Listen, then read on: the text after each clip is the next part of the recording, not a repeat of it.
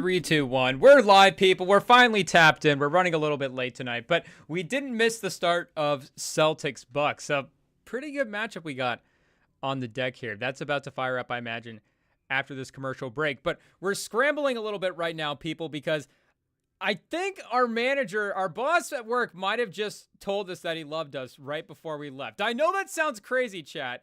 I still am trying to replay the scenario in my head to try to figure out if that's what's actually happened. But make no mistake, great dude. Another heterosexual, straight with a girl, like just, another normal dude. But, good dude, great guy. Real core friend material, chat. Like, we definitely watch a game with him, make no mistake. But as we were heading out for the day, of course, he was sitting at one of the chairs on our way out. We were like, hey, see you later. And it was busy, chat. There was still kind of some ambience. There was some noise. But as we were walking away, I thought I kind of heard something that sounded like it. And I didn't really know what to make of it. And I just kept on walking. Hopefully we handled that correctly, chat, if that's what it was. And you asked, like, why would he say that? How do you know that it would be all that? Like, that just seems like a crazy way to, end the shift for no reason. But the reason that we would think that, chat, is because he's been, we've watched the tape, chat. We've seen some film, like so, we've been at the job for a while. He's known to drop the L word before. Make no mistake, the friend group that is in their chat, because there's always you show up to a job and there's always like one sort of core friend group that's in there, and they always run the place. And make no mistake, when we first showed up, I think it was like right on the edge of all these guys getting promoted, and they all got into the higher positions, and now they're all in charge. And like we were saying, they're cool dudes, so it's all good. But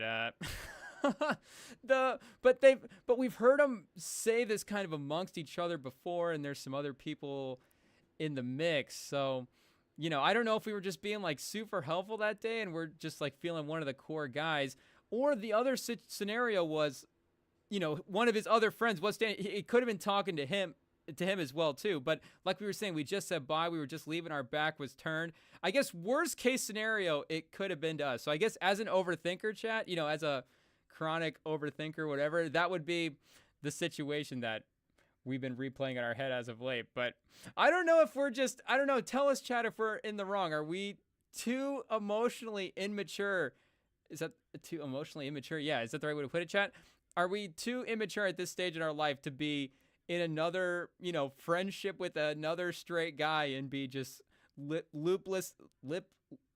just saying the love word, just casually dropping it around each other, chat? Make no mistake. I mean, that's for a small list of people, chat. That's like for, God and grandmas, and that's about it. I think, again, the list is small, chat.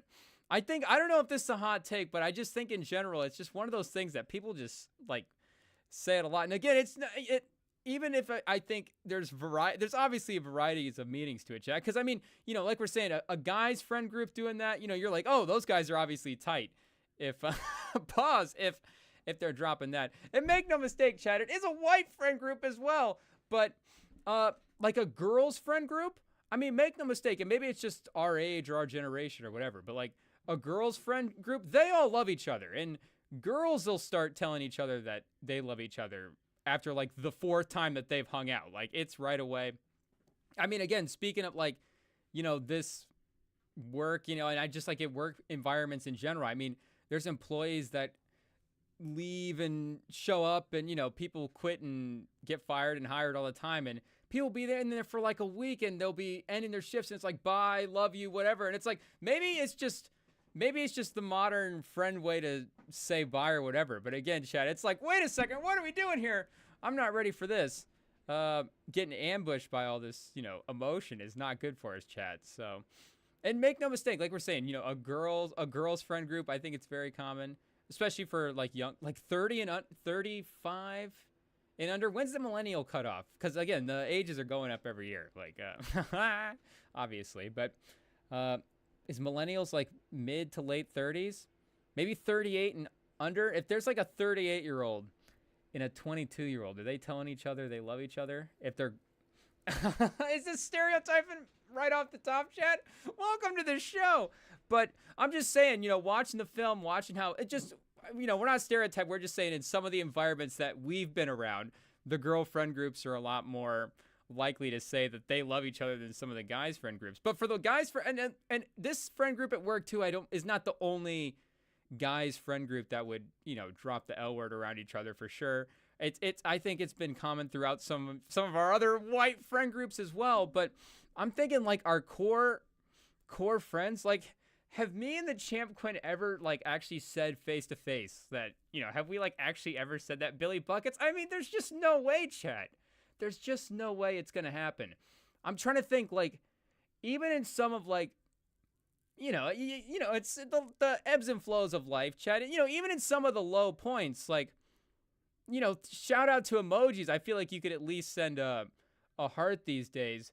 But it would take like the literal darkest moments of our life, and then they would say it over text. Like, again, I wouldn't even want to hear it from them in person. Like we're saying, I think that's perfect. Written word or whatever, send it by carrier pigeon so it arrives even a little bit late is totally fine. So, like we're saying, I don't know if this is just like some some growth that we need to do as a person, but I just don't know if the worst if the worst case potential scenario is what's actually happened, then we'll see how to approach this going forward, chat. We'll report back. But yeah, as of right now, like we said, the L word is for God and grandmas only. So is that the new slogan of the Rev and Sam pod? I think it might be, chat. But anyways, like we're saying, we're here for Celtics Bucks, and the game is already underway. It's 7-7. The first quarter is firing up, and I don't know if it's the jerseys that the Celtics are wearing that are going to make them play bad. They're just kind of disgusted by their alternates. Probably not. Tatum just switched to 3. But this is is Milwaukee, like, what does the turnaround actually look like? Because it does feel like they're playing well right now, and Lillard's having, a little bit more game-to-game consistency with some of the shooting stuff. Giannis, of course, is on just career-high paces for everything right now. I think points, percentages, rebounds. Honestly, on pace for, another MVP season if the Bucks continue to rise up the ranks, which, of course, we would expect from Giannis. But maybe there's a first half of the season as well, too, chat. And that's the thing with being in the moment with some of this stuff, watching the game. Because I always think about this too, like with history. And you hear people talk about this, and it's always just kind of a bummer point when some older guy shows up to a basketball or a football argument, or any argument, but just to like a sports argument, and is like, well, you weren't there. Like, you can't really comment on it. And obviously, if the guy brings other, great points and great angles or whatever to his case, then that point of him seeing it would obviously strengthen it. But when just some guy shows up and is just like, oh, trust me, MJ is just miles better than LeBron. Well, it's like, is he miles better than LeBron?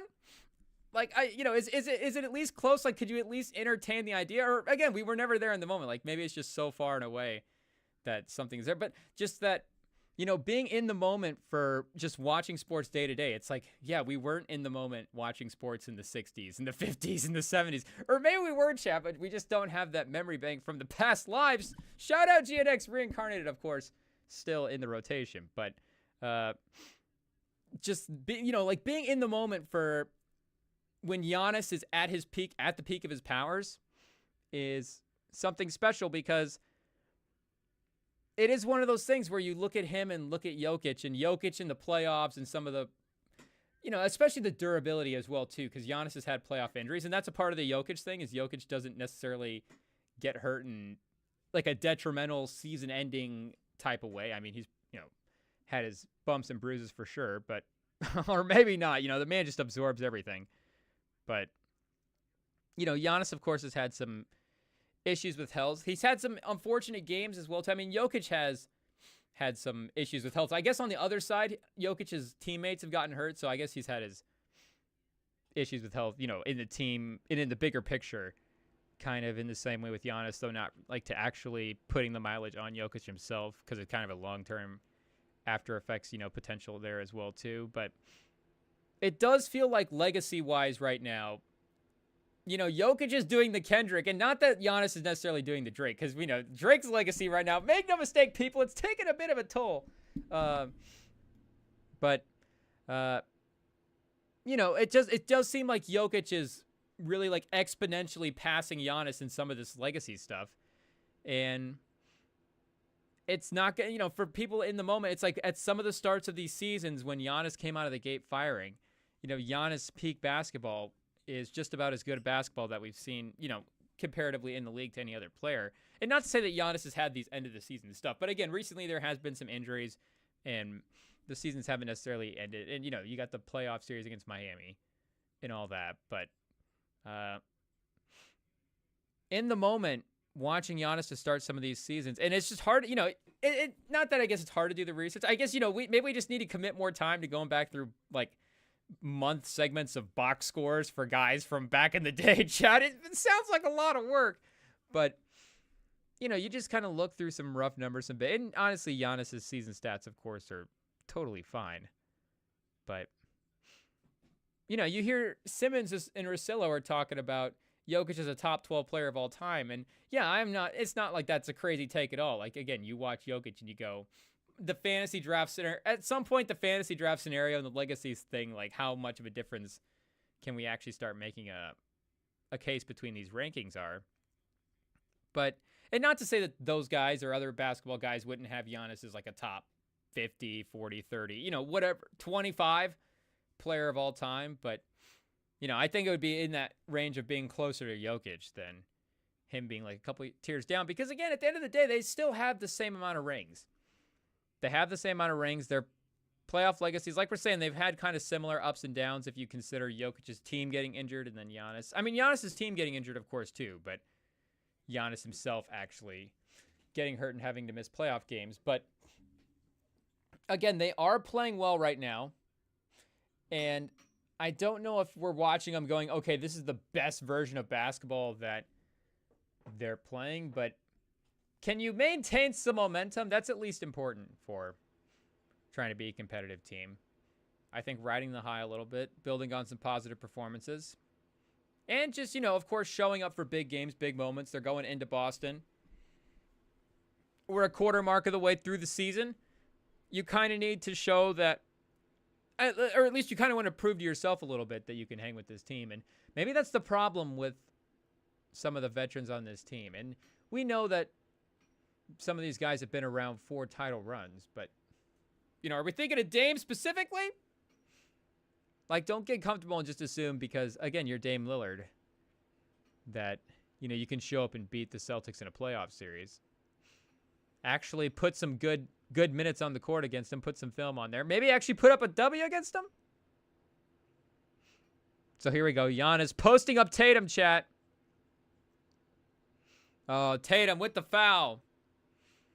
Will Giannis be over 10 free throws tonight? What was the over-under? Probably like 10.5 free throws for Giannis.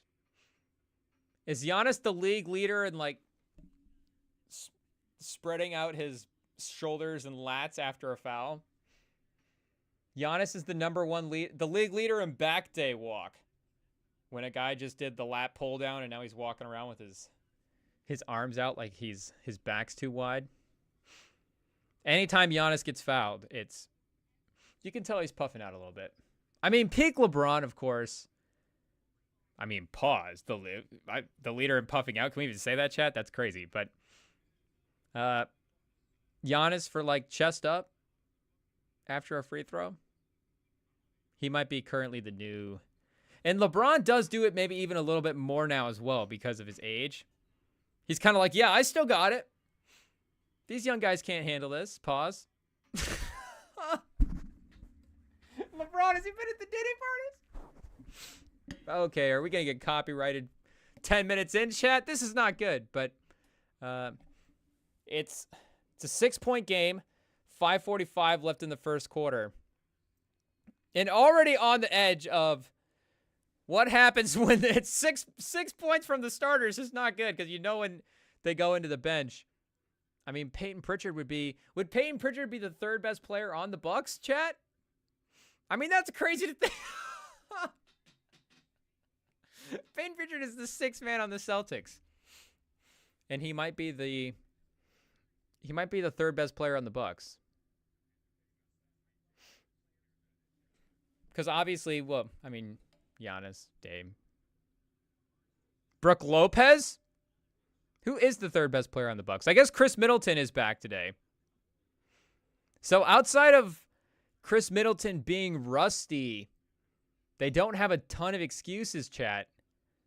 Bucks fans, if you're in the chat, what excuses would you make for this team if they lose the game? Start sending them in the chat now, because it's an 8-point game with 5.5 left in the first quarter. Jaylen Brown's only missed 1 shot so far. He's got 12 points. It could get ugly, chat. We know Horford is the Giannis stopper. They can't get the lob to him at the rim. The Hauser Pritchard fast break. The white boys. Oh, the Bucks get the stop, chat. The Bucks. Not happy about Andrew Schultz's comments. Stop the Peyton Pritchard Sam Hauser fast break. It is what it is, chat. Poor Schultzy. The man could have taken a little bit of a better angle on his Kendrick response, but at least he's not up for a job for SNL, so I think he'll be okay. Do we already have to go to break, chat? I'm not sure. Things are getting out of control. They say IT's reminding me that we're a sports show. Stick to the game. Okay, we've also got Sixers Magic on, we should mention. Shout out McCain. Is McCain an early candidate for all-Sam team? Along with, Jalen Johnson and Jason Tatum have the 2 starting spots, probably in the opposite order. Tatum, of course, is, the first child, Sam's first. Not Sam's first favorite player. Is he Sam's first favorite NBA player? We'll have to ask him that. Sam, if you're in the chat later, call in. Tell us who your first favorite NBA player was. Is it Jason Tatum? But Jalen Johnson's definitely his second favorite. Second favorite, first favorite.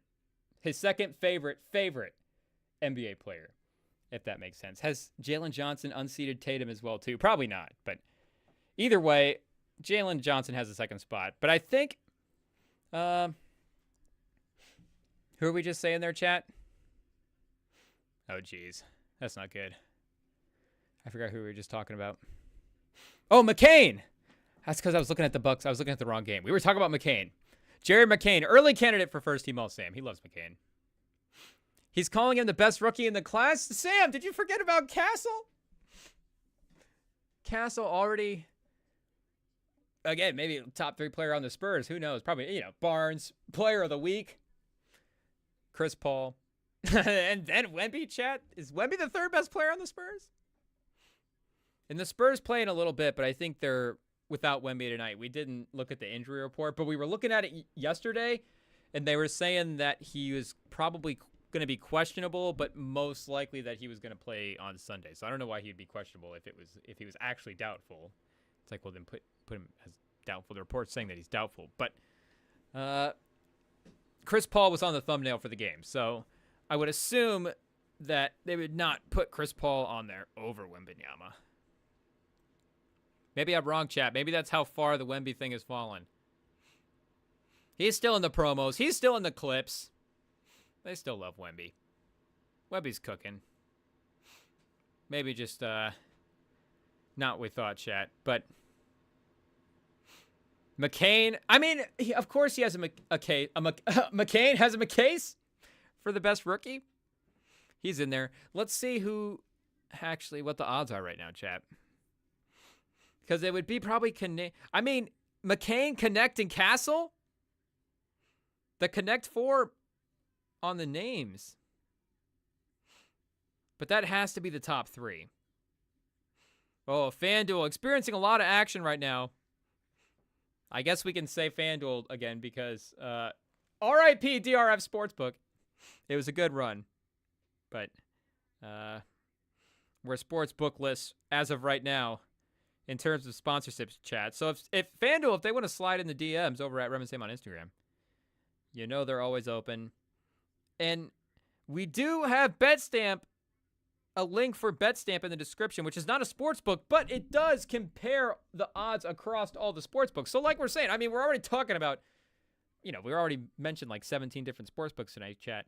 There's too many out there, but the fact that there's too many out there means that there's going to be, better odds for something in one prop versus better odds. The better odds are going to be scattered all throughout the betting universe, chat.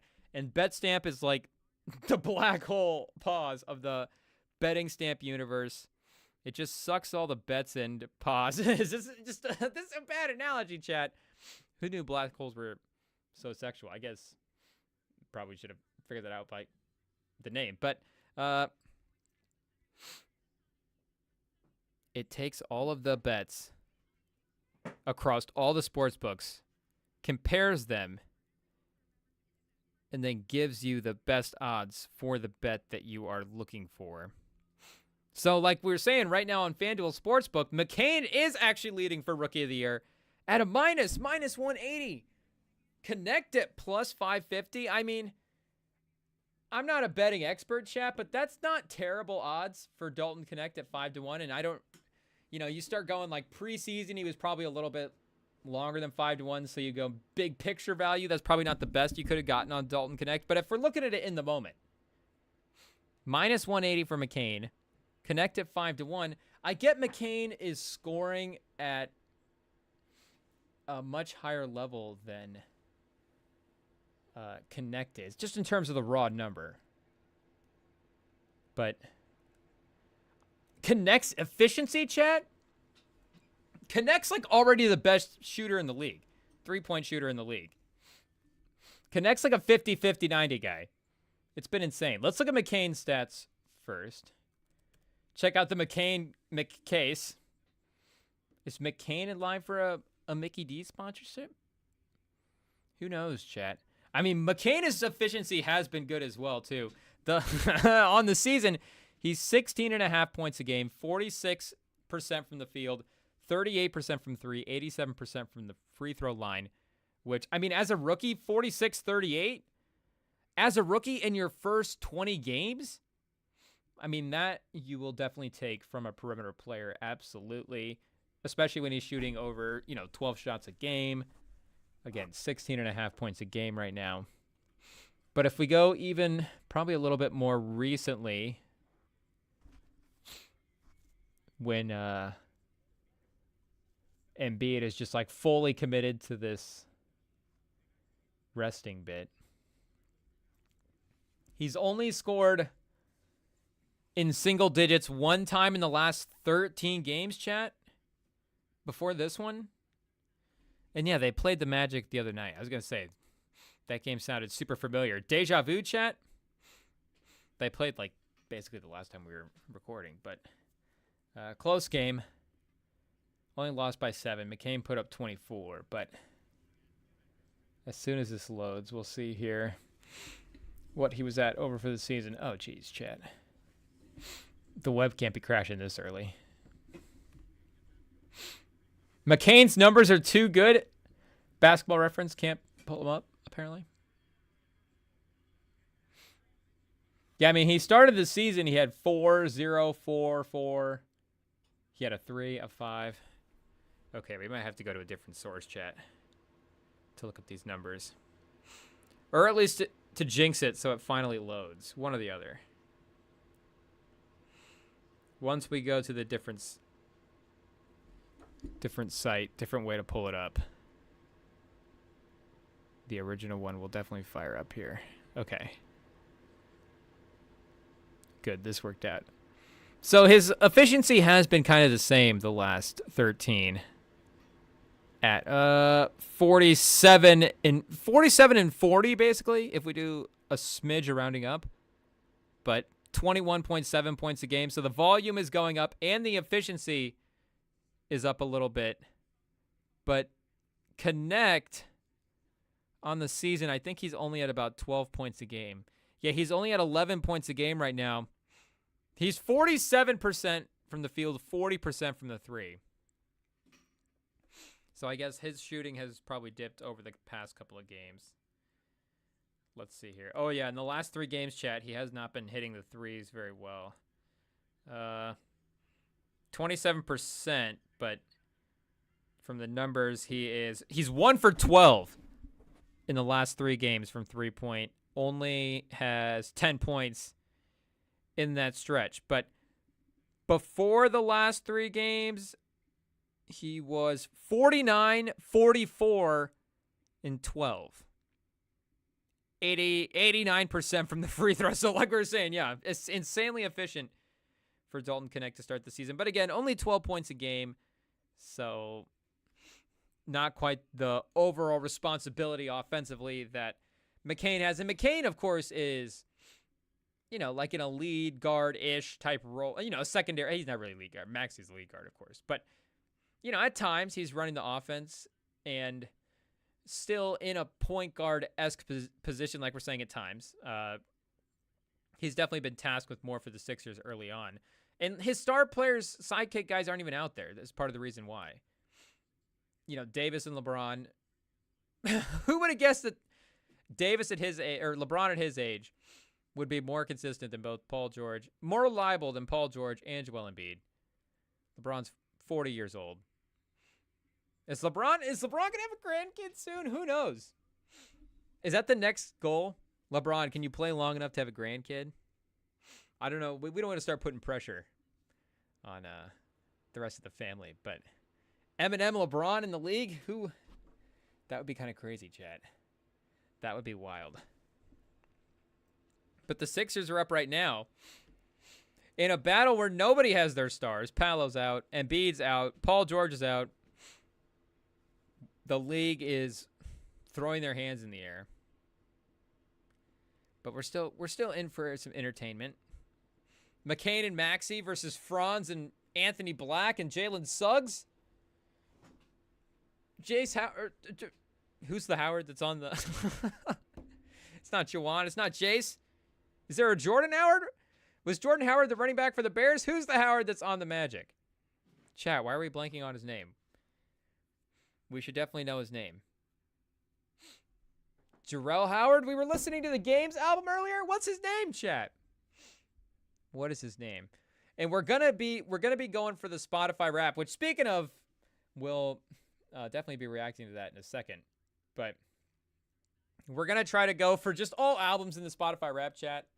This year, our top 3. If you saw the short that we posted, it was all top 3 songs, Killer Mike off the Michael album. So can we just get the Spotify rap to just be like the top 3 the top 20 songs are the documentary by the Game, and the next 20 songs are Me Against the World, or just whatever. Just buy all these, all these albums. Can we just get it like a perfect rotation for the Spotify Wrapped?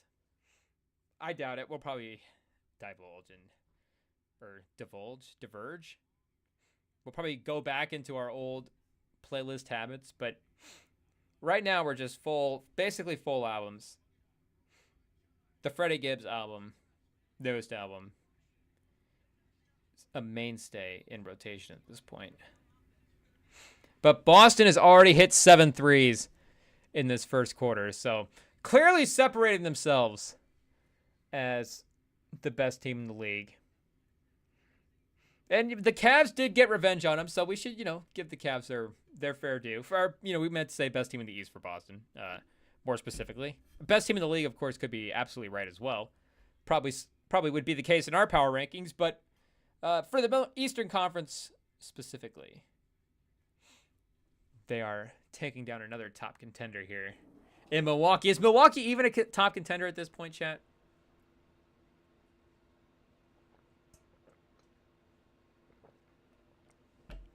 I mean, Giannis, of course, is going to be a top contender. Sorry for the long water breaks for the people on Spotify. It's just what it is. Get over on the YouTube.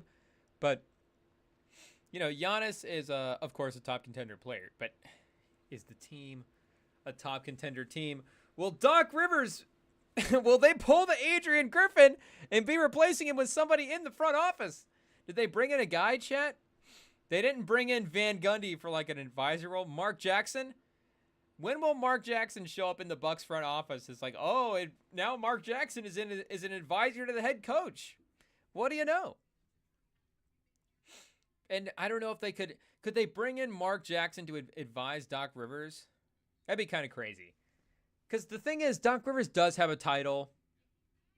How many playoff series leads does it have to get erased before your title goes away, chat? Like, how many blown series leads, do you have to have before we go, okay, maybe the legacy balance is a little off with that title in there. But At least, when he's looking at these other coach, Dubs has some championship pedigree to, get up on his podium on. So when you got Adrian Griffin in there first time, you can at least go Doc Rivers. I mean, he's got experience over Griffin, but guys right now, like, you couldn't necessarily do the mutiny on Doc Rivers the same way you did it with Doc Rivers. It'd be hard to bring in a more... It would have to be like Steve Kerr steps down and then 3 weeks later he's... Wait a second. Why is Steve Kerr in the Milwaukee suite with Mark Lazary? And who's still the owner of the Bucks yet? I know there's been some selling and some stuff moving around, but why is he hanging out with the owners front row? I guess it's front row. They don't really have a box in the NBA, but it'd have to be something really crazy like that, or otherwise they just go, "Hey, Doc Rivers, this is not working out," and he goes, "Yeah, that's fine. You paid me $40 million a year. I'll go ahead and play golf."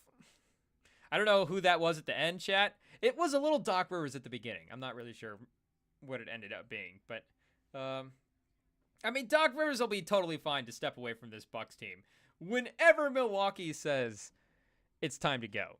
Because I think the only thing Doc Rivers has even done since getting there is complain about having to coach a team. He's, it's tough to coach star players all the time. It's not even Batman, chat. We should probably just do the Batman impression. And then we'd probably be a little closer to Doc Rivers than just doing us trying to do Doc Rivers. But he will be more than happy. And Milwaukee's cold. Make no mistake, you'll never see Doc Rivers in the winter again. He will never be seen. Doc Rivers in snow. That picture will never be had after he leaves Milwaukee. He will be in golf towns, and he will be having fun watching NBA for the rest of his life. I mean, who is the only other player the only reason he even coached this team was like, well, if I have to coach Giannis, like, I guess that's the one guy that I actually have to coach. Like, it would have to be Giannis and Jokic, right, chat? Like, would he come out of retirement again to coach Wembanyama? And not that even the Spurs would ask for that. Mitch Johnson's doing a great job. But it would have to be that caliber of player. And it would have to be another situation, too, where, what happened to Michael Malone in this case, where Doc Rivers is coaching Jokic? What happened? What kind of trade did the Nuggets make? How desperate did they get? Whoa, Chad, did we just unlock something? A little Malone and Porter for Rivers and... Or is there like a Malone and Murray for Rivers and Lillard? I don't know how that... Can you do a player for a coach move? I don't think you can incorporate all that stuff into the same trade. But if you're already on the phone talking about Lillard for Murray... Which I don't think the contracts for that would quite line up. I think Lillard would be a little too expensive. But Murray, he did just get an extension, didn't he, chat? So I don't know if that's the mega extension, like the $50 million, or is that the 35, the 40? I think that might be the big one. Pause. That might be the super-ish max extension. Is it like super max and mega max now? The first team all-pro max? I don't even know the salary levels anymore, chat, but... Doc Rivers, his time is running out. Down 4 with 9:45. Tatum at the free throw line in the second quarter. And the Bucks, or the Sixers Magic game went to the half with the Sixers up 9. So let's tap in here. Oh, chat, we've got some good options. We've got Spurs Kings just starting up. Spurs up 8. Wembanyama Ewing theory. Pacers Bulls. Oh, the double blackout game. Perfect. Because that's the worst thing about the blackouts. It's like you just take out 3. You take out like 7 teams. You don't just take out the Bulls, the Pacers, and the Timberwolves. You obviously take out the teams that they're playing that night. So it's like, okay, that's just 6 teams off the slate that we can't watch. So yeah, just put them in one game. That's fine. Hawks Lakers as well with 6:30 in the second quarter. We were just talking up Dalton Connect. Is he shooting a little bit better tonight? Pause. He's 1 for 3 from the 3-point line, so no. But he did make a 3, so maybe he's seeing him go in. Maybe that'll help. Jalen Johnson with 7. Reese with 9. Okay. Remember, he was the number 1 overall pick. Reese was the most talented player in the draft, according to the Atlanta Hawks, who had the number 1 overall pick. And apparently, if I don't know if every team, I don't know what the consensus was, I guess, across the league, but it seems like the 2024 draft, Reese was the most talented basketball guy on the board. And Atlanta said, let's sign me up. More than Connect, more than McCain. And we get it, chat. Not going back to the draft. And we're going to take Dalton Connect with the first overall pick. It would have been a bold move. You already have Bogdanovich? But, if Connect's playing this well, of course it doesn't really matter where you're drafted. But Lillard cut it to 1. Mazzulla takes a timeout, chat. Okay, LeBron, let's see if he shrugs off anybody for free throws here. Oh, he just hits a 3 right in Bogdanovich's eye. LeBron standing up for his own white guy. He says there's only room for 1 Bogdanovich in the league, and now it's Dalton Connect. Dalton Bogdanovich? I mean, is Connect already the best American white player, chat, in the NBA? Has that already happened? Are we forgetting about somebody super obvious? Hero, of course, Hero is having a great season, so, I mean, it's still Hero. Hero's earned his belt. Reeves, of course, is playing well, too. But it's the last season before Cooper Flagg gets into the league. So maybe it's the last season that belt is up for a long time. And, Tyler Hero, I feel like, has kind of had it for a while. I don't know. See, the thing about going through history with the white player belt is, the farther back you go, chat, the deeper the player pool is. The more white guys there were in the league. It's just what it is. I don't know how else to sort through the basketball reference, but, you could say, okay, maybe some guy had the belt longer back in the 70s, but again, maybe there's more competition in the 70s for that spot. Everybody in the league is white. So now, it's like there's 4 guys competing for the belt, and 3 of them are the 8th man on the team. Peyton Pritchard is having a pretty decent year as well, too. He might be a couple of notches away from best white player in the NBA. But make no mistake, he might be in the starting lineup now. He might be a starting 5 white guy. And the starting 5 white guys are getting destroyed. I guess starting 5 American white guys, because I was going to say, they're getting destroyed at the center position. But then I was like, oh, we could put Jokic in there. But then, wait a second. Jokic. Let's see his papers. No. American-born, just for the sake of the bit, American-born white players. I don't know. Who's the center, chat? Am I missing the center? Do we get Sabonis? The Sun? Who would be the number 1? Chet? Is that the obvious guy there, chat, that I should have been thinking of? Chet is our big man. So that's not bad. I know on paper the BMI matchups maybe against some of the other, if we're actually playing against the other teams. If it's the white American team versus... Oh, can we do the white American versus the white international? Is that too much, chat?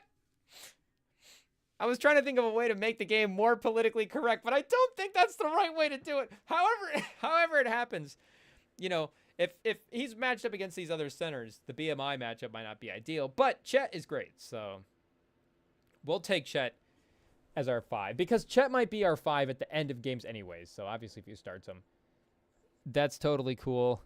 But now like a Hero, Connect, maybe Peyton Pritchard is 3rd. Or I guess 4th in this situation. Because I guess Chet is probably the best American white player. Chet's the number 1 white player, American-born white player you'd want to have on your team, right? Because you're taking Chet as a team-building piece over Hero because I think it's easier to build around Chet. He's a little more versatile with who he fits with. I think his skill set is a little more diverse as well, too. Chet's obviously a better defender. But is he the best? Like Hero's numbers, Hero's responsibility? It's an argument, chat. It's an argument. And Chet will compete with Cooper Flagg for that spot. I think Cooper Flagg's a more dynamic scorer than Chet is. But, I mean, what makes Flagg special as a teammate guy is the stuff that Chet does. So as Chet continues to grow as a shot maker, I mean, there's no reason that he couldn't develop into at least like the secondary shot maker that Cooper Flagg would be. And again, Cooper Flagg is supposed to be like not supposed to be like, he's a franchise level talent. Like he's supposed, going to be a lead guy, draft number 1 overall pick. Versus even when Chet was number 1, it's like, okay, is he number 1, but actually our number 2? But of course we know Flagg is like a definitely number 1 overall pick. But I don't think it's, I guess to me it wouldn't be the hottest take in the world if you were like, yeah, I'd still rather have Chet over Cooper Flagg. Maybe it is Chet, and maybe it is a little of like, I'd rather have Chet as my number 1 or as my number 2 versus Flagg as my number 1. And then it becomes semantics of like, well, what if Cooper Flagg's your second best player? Then it's like, well, yeah, then maybe in that case, I get it. But in like the fantasy football ADP, like you have to lay out your rounds and you go, well, I probably can't get AJ Brown and Jahmyr Gibbs unless I'm sitting on like the turn at the end of the first round and somehow it's an 8-man league and somehow both these guys are available. But it's like, okay, I'm not going to get all of the top talent in the league. So, would you rather build around Cooper Flagg or would you rather have Chet as your secondary player? Like to me, it wouldn't be the craziest thing to be like, yeah, Chet all day. But anyways, Cooper Flagg will be the Alex Pereira of the white player NBA belt. He'll be a very terrifying contender for that spot. Is Chet a little like Israel Adesanya? A little wiry? Hasn't had the run with the belt that Adesanya's had, obviously. Tyler Hero, is he Kamaru Usman? The fundamentals? The wrestler? Milwaukee's still down by 1, chat. 40-41. We should actually pay attention and see how Milwaukee's hanging in there. Is it Dame, chat? I mean, he's trying to shake Pritchard. Keita, though, closing out for 3. The hustle, he is forced to give it up. So now they're in a little Torian Prince, Bobby Portis 2-man game. I mean, that couldn't have worked out better for Boston. At 1 minute, you're looking at a wide open Dame 3, but Keita's hustle, Dame second guesses it. Next thing you know, Bobby Portis is pick and roll, corner 3 with Torian Prince. And Keita back down the other end, dunks it home, chat. So if there's any game for Keita to look like a star, it's going to be against Brook Lopez. His effort. Tatum guarding Brook Lopez on the other end. They have Keita on Bobby Portis. So I guess it would be Tatum on Portis the other way. But that just shows you how ineffective they think Brook Lopez is. Not that Tatum is not obviously above average to a great level defender.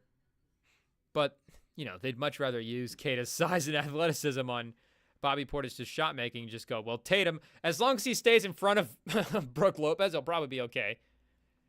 Brook Lopez probably not going to back him down in any serious way. Oh, he did get into the rim there, but they got him on the travel call. So again, Tatum just staying in front of him is all that counts. And Brook Lopez, he's panicking, he's walking. He can't even dribble. He's out on the perimeter chasing 3-pointers. There's nobody there to rebound. I mean, it's like the 3rd offensive rebound for the Celtics. I'm telling you, well, maybe I'm not telling you, chat. But if the Bucks did have a fun center, I know, wings, guard. I mean, make no mistake, the Bucks need a lot, chat. And this is something I was thinking about at work today as well. Is this a segment we should do, chats? Sports thoughts we had at work. I don't know what we call it, chat. But there's nothing really clever. Nothing clever for a title that comes to mind. But in that middle of the day lull, chat, mid-afternoon, mid-thoughts, I don't know. We'll workshop it. Oh, jeez. Somebody just kicked us out of our sling. Do they not know we're doing the watch party? It's Friday night. I thought that was locked in on the calendar for people, the REMINGTOM pod, watching games on Friday night. We need our sling.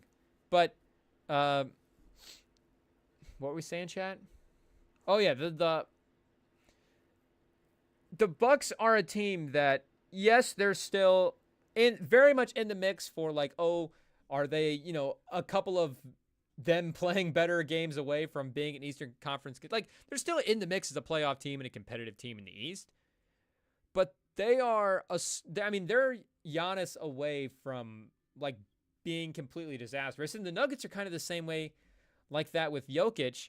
And I was thinking about that with, like, if we're hoping for a team that can turn around, well, the team that is, like, probably closer to completely falling apart and being the number 1 overall pick in the draft is probably not the team that we should be leaning toward in that spot. And as much as we love Giannis and as much as we love Jokic, again, these supporting casts, it's like these would be, again, amongst the worst in the league if these guys weren't out there. So it's not even that the teams themselves, when they're at the peak of their powers and when the star players are out there and they're fully constructed, aren't like, yeah, when Giannis is out there, when Jokic is out there, they're nuts to play. They're a pain to play. They elevate the skill level of everybody around him. Dame becomes more dangerous. Porter becomes more dangerous. Gordon becomes more dangerous. Taurean Prince becomes more dangerous. All these guys get better. But if they were to make the trade, or if Giannis gets hurt or whatever, like, the Bucks are a disaster, chat. The Bucks are probably one of the worst teams in the league. The Nuggets, we know, we know what the numbers look like without Jokic on the court. The Nuggets are one of the the worst lineups in the league, chat. It's just what it is. If you took Jokic out, what level of star would it take to power the Nuggets to the level that they are? It literally would take Jokic. Like, if Anthony Davis was, and shout out to Anthony Davis. Anthony Davis is a Hall of Famer. Like, he's top 75 player of all time. But what were those Pelicans teams, chat? Those Pelicans teams were bottom of the Western Conference. And I guess the Nuggets aren't necessarily the highlight of the Western Conference right now either. So should we check the standings real quick before we start saying too much? Let's see real quick. Our Nuggets in the top 6. They are currently, they're number 8, chat. Yeah, their Nuggets are bad, chat. The Nuggets are bad without Jokic. The Bucks and the Nuggets have basically the same record, but for the Bucks, that gets them to 5th in the Eastern Conference. Meanwhile, for Denver, like we said, they're 8th. Minnesota is 9th, the Lakers are 9th, and Minnesota is 10th. Phoenix is 7th. Phoenix, Denver, Lakers, Timberwolves as a play-in, chat? We've got Durant, Jokic, LeBron, and Anthony Edwards in the play-in. Does that say something? What does that say, chat? That probably says something about the cap right now. That probably says something about the CBA and how we construct teams. You've got Clippers, Warriors, Grizzlies, Mavs, Rockets, and Thunder from 6 to 1, going from 6 to 1.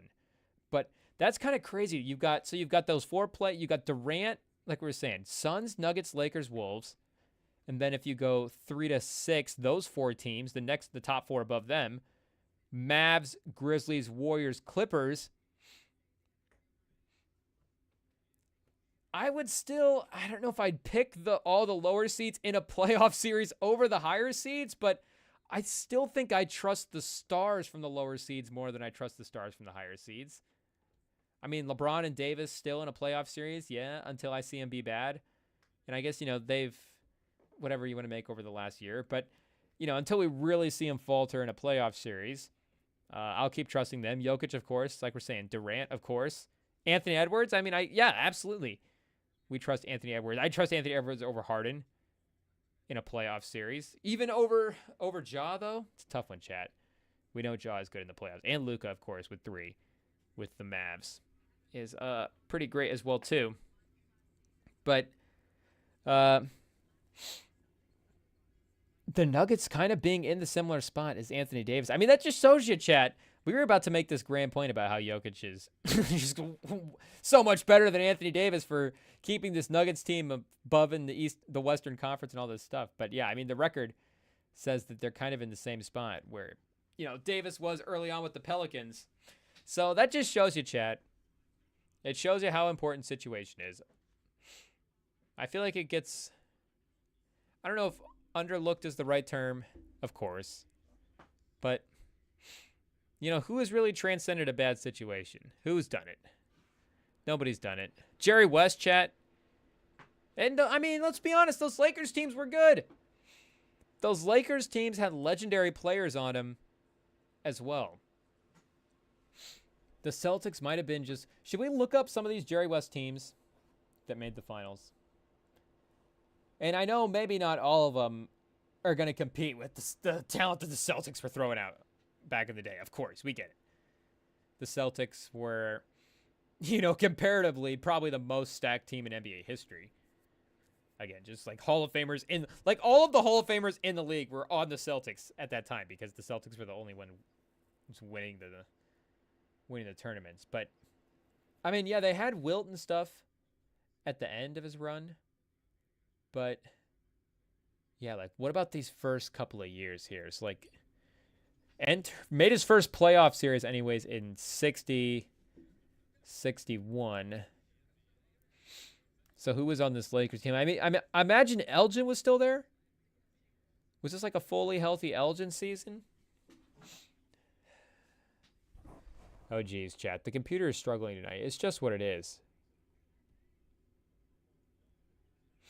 It doesn't want to go back to 61 for some reason. 36-43 somehow finished with a 3-4 playoff defeat in the Western Division Final. So they made the second round of the playoffs somehow after winning 30 games. So yeah, you had Jerry West. You had Elgin Baylor that year for 73 games. Did he play in the playoffs? Yeah, he played in the playoffs. Frank Selvey. Rudy LaRusso. I mean, Hot Rod Hudley, chat? 6 points a game?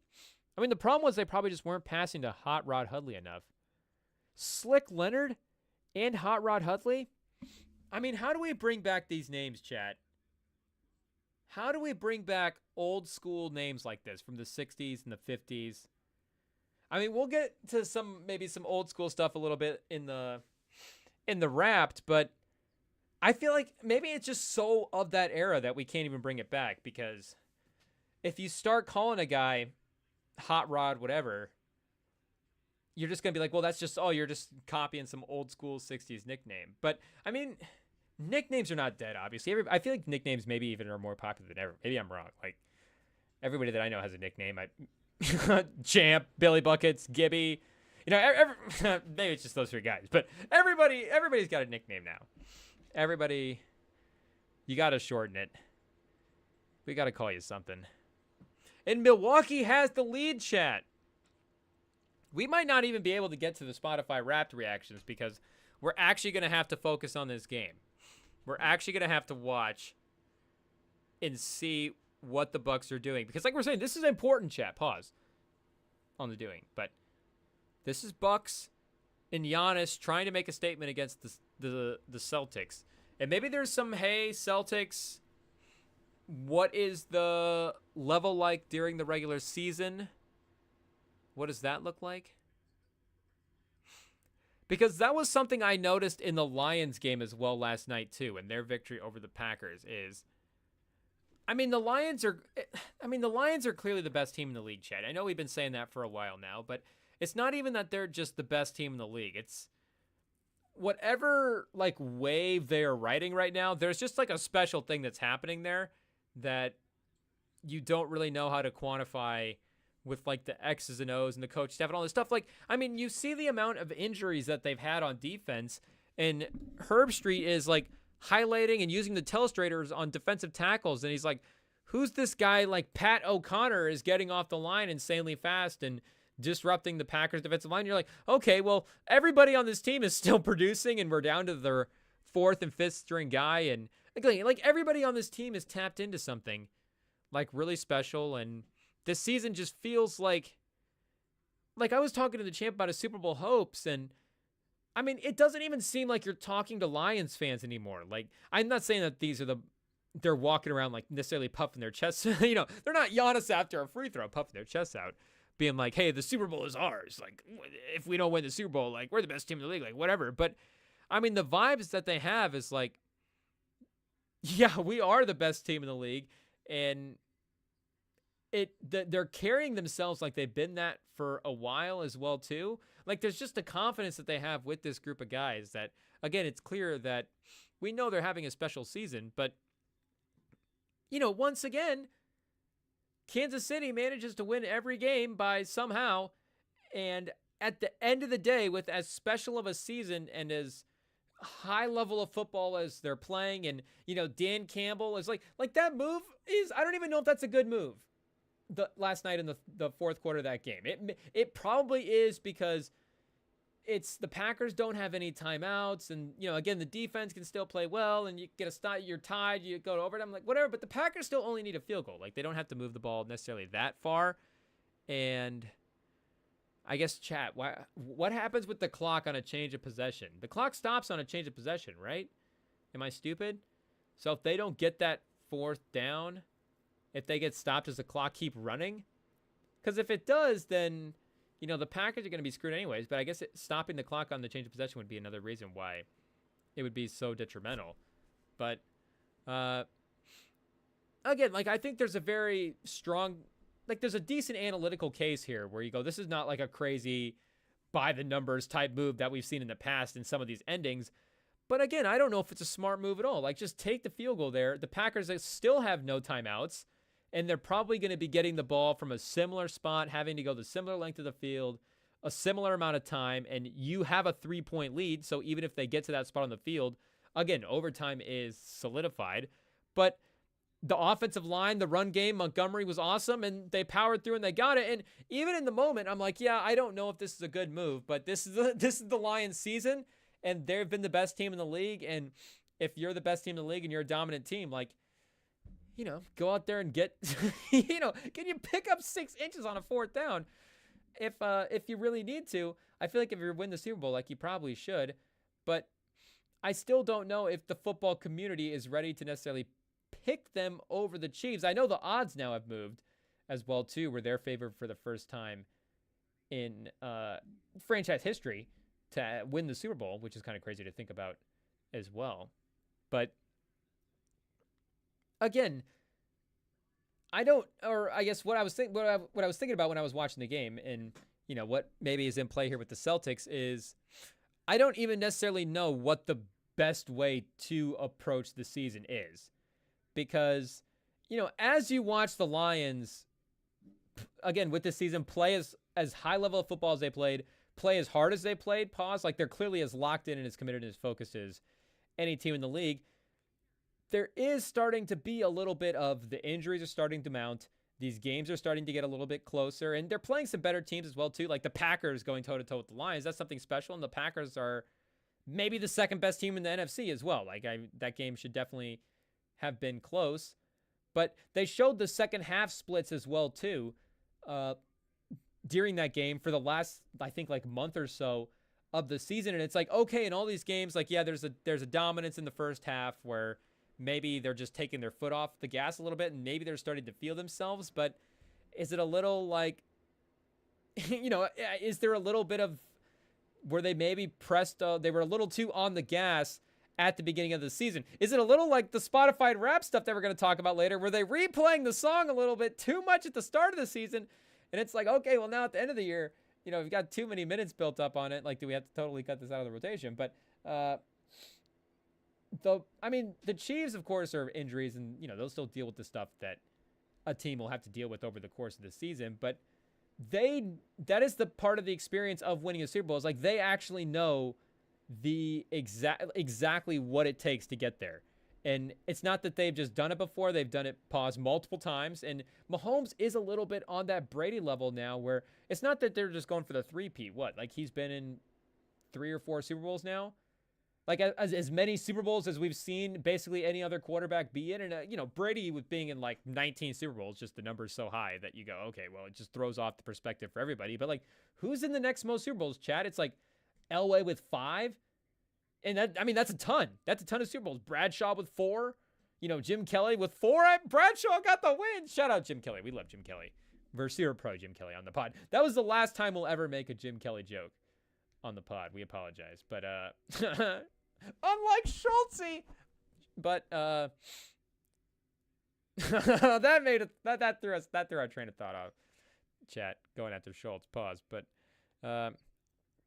anyways, it's not that the Chiefs necessarily won't overexert themselves over the course of the season. But again, they know how to pace themselves over. It's like a runner. Like they know what it takes to. They know the length of the race. Pause. They know the cycle of the season, and they know how to get up for the big moments, and they will know in the playoffs the level that they need to get to play at to win the Super Bowl and make a playoff run. Like, make no mistake, like we saw last year with Pat Mahomes and Travis Kelce. Like, I'm kind of starting to think like we're probably just going to see that again this year. And maybe the fact that I'm thinking it, like, football is always just the opposite. Like last year, we were actually panicking about the Chiefs, and it was like we got to the playoffs, and it was like, oh no, they're fine. Of course, they'll be okay. And this year, we're all just assuming they'll be okay in the playoffs. And I mean, the Patriots were kind of like that in that last Brady year, where it was like, yeah, they'll probably be okay in the playoffs, and they played against the Titans. And it was like, oh, wait a second, no, there actually was real problems with this team. Like maybe the Chiefs will actually be like that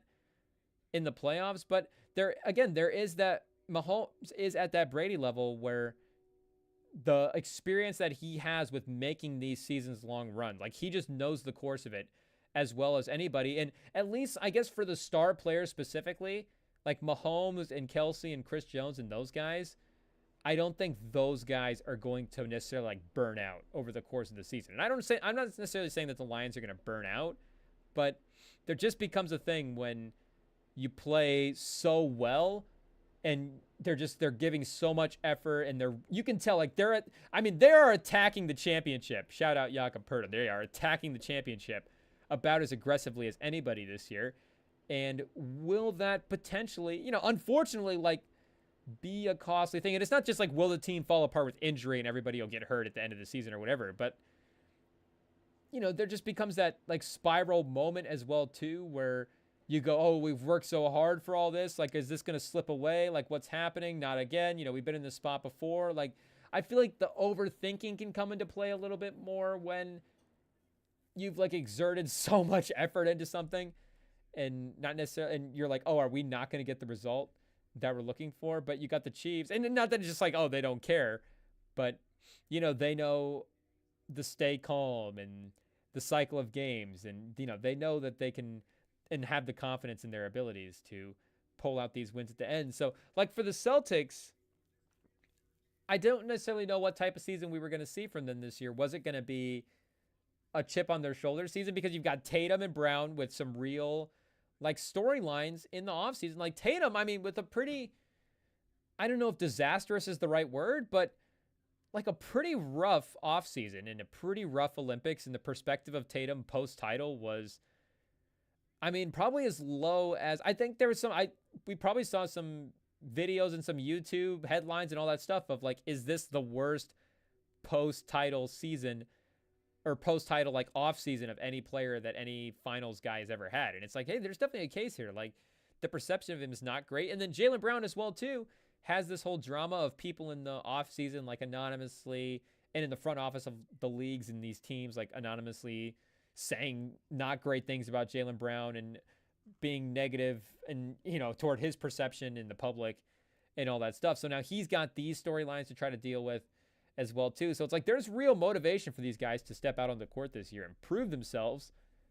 But they've also had a lot of these runs now deep into the playoffs, and they've made the finals a couple of times, and they kind of know what it takes a little bit to get to that next stage and to get over the hump and to actually, now officially like win the title. So I think it is a little bit of a more of like a try to attack and a tip on the shoulder and let's try to prove the world wrong. And not to say that like every bad game that they play is just them not showing up, but it is a little bit of that as well too. Like I think they are that talented and that deep of a team that they are nearing that level of bad games are kind of on them. And that is kind of saved for the great teams, so it's hard to just throw that around, but and they don't have the run as a championship level team yet with this core, but if they were able to make another run for it, I mean, the statistical level and the dominance that we've seen from this group would really have to go down into some interesting categories. And there's a bunch of there's a handful of those like back-to-back 2-win. You get like the Pistons and the Rockets, and you had the Sonics and the Bullets go like a back-to-back finals matchups in the 70s. I think that was right after the merger, like late 70s, early 80s. So you get a handful of teams that are able to break through, and it's like a couple of years. This is their time, this is their shine, and they're having their moment. But the numbers and the depth and the comparative dominance that the Celtics have had with the rest of the league, I think could be an interesting thing to compare them with. Because, like, I mean, the Bad Boys Pistons, like, maybe you go, okay, yeah, I mean, the Dumars and Thomas, like, maybe that's just such a legendary team that you would never pick them to beat the Celtics, or you never pick the Celtics to beat the Bad Boy Pistons in, like, a playoff series. But, you know, maybe the league just was better back in the day as well, too, chat. But, like, you know, MJ's in the league then, Larry's in the league then, Magic. Yeah, the league was definitely better, chat. Maybe it's more impressive. The Pistons would wipe the Celtics now. Push-ups, chat. They got them wiped down. I take it back. The Pistons got them wiped down. The Rockets got them wiped down. The Bullets got them wiped down. The Celtics, they got a lot of work to do. And they got a lot of work to do in this game as well, too. Down 4 at the half. Middleton with a couple of points in his season debut. It's super impressive. But let's take a quick break here to get this reset, and then we will be back to finish the second half and to get into the Spotify Wrapped 2024. Get excited, chat. The end of the music review is here. End of the year music review? I don't know, chat. We're talking about Spotify up next.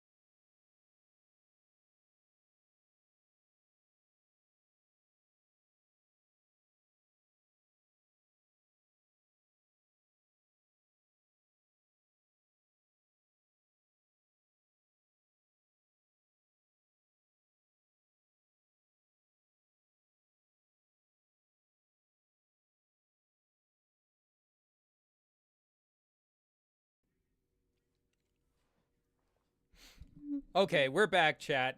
And like I said, we're about to dive into the 2024 Spotify Wrapped, which I hope you guys enjoyed your Spotify Wrapped, which, talking to some of the people that I know and listening to some other people talk about it, it doesn't sound like you guys did. And I gotta be honest, like, when I first got the Spotify Wrapped and opened it up, it was, you know, definitely a little limited on some of the information that it gave you before, but and that was, you know, some of that stuff was fine to me.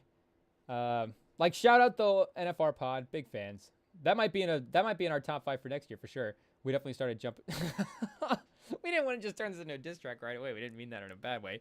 We just mean like we're becoming more and more fans of them, so their minutes listened will only continue to go up. But like they were talking about how it didn't break down the genres and stuff that it gave you, and I get it. Like that stuff's cool as well too. But I mean, I know what genres I'm listening to, and I guess you could just go at the end of the day like I know what songs and artists I'm listening to. But I guess to me, those two pieces of information are just the most important and really the only two that I kind of care about at the end of the day. I guess the minutes listened is fun as well too. And they did like a monthly thing this year. At least they tried to do it with like a vibes check with like the, you would listen to that part kind of bombed and I just skipped through that right away.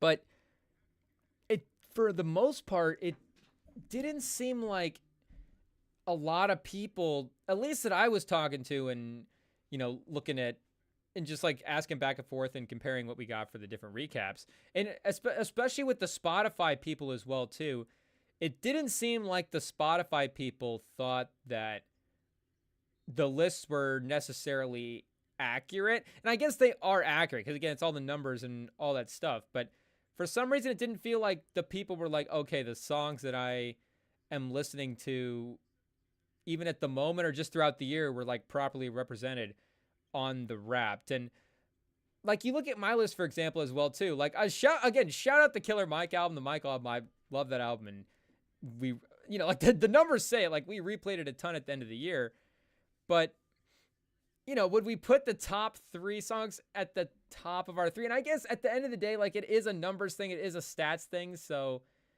it's kind of like looking at some of these football polls and some of these football analytics. Like, listening to Rosillo complain about having Alabama in the top 4 of college football FPI. It's like, well, I don't think FPI is like it's not the committee. It is just a stat. So maybe you look at the stat and go, well, is the stat way off that Alabama is this high? It's like, yeah, I get what you're saying there, but also that's the point of the stat, is to try to maybe find these type of things. And you go, hey, in terms of some of the like whatever the formula, the numbers that were crunched together, like Alabama performed really well in that stat. So it's like, hey, in a week-to-week basis, it's like Alabama, and it's like Alabama's a matchup, of course, is great as well too. But it's like, hey, maybe that is a little bit more than just whatever they're ranked currently by the committee or whatever. But or DVOA or any type of like analytic advanced like single number to try to capture like a whole bigger picture. Like it's obviously going to be off, but for some reason it just felt like the overall vibe was off for people being represented in their songs. And I guess, I don't know, is that more like Spotify chat, or does that say something about the year in music? And I don't think that it would say that it was a bad year in music, but maybe that says something about the timing of the year in music as well too, because it did heat up a lot for sure. And I think some of the albums that dropped that were more popular, like we'll go through the year-end list really soon, chat. Like we said, I think we're going to wait till shout out to Snoop and Dr. Dre. We're going to give him a chance, and we're going to see how high that one can get up in our rankings in the short time we junk it that weekend. And then I think we'll turn back around and do a list sometime that next week. But, in terms of like the guys, like you get Tyler and Kendrick obviously both dropping later in the year. And those type of guys, it's not just that they drop the album, but what that does to get you to go back into the old discography and listen to their old discography. Is that the right way to say it, chat?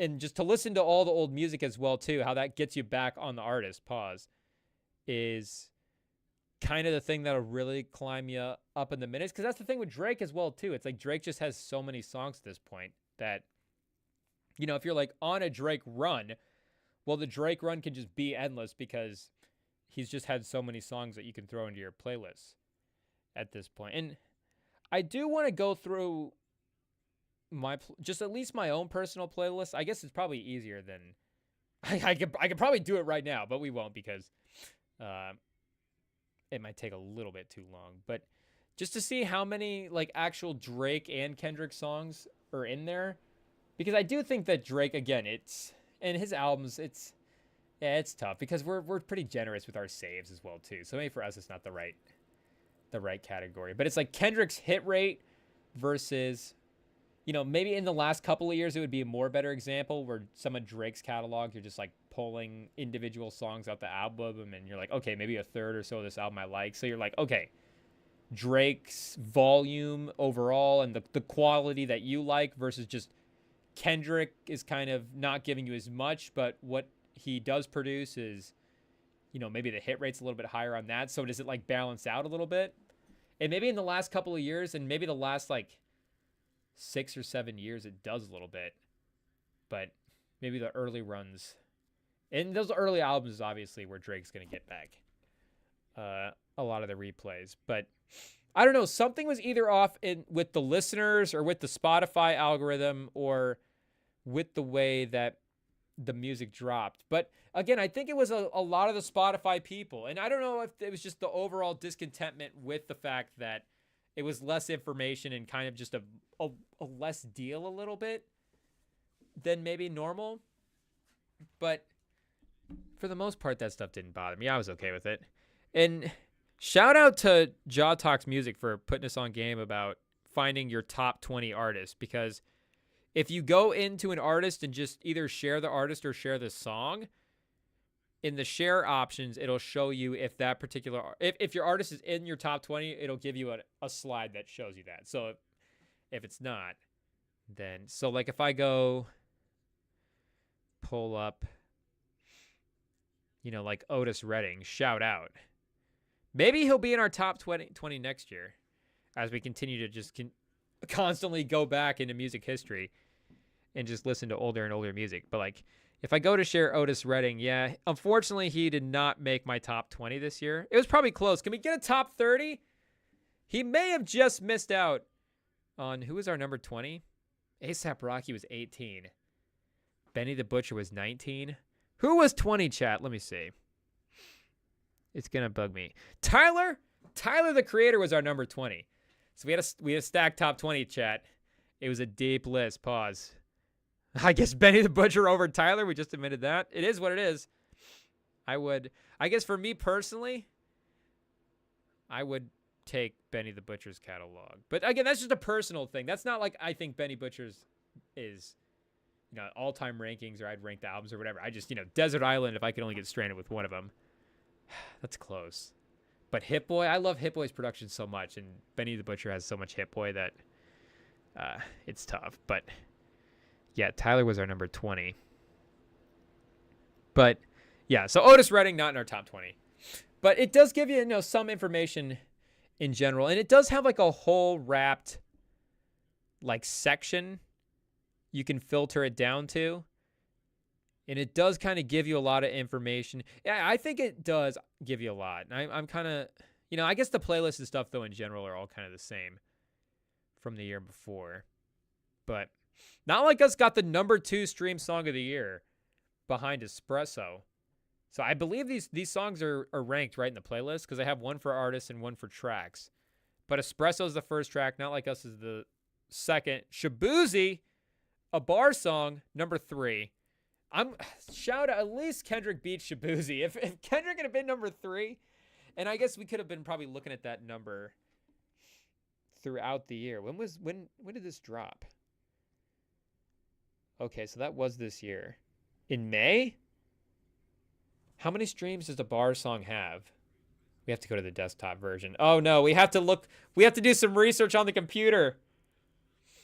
Oh yeah, error code. Something went wrong. We know! It's been going wrong. Let's see if we can look this up. Give it a shot. Because I wouldn't be surprised. I mean, just the number was, if the number was streamed more, but I guess, is it just total streams, or is there a little bit of like when it dropped? Does that matter? I mean, it matters obviously for the total stream part of it, but if a song did so well in a couple of months at the end of the year, like if Sticky was more stream per day than, you know, Birds of a Feather by Billie Eilish, which is in the top 10. Like, I guess not, because Sticky is nowhere to be seen. But, like, is that technically a less streamed track than Birds of a Feather for 2024? Because, again, some of the stuff in this time can get a little weird with the year-end rankings where, and I guess we're going to be replaying, you know, I guess depending on what Kendrick drops as well, too. But, like, the Tyler album will be on replay for everybody next year as well, too. Like, we saw the legs that Utopia had. So I assume some of these projects will keep playing a lot. But they're not able to get up into the mix this year. $1 Million Baby, number 5. Yeah, Billie Eilish in the top 10. Zach Bryan. Noah Kahan, who we saw in a, make no mistake, a lot of people at the old salt mine over there have Noah Kahan in the top 5. A couple of dudes on the story, we were like, okay. Like a couple of people that we were like, we actually kind of respect their music taste, you know?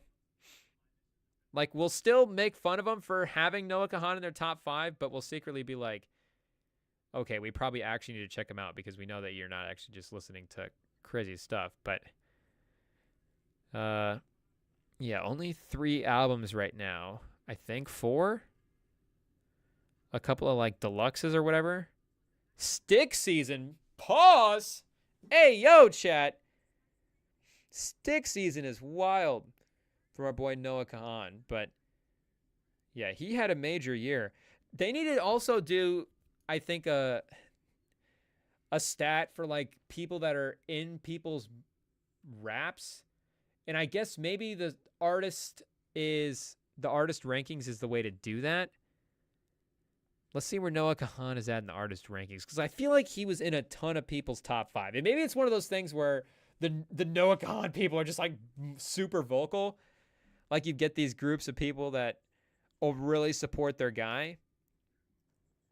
But he is, I guess we're not going to count all the way down this playlist. I mean, he's still way up there. He's behind Sabrina Carpenter. I mean, I guess him being behind a bunch of these artists, he's in, what, like the top 20, top 30 for this year? At least. He's more streamed than Tyler. More streamed than Ariana Grande. More streamed than Eminem. Like, Eminem was in a ton of raps this year as well. We were seeing on the NFR live stream the other day. But if it is different a little bit, where I'm trying to think of what the sports equivalent for that would be. But the guy that appeared in the most people's top 5s. Because I feel like, again, you do the top 20, you do the whole rankings. Maybe Travis Scott's one of those people where, was he in a ton of people's actual top 5? He was in a ton of people's top 5. But he's also in a ton of people's top 15, top 10. Just hanging around, getting all the plays. Everybody's unanimously bumping him. Like, obviously, your top a couple are going to be your guys, but, you know, Nas for me is in my top 6, but which is crazy, I know. But, again, the Hit Boy production, we just can't stay away from. But not everybody is bumping Nas in their top 6. So you get the fans that really, really love Nas, play Nas a lot, but he doesn't have as wide of a reach on streaming versus Travis Scott's reach, and, you know, Drake as well too. But Drake is one of those kind of in everybody's top 5. Like, make no mistake, Drake was in my top 5 as well too.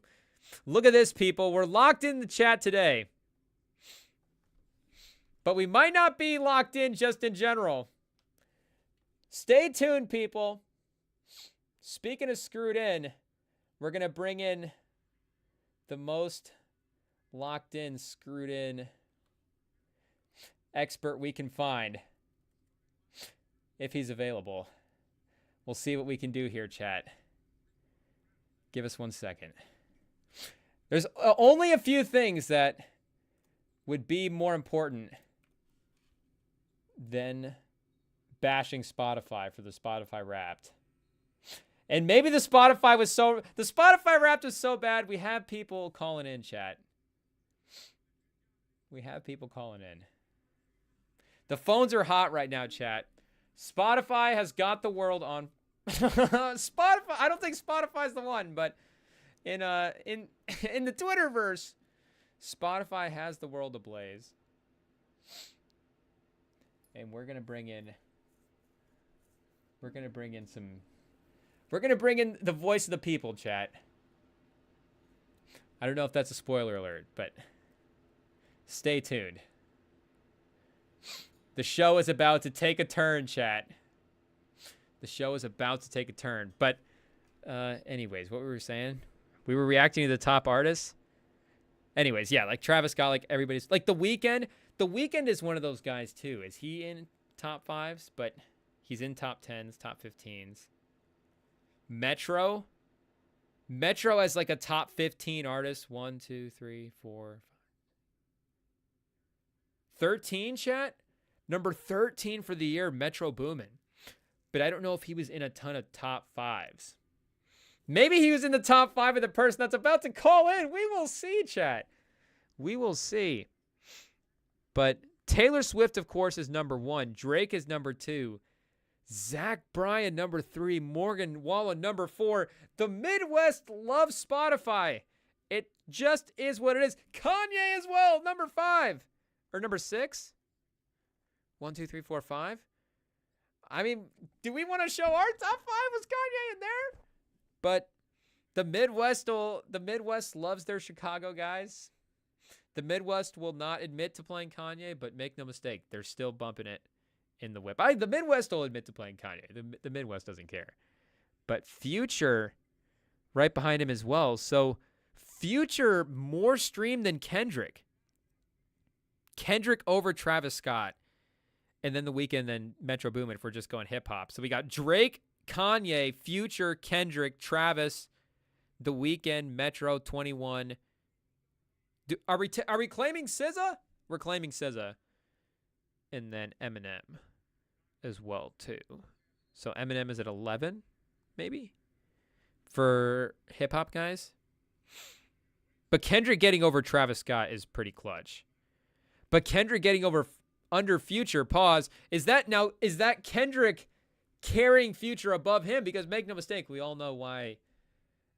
Now, Future's projects, of course, were quality on their own. We don't want to take away from what Future accomplished on the rest of the album. And we still don't trust you as well. I have gone back to that album Sneaky a lot over the year. But, I mean, the highlight, of course, we know belongs to Kendrick. It is what it is. So I'm sure the Kendrick boost is what maybe powered Future a little bit. But again, we don't want to just sit here and take away from Future. Future's great. I mean, Future was our number 7. So again, everybody's bumping Future. Everybody's playing Future. And everybody's playing Morgan Wallen too. Jeez. I mean, that album he had a couple of summers ago is like the new Good Kid, Mad City. Like, that's just always going to be in the top 200. What was that album called? And did he just drop a single? Or did he drop a full album this year? Is it still just one thing at a time? Standalone? What is this? We don't even know the Morgan Wallen discography. 10th Anniversary Deluxe? So is this like a pre-album, pre-Spotify type mixtape, chat? Because his first album on Spotify is from 2018. But 10 years ago, 2014. Morgan Wallen mixtape, anniversary mixtape. Whoa. Who would have guessed? When did this drop? January, at the beginning of the year? Jeez. We were tuned out.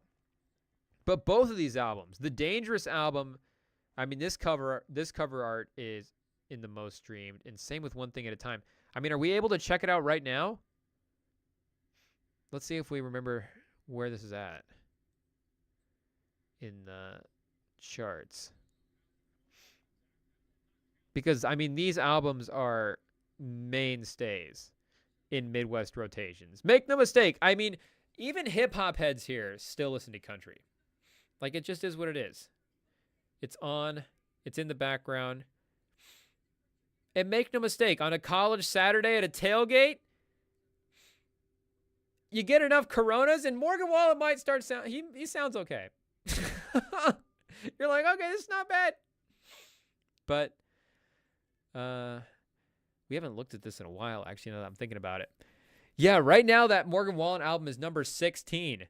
Nat King Cole, number 15. Shout out the Christmas song album. Is this is this a single? No, it's a full album. Nat King Cole emerging into the top 15. He's back, people. Shout out. Bublé, top 8. Yeah, it's that time of year. It is what it is. Juice WRLD 2 and 3. Whoa, our boy. Shout out. Wicked, number 5. But yeah, is Good Kid, Mad City? And Morgan Wallen's at 30. He has 2 of the top 30. Is he the only one right now? The Christmas albums are kind of in the bottom of the top 30 for the rest of it. So the only 2 people with 2 albums in the top 30 are Juice and Morgan Wallen. And Juice also has Goodbye and Good Riddance as well, too. So Juice kind of has 3. But yeah, Morgan Wallen is crazy. Crazy popular. You don't need to jump on the Rem and Sam live stream to hear that take. Just turn on the radio. Just drive through Iowa, chat. And you will see why he was up there. But The Weeknd, like we said, Metro. 21 as well. And I think 21 is, and everybody's like solidifying their status as a legend these days, but I mean, a really strong year for 21. I know the album is not nominated. I don't know where it's going to fall amongst like year-end rankings and how many top 10 lists it's going to be in and all that stuff, but it's heavily replayed, and it dropped at the beginning of the year as well, too. So again, it had like the 12-month whole year type thing to go with it, but it's heavily replayed. There's barely a skip on this album to me. And sometimes I don't know with skips if it's like, is it just my taste or is this song like actually not hitting? But I feel like even the songs that I don't have saved, it's just for me, it's probably not what it was. But even like the melodic stuff he does here, the production on those songs are all really good. So we're down to listen to a song as long as it's well produced. But he solidifies his status next to Travis, next to Metro as well. But speaking of Metro Booming, chat, we're about to bring in one of the lead Metro Booming people. Is Metro Booming going to be in a starting lineup next to Tatum and Jalen Johnson? Who knows? Coming up next, chat. Stay tuned.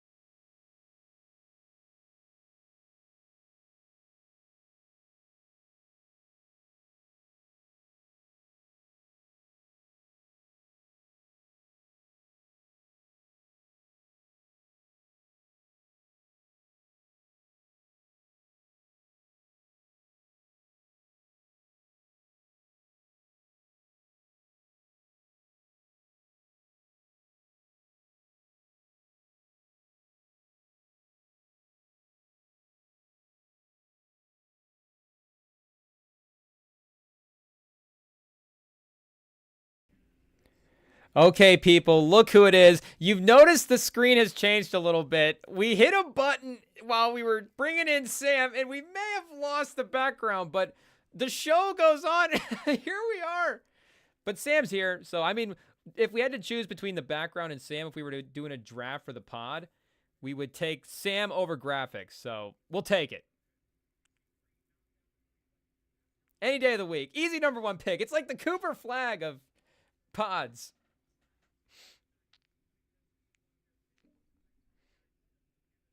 Yeah, true. The Rim and Background Show.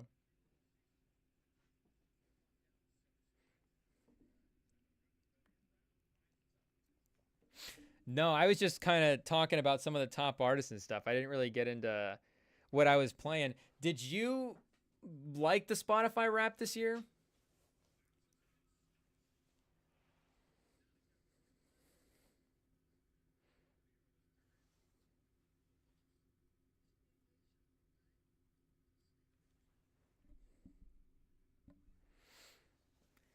But do you like do you think that the playlist did you like the way that your playlist turned out? Because for some reason I felt like the Spotify people specifically did not like the way that their playlist, the year-end playlist, just looked for some reason. And the numbers are the numbers. Like, I guess they don't lie, but it just was like a constant with all the Spotify people. So I don't know if you felt the same. Like, they just didn't like the order. Like, they were just like, this just feels wrong. And I guess the numbers are the numbers, but it was just like, these songs don't quite feel right. Like, did you get the songs that you wanted?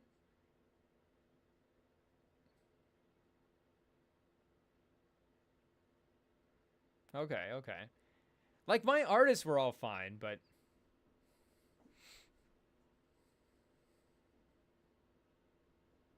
okay, okay. Maybe I just played that album too much at the start of the year. It's just.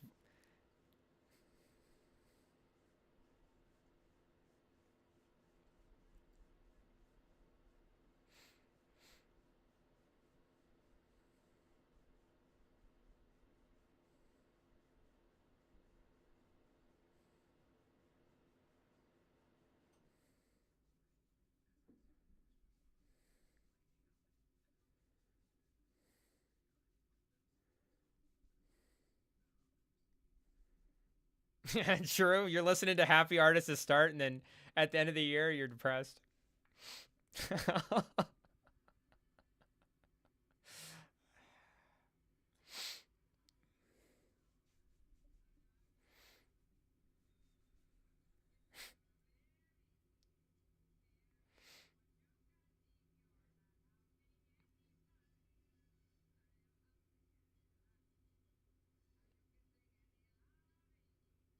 Mm-hmm. Yeah.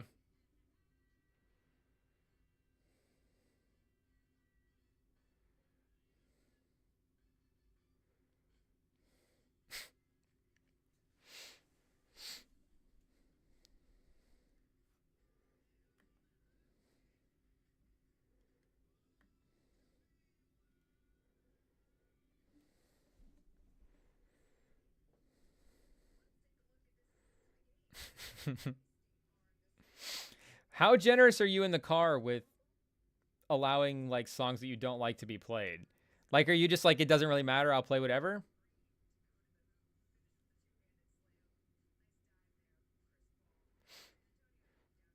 But I just mean in general.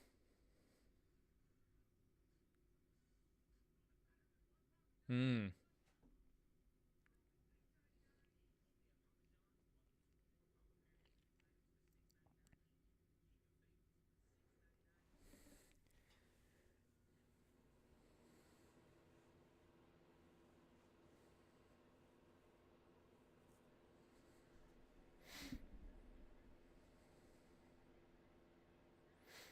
No, I mean when you're with Naya, like, and she's playing songs, like, are your music tastes pretty similar? Like, how generous are you with her playing music? Yeah.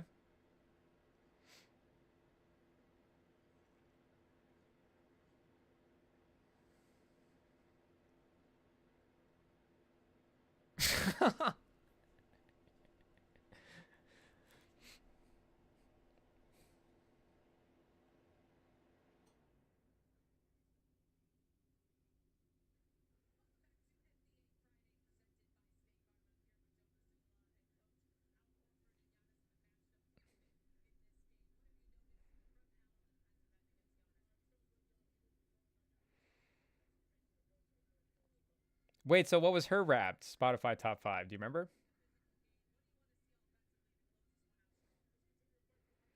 Did she have it? I'm curious what you mean by like what kind of music are we talking here?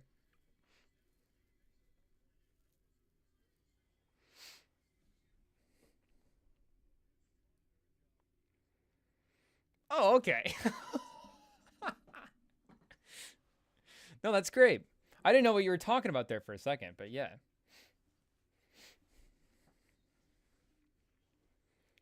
Oh yeah, yeah. That new. Have you listened to her new album or mixtape or whatever? I would actually highly recommend. That's actually really good. You would. I think you like that. This is great so far. I think this is for like that overlap stuff because that's the thing. It's like I think it's like about finding overlap. It's not like hey, let's start playing your like I'm not gonna play the deep cuts that I like if you don't play the deep cuts. Like it's you know, Beyonce is great. Like yeah, let's play the Beyonce songs that are great. The Doechii album, I think if you gave that a listen, I think you'd really like that. That's a heavy replayed album for me as of late for sure.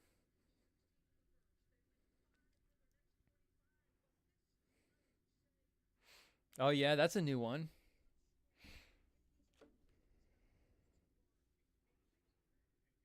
Yeah.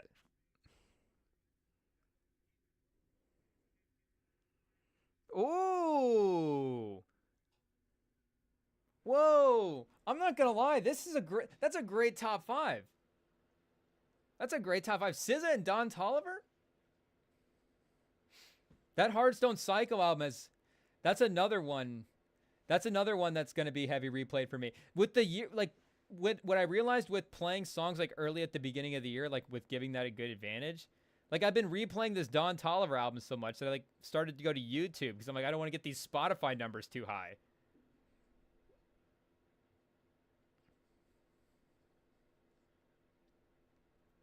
Mmm. Oh, the new album's good. Yeah.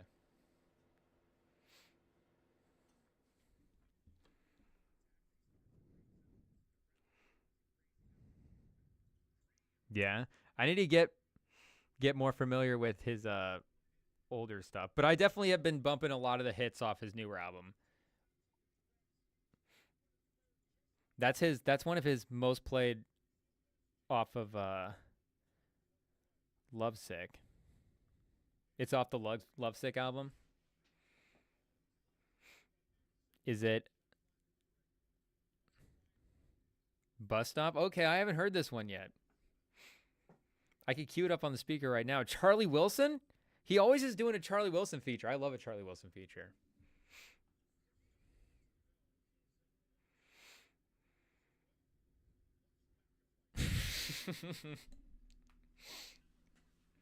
Tyrant's great.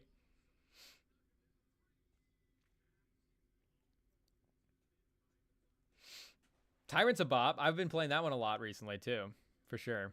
But I think that Doechii album is actually really good. Yeah, I'd give it a listen.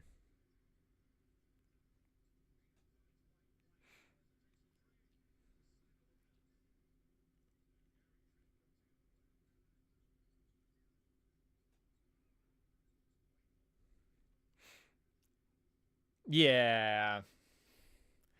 But I mean, you had Future, Drake, Yeet all in your top fives. I mean, you've covered you've covered every corner of hip hop, basically. Who else did you have? Oh, who else who's your fifth guy? Was it like a low key guy?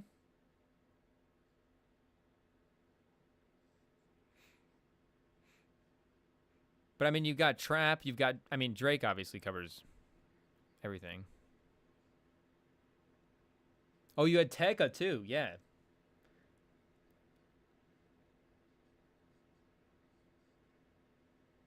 Lucky. Okay, yeah. So you even got like an underground guy in there too. Yeah, you got. So that's. I mean, yeah, you got everything in there. Pause.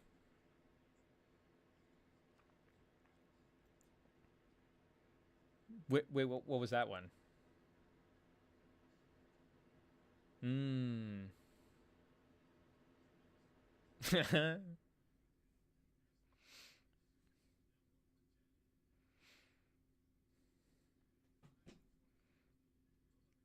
how how far back do you go with music? Like, how old of music will you listen to? Is old Drake the oldest music?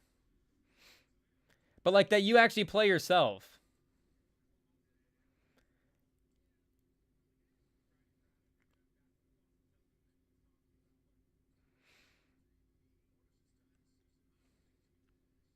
But like, are you listening to like? Oh yeah, so you're like you're like only streaming era stuff. I gotcha.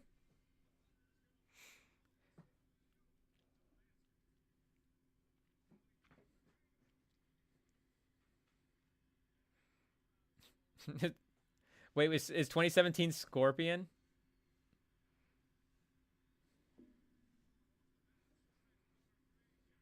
Oh, I didn't know if that was the oldest songs he had in there. But so you need to make this the year where you go back and like listen to the old stuff. 2018. Like you need to listen to like get like 50 Cent in the rotation.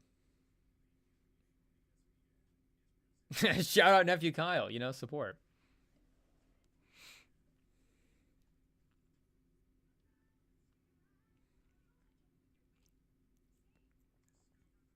Hmm.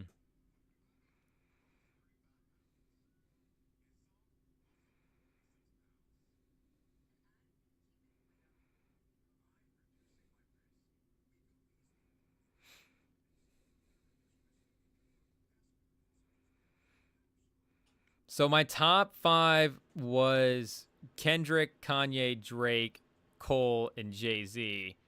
And then I yeah, yeah, yeah. No, but I grew up in the 2010s. It's just what it is. I can't help it. Those those are the guys that were popular, and that's who I'm stuck on. So I can't change it. But yeah, that 4/4 album was his last album. But I think I know I had Nas. Oh, I had Nas at 6, Future at 7, Tupac at 8. Who was 9? SZA was 10. If you go in and share like a song or an artist from a particular guy, it'll show you. If it doesn't show you, that means he's not in it. But if he is in your top 20, it'll show you. Share an artist or just a song from that artist. You just have to get in. Yeah, so like Lil Tecca, it'll show you if he's like your number one.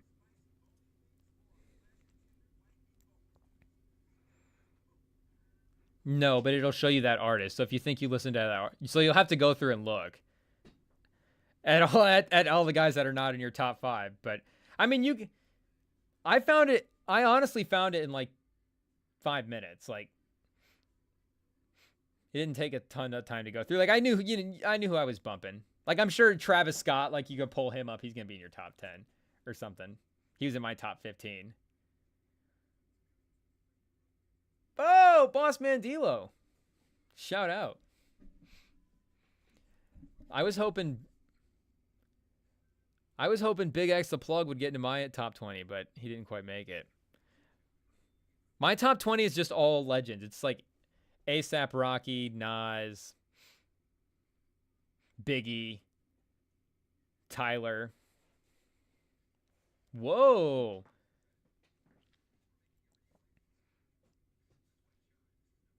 Yeah, Future's on the list. Tyler's got to be in the mix, right? You're not bumping SZA on your own?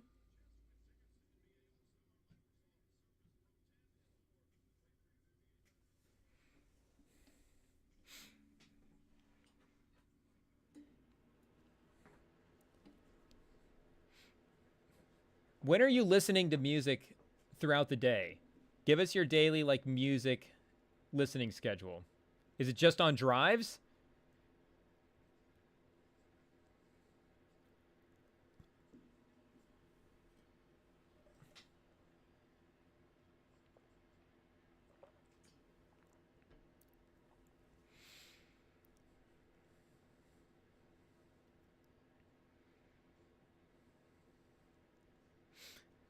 But just in general, I I think I listened to more podcasts than you did minutes listened. Just on podcast. Because I had like 120,000 minutes. I was pretty high up there, but there was people I was seeing with like 300K, 300K. I guess I can look here quick. I think I was in the top 1%. Yeah, I was pretty high. But again, there was people with 2 or 3 times as much as I was.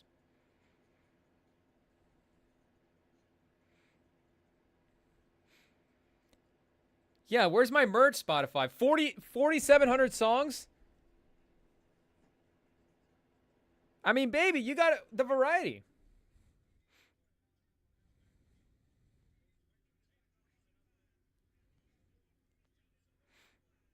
Yeah, there's got to be so many inactive stuff. Like there's like a mom. I don't know. I just said that like as a there's there's like there's just like there's just like a person of the next There's like an adult that works at the restaurant that uses Spotify. It's like how many minutes are you on there? Like like 6,000 minutes. Listen.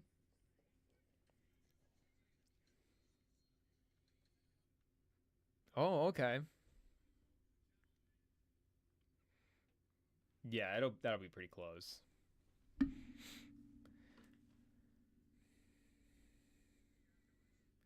In our It's because it's so catchy, bro. You can't stop playing it. Even that beginning part, like I honestly still just will go play I'll just play the part that's just the snippet. Woke up looking for the broccoli, high key, keep a horn on me, think I must see. Ownership, the blueprint is by me. Mr. Get Off, I get off at my. Who's not a top 20? Which? Who? The artist is his name?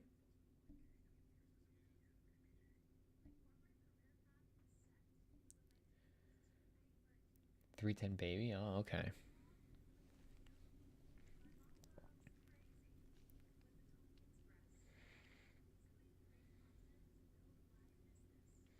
So you were just playing that song, but that shows you the importance of playing like the entire catalog. That's why Drake gets up there so high.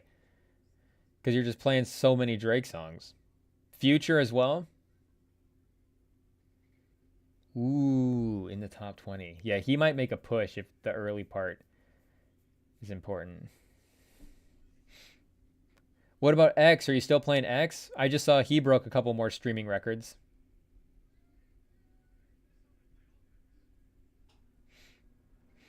That Coach Ice album is pretty good. You told us to listen to that. That's solid. I listened to that at the gym a couple times. What else? What other new albums do you need to put us on? We're trying to listen to as many albums as we can before the end of the year here. But is there anything low-key that you think we haven't listened to? Because, like, you put us on that Lucky album earlier this year. No, I just didn't know. I'm just checking in just to make sure. I got to just ask every now and then to make sure I'm not missing anything.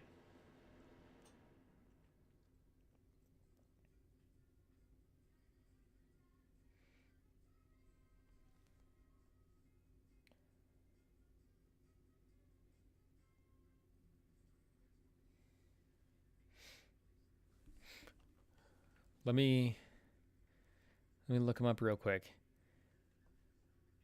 Have you listened to any Suicide Boys at all? I saw them really high up on this streaming list. Yeah, I think they're more for the ladies. But I guess they're technically rappers as well too. Wait, so they have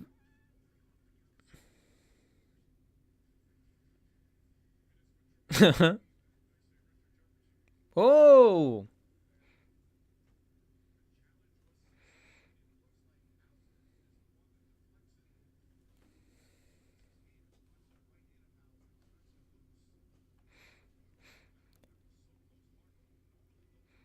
Well, how many minutes listen did you end up having though? Like 40K? 30K? So yeah, you're probably playing like the guys that you were playing. It was probably just like those 20 guys, you know. Like the songs are gonna power the artists.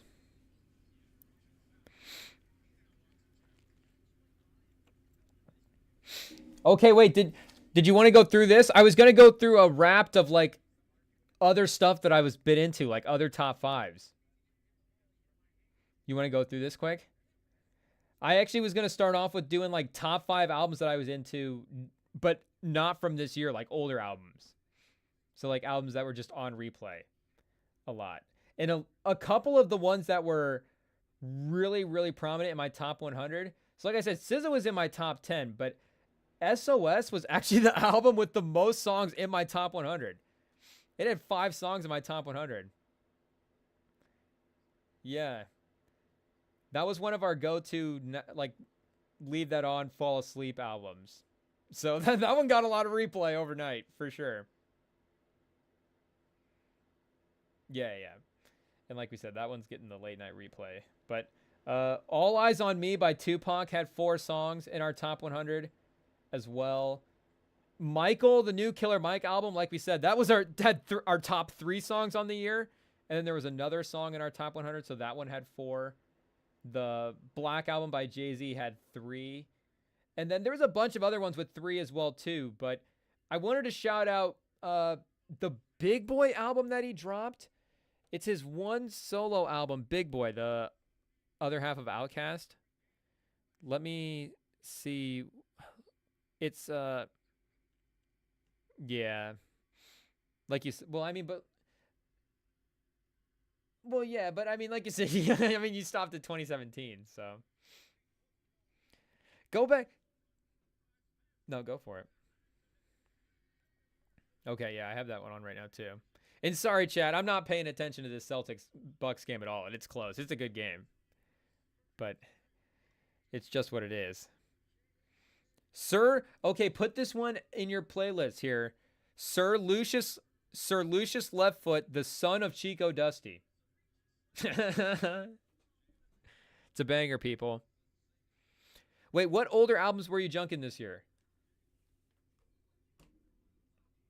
I guess Scorpions, like always, in your old one.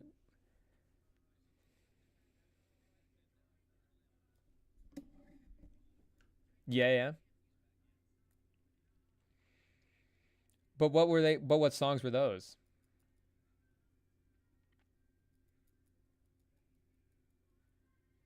Oh, okay, okay.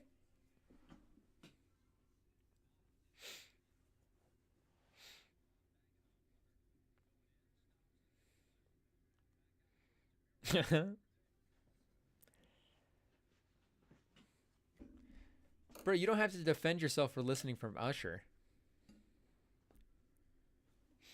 Well, I guess I don't know. Is Usher canceled or whatever? But just in general, like as a taste.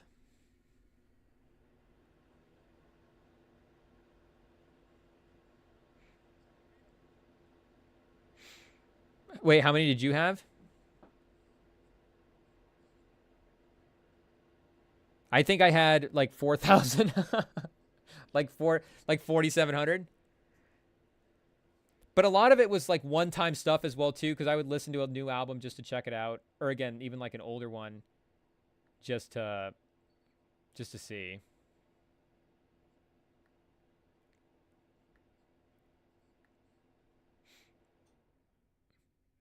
Oh, okay. Game. Shout out. Oh, geez. One on.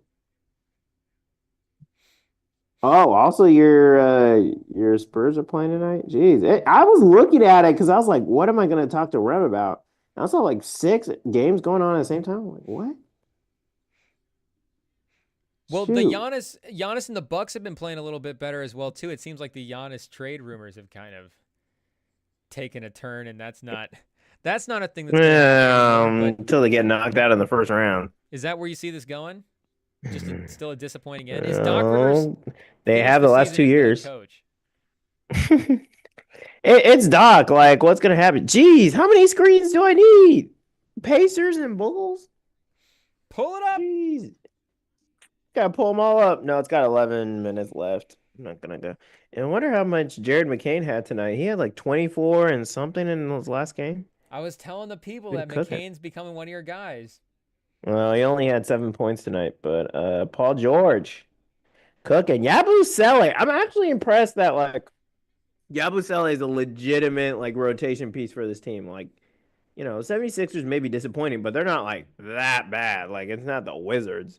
And I mean, the record might say something else, but it's still interesting that Yabusele went from like literally no one ever remembering him to now, Like an actual being a rotational piece.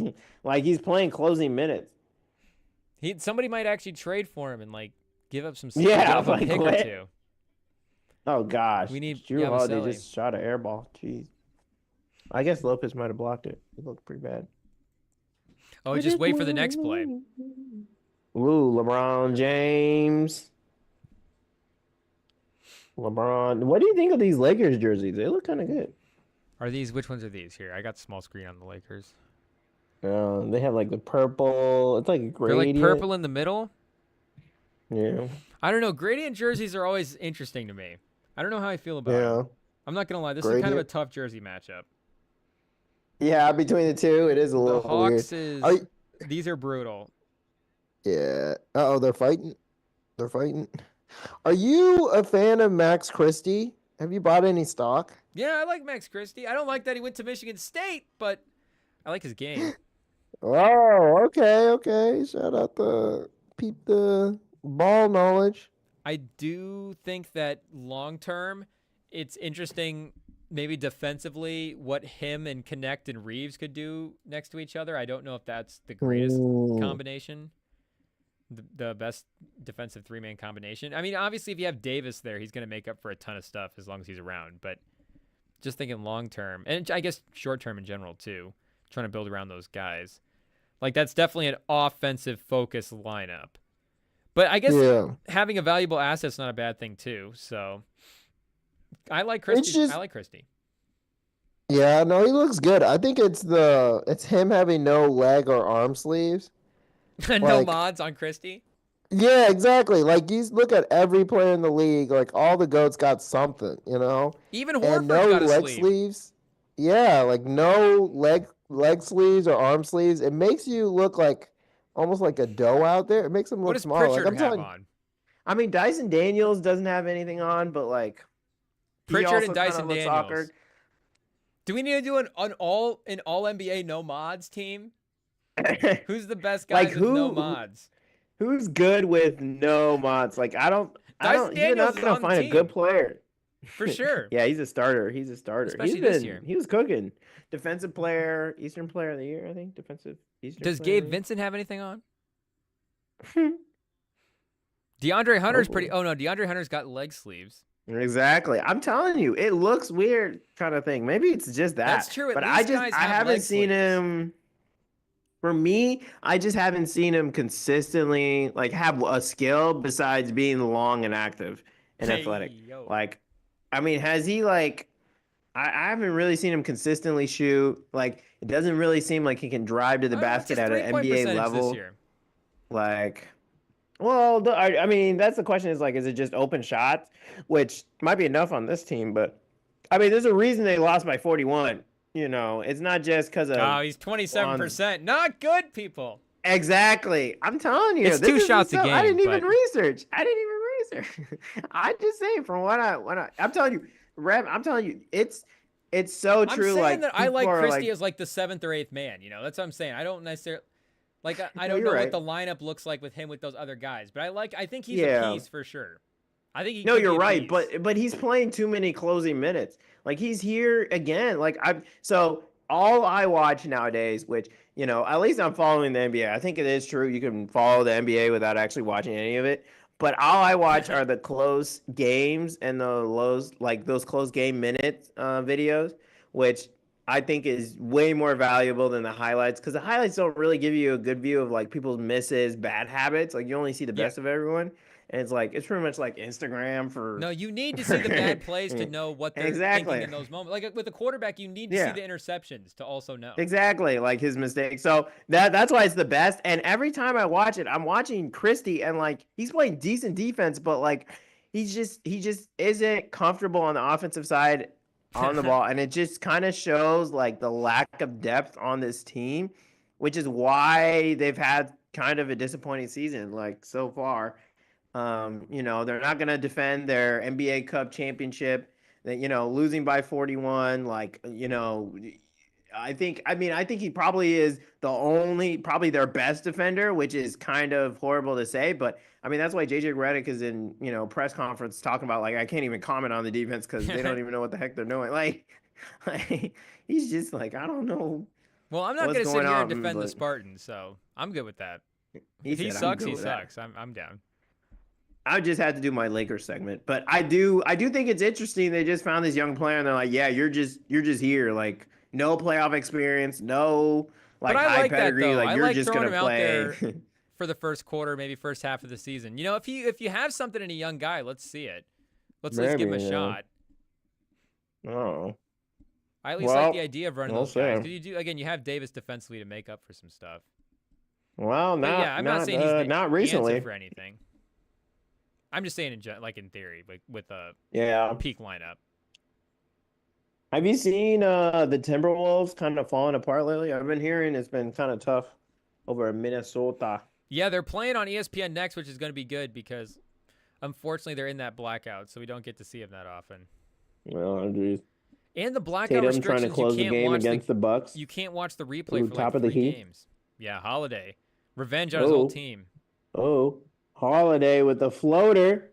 Floater. What does Holiday Shout have, a out Tatum headband? though. Old Tatum would have taken that shot and clanked it. Holiday's That's got a leg definitely sleeve and a headband? see that's the difference between a really, really, really good player and a champion. A champion trusts their teammates.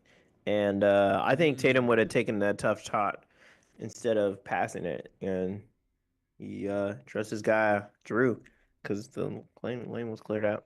Speaking It's the of passing, difference. Dyson Daniels. Okay, Christie's going to bring the Dyson. ball up with 90 Oh. seconds. Initiating Oh, offense. Euro? Whoa, Dyson. I was not familiar with your game. Hey, I think that's the first time the Hawks take the lead, or at least in a little bit. The Lakers have been pushing that lead a little bit. I mean, they are kind of down bad tonight. They got Gabe Vincent also closing minutes for him, so. I mean, You're again, going to put this is Christie where it out there over points Gabe to, Vincent, like, right? oh, nice.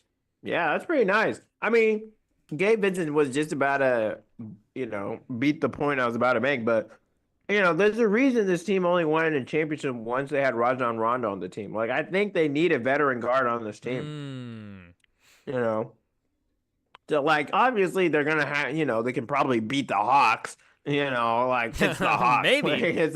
Yeah, I know. Like there's the 10th best team in the East. We'll see. This game is looking like it's going to be a Trae Young buzzer beater for sure. I know, but well, he's kind of cold tonight. But like for most teams in the West, like they need a veteran point guard to really unlock this team. Unfortunately, there aren't any of those. Yeah, exactly. They're not just playing around. Too bad Mike Conley got locked up.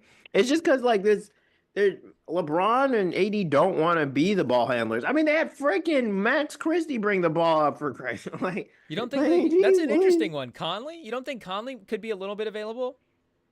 I don't know. They might if they can't get rid. They can't like how much of a fire sale are they going to do up there? Like at that point, Edwards has to leave. If they get trade rid Conley, of Towns and then. I mean, Conley's good, but well, they got rid of Towns. Now they're getting rid of Conley when they're having all these issues. Oh gosh, did they get the 3-point foul? On which game? The Bucks, Celtics. Yeah. I think Cash Money Chris got him. Wow, Minnesota against Golden State. That is a really good game. I know you said Minnesota was up next. I didn't know they were playing Golden State though. Against Steph. Do you think? Pazimski. Kaminga off I don't a know. big game last game. Yeah, I'm gonna say it. Like Golden State is gonna end up a top 4 team in the West. They're too good. They're a little too good this year. They're not gonna be a playing team. They're making the playoffs and not as a playing team. Let's put it that way. Top 6. I think they're a little too good. Yeah, top 4 might be pushing it, but top 6 for sure. I think they're number 5 right now. Their depth is ridiculous. Yeah. We were looking at the standings a little bit earlier. I think they're number 5 right now. Like you look at the standings, the Mavs aren't going to make it the whole season up there. Like, I think the Mavs are going to dip. I mean, Doncic is probably going to be banged up. Kyrie's not going to sustain. And John Morant has been out, so the Grizzlies might dip here. And the Warriors just have so much depth on their team. And they're such a smart team. Curry is just doing Curry stuff. Like, to me, they're the exact opposite of the Lakers. Like, they have the stars they need. They have the players in place. They have a competent coach. Like, it's just everything the Lakers don't have, you know. They're playing good defense. They have depth. They don't need a guy like Max Christie bringing the ball up. Like, imagine in closing minutes, like Liddy bringing the. Like, but honestly, though, like if the Warriors are in the position, like you're saying, they have the depth. Who else are the Lakers going to play? What are their options? That's the problem. That's exactly the point. I mean, where's Hood Shafino at? They have all these. Too many young guards. Why do they keep drafting these Big Ten guards? Bring Bronny. Yeah, where's Dalton Connect? I don't know.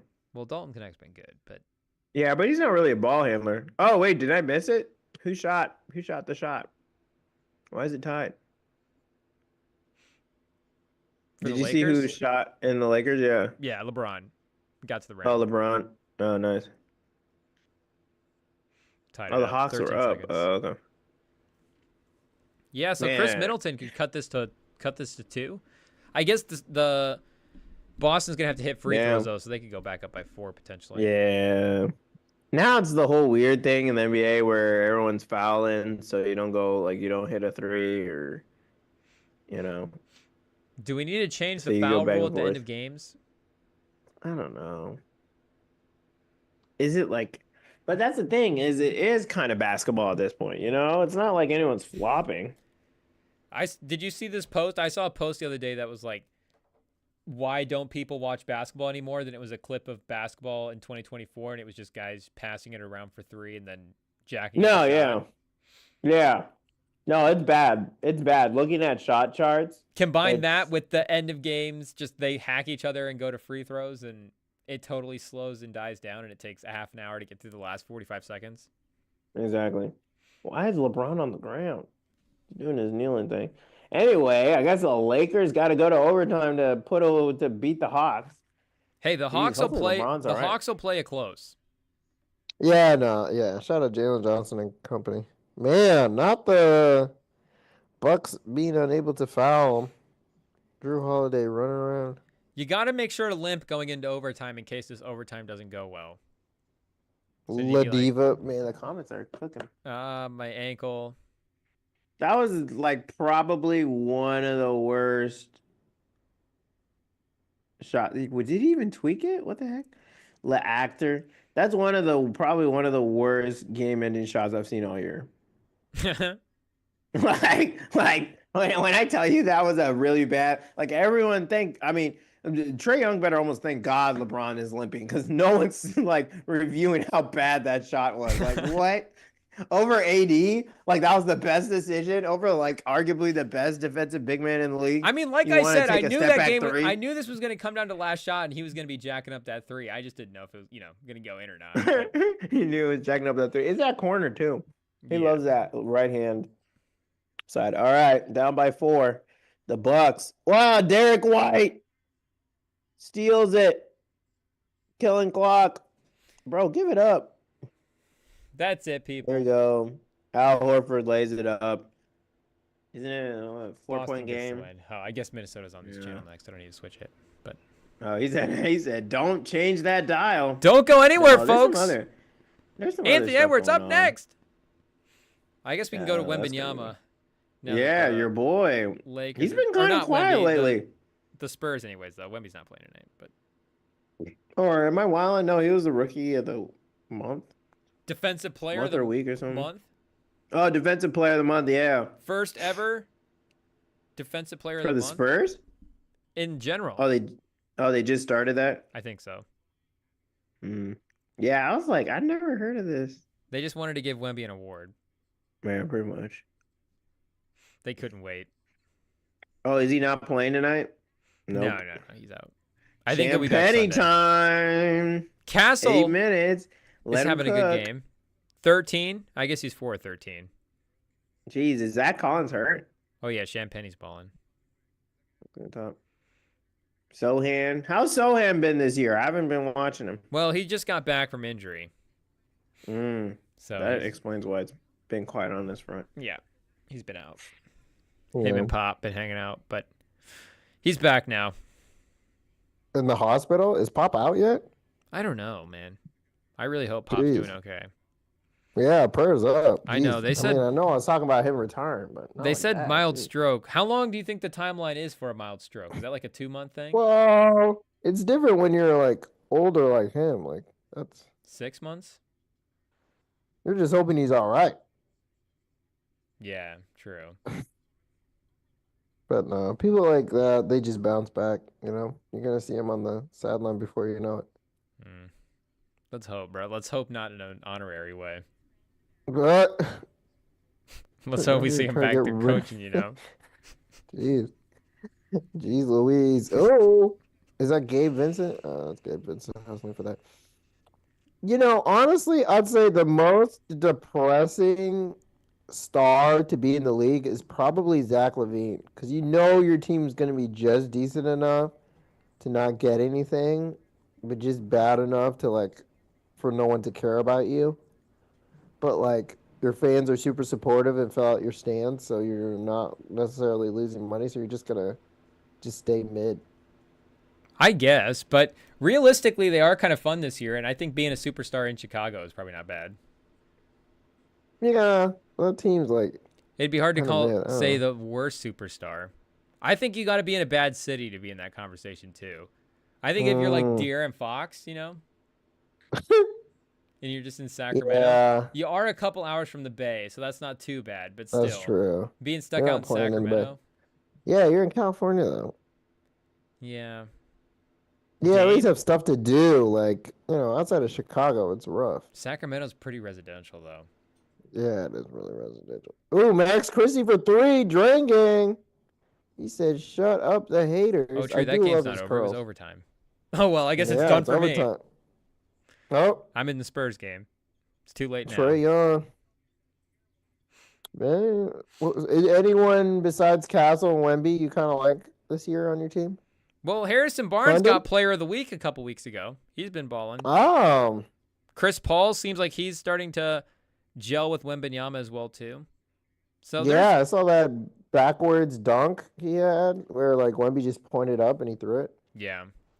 I mean, when the guys are shooting well around him, the team looks really nice. But just having that three-point shooting consistency is going to be big for some of these young guys because, you know, I guess they're young guys, but they're all starting to get, you know, mid-20s a little bit. Like, it is a little, is Vassell, like, what are the percentages? Are they what they are? But, you know, Vassell's been injured as well, too, so he needs to just get some consistency. And he's looked good in some of the second unit minutes. So yeah. I still am just a degenerate Spurs fan who's invested in all these guys.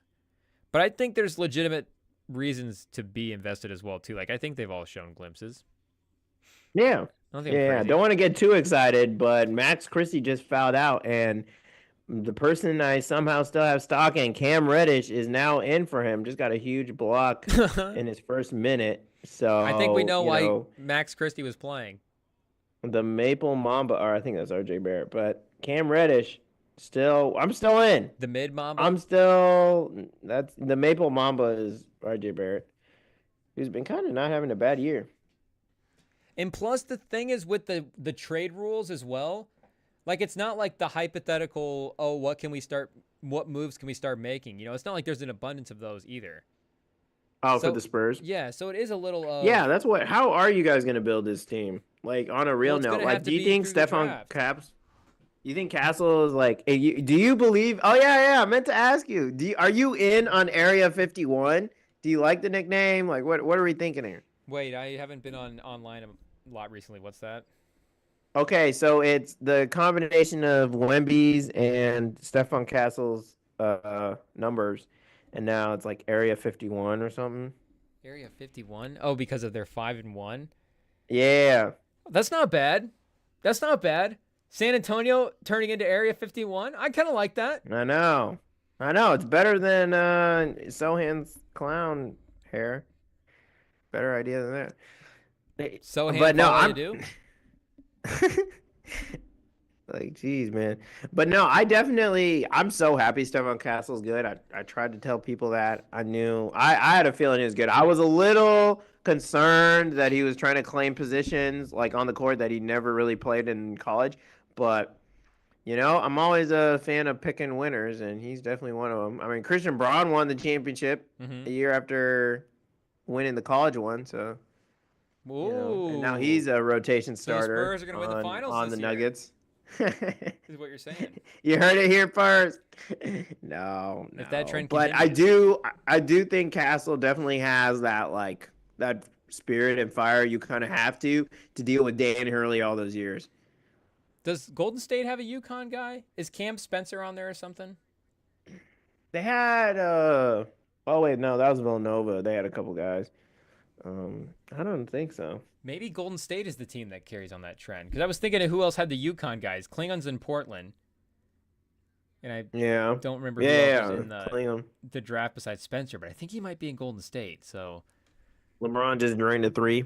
That could be interesting. Yeah? Are they winning? Yep, up by 2. Trae Young with the floater. Whoa. It really is the Trae Young show when he's on the court, huh? Like, where's Jalen Johnson? I know. He's not even on the court, I think. He might be out. Oh, no, there he is. Shout out. Another great draft pick I called. Jalen Johnson. Oh, Lakers starting to drain some threes. Gabe Vincent. Now that Christie's out. I know. They can actually shoot. They got spacing. Now they can actually Cam put Reddish. this game They're away. scared of Cam Reddish. It took them to go to overtime to get Max Christie out of the game for them to win this game. Only 9 points, too, on the game. Tough for our boy Christie. Oh, Dyson Daniels. Cooking, breaking the switch with the Lakers. I don't know. I can't believe they're going back and forth with the Hawks, man. That's kind of sad. But you have to build a team through the draft now. That's the only way to. Yeah. That's going to be the primary way to do it. You have to hit on these picks. I guess. I think you can trade. I mean, if you don't, you're not trying to go over. Like the Knicks made a pretty good trade, Did they? I think it was a horrible trade for the Timberwolves, but I think it's going to be those kind of trades. Like, I think the main point is the league doesn't want like Giannis's and Joel Embiid's being traded, but like Jamal Murray, Michael Porter, like those mid stars, I think they do want to trade it because you do want some excitement. Like, you don't want to squash all free agency or trades because then you're going to kill like the buzz around the league and stuff. But like, you don't want franchises drafting, like Luka Doncic and then they got to worry about him in 5 years, Like, I think it's trying to avoid a Clippers situation instead of like, a Clippers situation instead of more like a Knicks situation or, or Brooklyn getting Mikal Bridges, or not Brooklyn, but New York getting Mikal Bridges. Pretty much New York and what they're doing. I think that's the way they want to see it. Like, they get decent players to go with like a Jalen Brunson, like who, wasn't re-signed by the Mavs, so they signed him on. Like, But I don't know if the Spurs are going to go and like fall over themselves to bring in a guy like Michael Porter Jr. to try to upgrade this team. Like, would he be an upgrade against some individuals? Yes, but in the contract, the way you have to get behind the contracts and then giving up assets, like I don't know if that's in the overall like a beneficial. Well, type also move Michael Porter is way overpaid too. I mean, I don't know if he is he is a little overpaid. I don't know if he's way overpaid though by modern standards, because the thing is he's still in like that $30 million a year range, which, with the modern NBA inflation, it doesn't look as bad as it did a couple of years ago. So that's the thing with some contracts. It's like if you wait long enough, sometimes they don't become bad values. But that's true. If you're going to try to actually build a title team around Wembanyama, you're trying to actually bring in that other star player if you're not acquiring him in the draft. So if, like you're saying, the trade rules are kind of limited to stifle that actual type of team building stuff. And I think it has to, if you're actually trying to get the B and the C level stars without sacrificing too much, then, because I guess, like you're saying, yeah, they can do it, but just the price is too high now. It is for, I would argue it is for the biggest stars, like top 20, but once you get below that, I think it is still reasonable. Like you can still, like say you guys go out and get a Tyler Hero. But that's not the move to make. Well, I mean, you have your cornerstone. He's a second option. Like, what do you mean? Like, you have your cornerstone. Hero's honestly the type of move that is, I don't want to say that'll cost you the title, but that's the type of move where now we're going 3 for 1, and I just don't know what kind of needle mover that is. Well, we can't do superstar team ups anymore. But that's exactly because of the cap and stuff. You can't do any more superstar team ups. So that's why. So you have to. You're not going to do, but you can't depend on the draft anymore because of the odds. Like you're just very unlikely that you're going to get a good draft pick. And like nowadays, like unless you're in the top 3, like it is a hit or miss a lot. Especially with the last draft. I mean, I know Cooper Flag and a whole lot of people are coming in this draft, but it's still like a yikes. And I'd say you look at like, I still think there's very good quality second tier guys that you can get out for pretty cheap, like Tyler Hero. Like if Minnesota starts tearing that thing down, because it's not looking good right now. I mean, you could get Jaden McDaniels. I think he'd be a good pickup. I think the Kings, they got to start looking at some of their pieces. Say Malik Monk wants a big contract. You could go out there and get Malik Monk. The main thing is you guys have cap space. And I think like Austin Reeves, what if he starts getting, or Rui Hachimura? Like there's definitely pieces out there that I think you can make this team really good. And then you may eventually one day get a superstar or stuff. But I think you can't trust the draft anymore because the odds are just so flattened, and I think it's so hard to trust the draft because it's just, you don't know where you're going to be. It's just so unreliable. But I honestly am starting to overrate, or I guess I'm not overrating, but I'm starting to try to figure out actually how to rate where you actually pick in the drafts. Because I mean, if you go through it, like, yeah, there is some surety with the Spurs getting the number 1 pick and getting Victor Wembanyama, but like how much better has Wembanyama been than Brandon Miller this year? Like defensively, he's obviously one of the better players in the league, but overall, Brandon Miller's offense and the overall skills of the games, like it's not miles apart. Like we were saying in the draft, where Wembanyama is just so easily far and away the best player, and there's just, you have to have the number 1 pick this year. Like at the end of the day, yes, I'm taking Wembanyama out of this class. Like there's still really no question about it, but the gap between Wembanyama and Brandon Miller and Amen Thompson, even Lively has like played really well up against Wembanyama as well too. And again, like Amen Thompson was the 4th pick in the draft. Go back to that's the 23 draft. So that's 2 drafts ago now. The 22 draft, Paolo is the number 1 overall pick. And yeah, Paolo is a transcendent player. Chet's the number 2 pick, but Matherin's the number 6 pick. Dyson Daniels is the number 8 pick. Like those might be, like, who knows what Dyson Daniels can continue to develop into. Franz was the 8th overall pick in his class. Jalen Williams was the 7th overall pick in his class. So yeah, you still need to be kind of near the top. Or Jalen Williams was a 13th overall pick in the draft. That's right. Spurs passed on Sohan for him. But like even McCain this year was the 16th pick.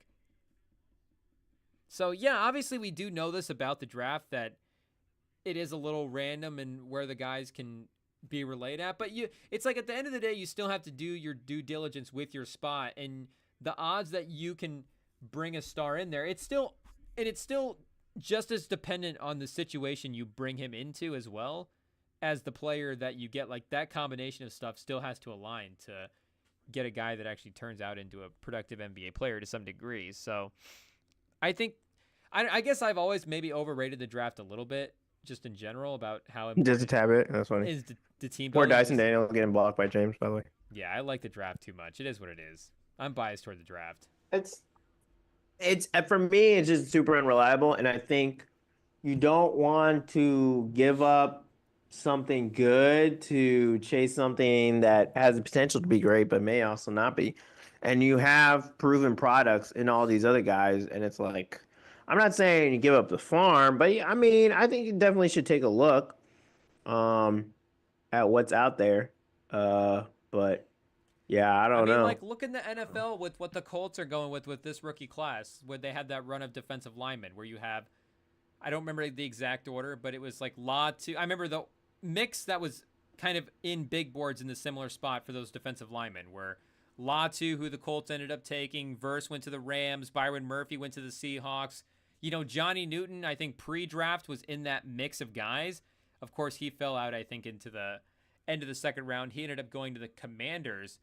But, I mean, it's like Verse has clearly been the best of those guys so far. And, yeah, the Colts had the advantage of being the team that took the first defensive player off the board and getting the run started. And, when they had their pick, they still had their pick of guys. But, it's like the Rams, yeah, you get into situations where the Eagles, it's like they take Rieger, and the Vikings is like, well, we have Jefferson higher on our board anyway, so that's an easier pick for us to take. But again, like, situation still matters. And I mean, like, Brady went to the 6th round. Like, I know that's the most extreme example that you can give, but I still think that, like, McCain is just the perfect example this year. Like, McCain, we knew the range that he was going to be in. So, like, if a team actually at the top of the draft, like, takes him number 3, you're like, whoa, what are you doing? But now if you're watching him play, you're like, oh, of course, that's obviously the right move. So I honestly, well, I know this point's been made before, but, like, yeah, the mocks and stuff, I think that stuff can play a little bit of a factor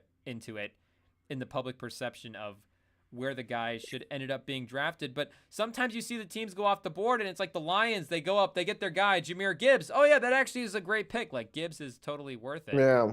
And I know sometimes that doesn't work out as well, too. But the good drafting teams, like, they have good drafts over and over. Like, it's no mistake that the good teams remain the good teams, because they know what they're looking for in the talent, and they also know how to bring in that talent and develop it into winning talent as well, too. So I'll always defend the draft as, like, the number one way to build the team is through the draft. Because the thing is, at the end of the day, like, regardless of how random it is, if you hit on that, like, it's the high of hitting on a draft pick and then getting the guy on a cheap salary.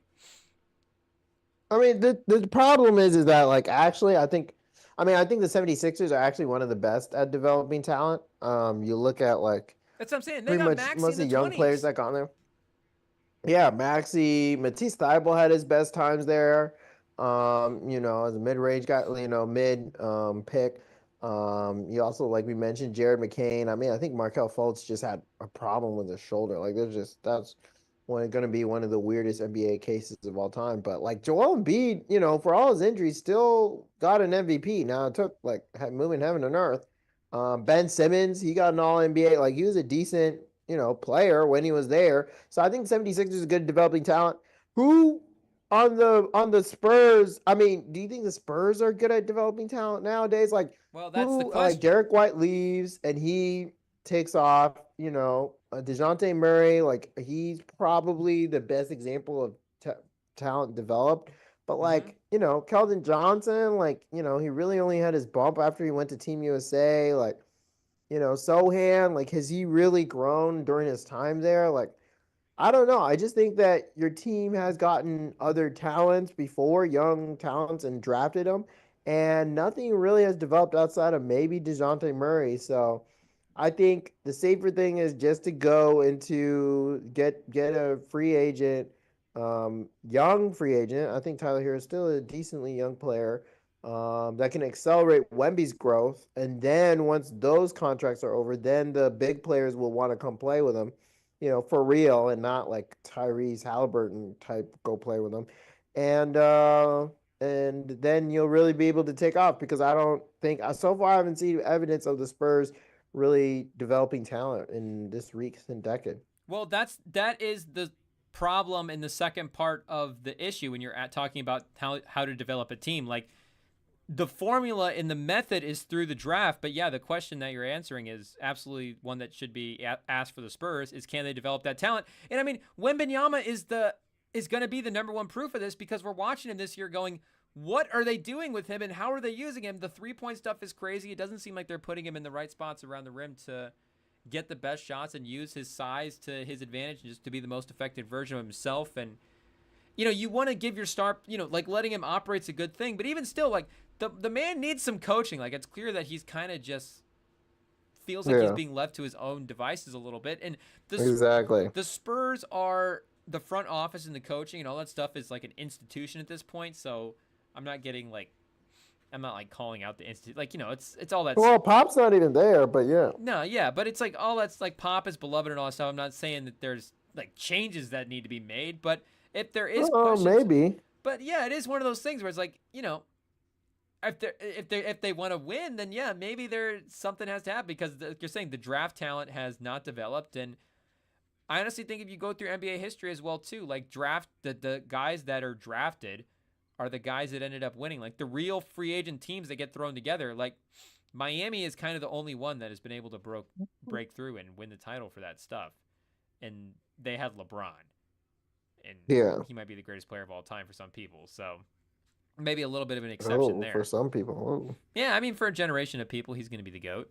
But yeah, you're absolutely right to ask whether or not the Spurs can develop the talent. But I don't think that takes away from at least for me, what the most ideal way to build a team is through the draft and building chemistry, but also trying to maximize contracts and timing and leverage and all that stuff with the guys. But yeah, I just think there should be something. I think it would be good for Wemby to get playoff experience. But yeah, they need early. Veterans as well too. I get what you're saying. Exactly. That's the main point. Is like we need to bring some stability to this team, so that when you're bringing in these real players, they know how to play, they know what to look like. I mean, even when Tatum was coming into the league, like they made it to the conference finals. Like they still had a decent team around them. Like they still had good structure around Jaylen Brown. But at the end of the day, they also made it because Tatum was balling out. Well, yeah, he was balling out in and of himself, but it's not like he was coming to a talent wasteland. Like, I mean, I'm sorry, Spurs. Like, there's talent, but not that level. Also, Hawks close the win. LeBron misses the three to win. Step back three didn't go in from the right. So yeah, this Spurs game took an ugly turn. The Kings won 140 to 113. Yeah, but yeah, Nice. no, it's just oh yeah, the Kings just won theirs too. Oh, Trae Young, like you said, from three, just from the other wing. Gets the three to win it. Ice cold. But yeah, it's just I don't, I think obviously draft is one of the ways to do it. But yeah, like I mentioned, y'all need veterans now, and that team does not have it. I mean, you have Chris Paul, but like, and Chris Paul has not been a real veteran. No, Chris Paul's been like the second best player on the team. But Jazz Blazers is the only other game on. Is there any college games on? No, the Timberwolves Warriors. No, that's what I mean. It's that game and just Jazz Blazers. Yeah, I mean there was 9 games earlier. Dude. No, I know. You said everyone should be up and playing. Where are the Clippers at? Shout out, I want to watch Norm Powell. Cooper Flag. Shout out Cooper Flag and Duke for beating Auburn. Also, Kansas had got their first loss of the year against Creighton. Creighton, basketball knowers know.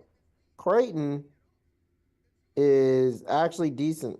They're a decent team. Big East in Omaha. But they're in Omaha. I always thought it was weird that they're in Omaha. I know. It doesn't seem like a basketball doesn't seem like they're in the powerhouse East. Should be in Omaha, but yeah. But Creighton, one of the better basketball teams. I consider them a blue blood in my opinion. Like for mid teams, like Elite 8 blue blood. Tier 2 blue blood? Yeah, like them, Marquette, Gonzaga for a while. Virginia, I'd put in there.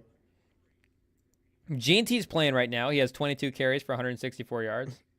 Oh, football. Yeah. Boise State's Football. up Do you want 21 to? nothing. You got any cup action thoughts? Wow, the Lakers on a 3-game losing streak, two of Wait, for the seven, and NBA 2 Cup? and 7 in the last 9 games. Yeah, so the NBA Cup quarterfinals are set. Here, let me You're going to pull have to up the tell me what the bracket standings. is. Yeah. Brother, I haven't looked at the Yeah. bracket. So there were quite a few tiebreaker stuff that they had to go to. So that's something I like about the NBA Cup is that it is dependent on the player differential or the point differential. So the Magic and the Magic and the Mavericks both got the wild card standing. So the team that got in without winning their division. But the Rockets won theirs. Topping won theirs. The Rockets, Thunder, and Warriors all won their divisions. Thunder was 15 points, point differential to win it, and the Warriors, I'm trying to think. Or it wasn't differential. I think they just had more points. Yeah, they had a lot. I'm trying to see how it's just whoever scores more points, I guess. Yeah. So the Thunder had 3 more points than the Suns Oh. to win their division. Wow. And then One Jalen let me Williams see. 3-pointer. What is the tiebreaker? Let me see. NBA Cup tiebreaker. But the first games are on Tuesday? Thursday or maybe Tuesday. I thought it was Thursday. Tuesday, it looks like. It looks like Magic Oh, Bucks Tuesday. and then Mavericks Thunder are the first matchups. So I don't know. Is there a bracket out that I can You gonna look put at? any money down? Oh, well. Oh, yeah, head-to-head that's good. record in group play. Oh yeah, well the tie. So I think it's when they play each other. If they beat them, then they go ahead. So I'm assuming like some of these they beat them. But anyway, also the Knicks. Who else? Go back here. Come on, man. The Knicks, Bucks, and Hawks all won their groups. So yeah, Celtics 3-1, but weren't able to clinch it. And the Bucks and Knicks are the only teams to. Oh, the Knicks and Bucks were the only teams to go 4-0 in their group play games. Everyone else was 3-1. 3-1. Yeah, I think they were all 3-1. No 2-2s made it in. But yeah, like you mentioned, on Tuesday, Magic Bucks, Mavs, Thunder. That's gonna be a good one. I think they're talking about Mavs and Elimination game. and OKC one game. Do you get up for cup action? I mean, yeah, I'll be locked in. I'll be excited, of course, for the NBA stuff. We've also got Rockets Warriors as the other West matchup, and then Knicks Hawks. Yeah, so it'll be. I think people are really excited for that Knicks Hawks one. That'll be fun. Let's go. I'm gonna say the Thunder beat the Thunder beat the Mavs. Yeah, I can see that. I think that's gonna happen too. And I think the Warriors are probably gonna beat the Rockets. Steph, is he gonna LeBron last year? Steph this year? Is it his turn? Oh. So we'll go. You think the Thunder aren't gonna beat the Warriors? So we've got Thunder Warriors in that matchup, and then I'm gonna say it's gonna be Hawks Magic in the East. Magic I think the Knicks are gonna beat them. Yeah, I think it's gonna be the exact opposite. I don't think it might be Knicks Bucks. The East could definitely go either way. I think I feel pretty confident about Warriors Thunder. Yeah, Rockets I'm good, pretty though, confident in Warriors. But yeah, they're decent, but not that good. But Curry, they're supposed to bet against Curry. Yeah, I think it's gonna be Bucks Knicks. I don't know. I guess the Magic have had a good year, but I trust these like younger teams that are kind of not necessarily aiming as high as the other teams. I like them for this NBA Cup because this is actually their chance for something. Like the Pacers last year made a run. Yeah, Franz Wagner too. Well, they also made a run in the playoffs, conference finals. True, they did. I, Yeah. I actually now that I think about it, I'll put Magic up. I forgot how good Franz Wagner been this year. So you have Franz Magic Wagner. next. I've got Hawks. Yeah, I'll go Magic next. Hawks Magic. Okay, so I will say, yeah, let's go with Steph. I'll pick the Warriors to beat the Thunder for the NBA Cup. Why not? Just to make it Yeah, I can interesting see from a that. storyline standpoint for the season. Because if the Thunder win the Curry? NBA Cup, it's like, man. Yeah, Curry's got to catch up with LeBron. He's got to get. LeBron's got one. He's got to get one. Yeah, the Warriors got to get their banner. And then My TV making noise. I'm going to go Hawks over the Magic. So I got 2 3 seeds. That's crazy. I think it's gonna be Magic Warriors. I don't know that defense. Yeah, true. And I don't like the idea of having 2 3 seeds. Magic Yeah. Warriors. Wow, so a unanimous pick for Steph. That's crazy. Yep, and then I think Steph's gonna win it. I do think the Warriors are looking good right now, and they could be a team that's gonna fall apart later down the year, as like Curry gets banged up, if Draymond leaves. But I think this is the Warriors' tournament to lose. The tournament to lose Book it. as the 3 seed in the West. Yep, The NBA Cup is I- theirs. because I think their size. I think they can use their size against the Thunder. They're still, even with Hartenstein back, they still feel a little undersized. Like the rim protection is just not as good as when it's with Chat. So Mm-hmm. True. They're a little it's shorthanded just right now. it's just not the same. I'm a little away. They're a little shorthanded right now, the Thunder are. Yeah. But is there an MVP, NBA Cup MVP for Steph to win? Yeah, Curry. No, I mean, Yeah, like, is Curry- there actually Curry's gonna one win. that they hand out? I think so. They gotta hand out something. They better. What legend is that named after? Let me see here. MVP. The Jerry Lucas NBA Cup MVP.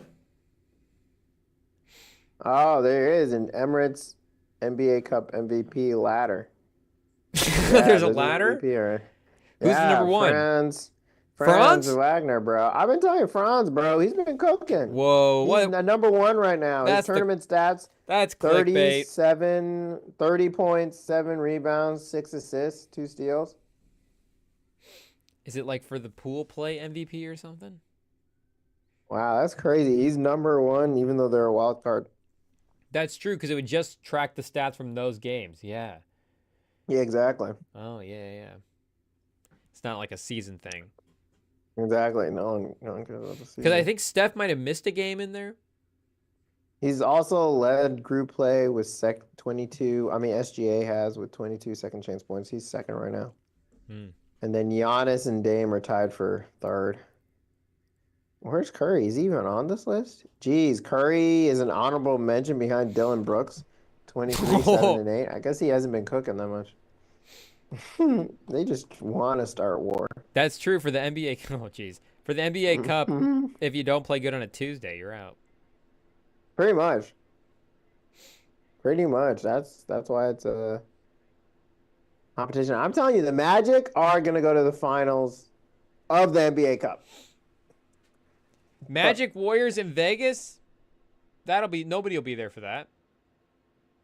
The Warriors fans will. Are Magic fans going to show up for that? They Yeah, might. that's so close. It's just that's pretty much a Warriors home game. Like I'll tell you, people from here love going over to Vegas. Like it's just a hop, skip, and a jump. It's like honestly, it's like going to Chicago, but like they fly. Yeah, that's true. People actually make the flight out there. Yeah, But I think I'm starting to kind of buy like into from our that city. WNBA team that is moving out to the The Bay. Valkyrie. I'm not gonna lie, the Valkyrie might be like a top 5 sports name. Pretty hot. It's pretty Better cool. than what was the other one? Way better than the Tempo. Toronto Tempo. Toronto. I was like, thinking the what? same thing. If I was Toronto, I'd be like, what is this? And our logo is like a Pacers ripoff? That's crazy.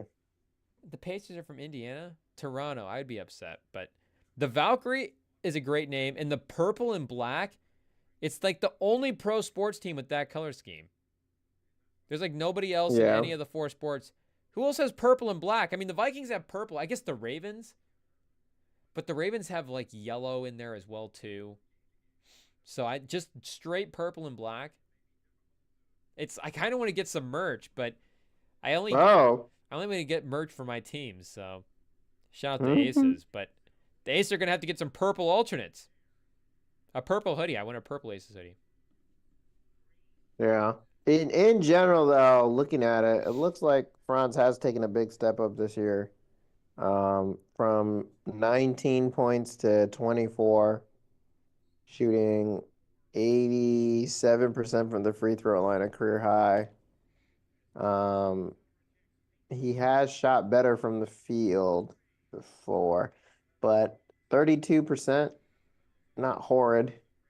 No, it's crazy Um, that Franz is still able to most play this assists well, and too. his threes are not really going in. Yeah, 5 assists, 5.7 assists, more than he ever had. Also a Mm. career high in rebounds. So he's at like 24, 6 and 6 for the year on 9 shots. It's not bad. Or on 20 shots, 18, 19 shots. It's not bad. Yeah, if he's Not able to actually bad. get the 3-point percentage around, because he's kind of like found Yeah. a new, I guess not new, but I mean the slashing thing is really Yeah. taking a step up Been with different. Palo out. It'll be interesting to see if he's able to keep going to the basket that way, because Palo's able to operate in that top of the key Yeah. space a lot. But the spacing will be interesting to see with him. Obviously, Yeah, I don't know what the heck their spacing is. they'll still be able to play well, but will they have, you know, what would that playoff spacing look like? But regardless, you just want to see Palo back. He's in the preliminary stages of his return. Ramping up. Okay. Yeah. What will we see He's on the first? court. The next Kendrick album or Palo? Definitely Palo. Oh, okay. Kendrick's probably not making another album for like another 5 years. No, I think he's going to He's drop gonna one be in eating up. after the Super Bowl. You think so? He's gonna be eating off of this for a while. Nah, word on the street. I was wondering because I knew he needed new music for the Super Bowl. Like when it was announced, everyone's like, "Wait till he plays Not Like Us for 20 minutes," and I'm like, "Yeah, he kind of needs to Well, drop some he stuff." needed So to I'm get not some really more surprised. stadium-esque songs.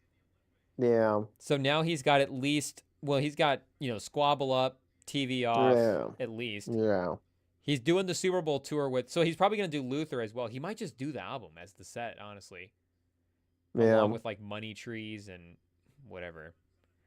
I don't know. But yeah, he definitely boosted the stadium vibes for his discography with this one. But I think Yeah. he'll drop another project in like March or April or May. You think so? Yeah. This is him. He's just cranking out stuff. I think this was like his Might Delete Later pre-album mixtape type of deal. We might actually get that before the fall off as well too. We'll see. It's crazy. So, also quickly switching back to basketball, Anthony Davis had 38, 8 and 10. LeBron had 39, 11 and 10, and they lost by 2. Fire Wow. Reddick. They had 80 points between each other. Like, essentially -3, so 78 points, almost both triple doubles. Did Trae That Young means just they- audition for the Lakers tonight? I mean, he had his own 30 points, I guess, but that's stupid. I mean, they had about what, 77 points. So that's 55 points between 1, 2, 3, 4, 5, 6, 7, 8, 7 other players who played. So yeah, about 7. They got about an average of 8 points from everyone else on the team. They Like, need I don't- Connect to really be like an That's incredible crazy. shooter. Pretty much. He had 14 to 3 and 2. I didn't even see what he was shooting. But If I don't- Connect is playing yeah, efficiently, they're they're like a definitely championship cooked. team. If not, it's just crazy. The 2 players almost had 40. Like they put up Hall of Fame performances, not enough. I mean, it's also the defense. Like if you're not going to play defense, the Hawks can run right with you. They They also can play Yeah, not a play lot of teams defense can keep and up if you're play not a going to lot. guard him. Exactly. Wait, do you want to Right away. do a little piercing truth? Oh, let it up. A couple of headlines that I was looking at that I Hmm. didn't know if you saw. I saw this report that said, and this will be a good one to get your take on as a man, fresh off the dating scene. Ayo. But Ooh. apparently there was a report published that said Chick-fil-A was named the #1 first date spot for men.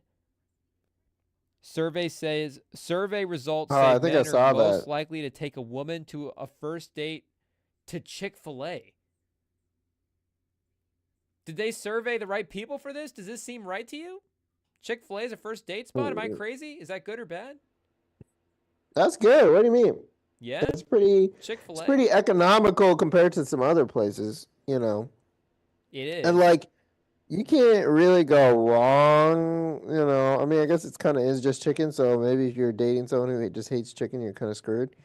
But like, it's good quality, but it's to go, and No, it says I first think date spot. Oh, so you think that's actually... See, I'm thinking this means like people are going and sitting down in a Chick-fil-A.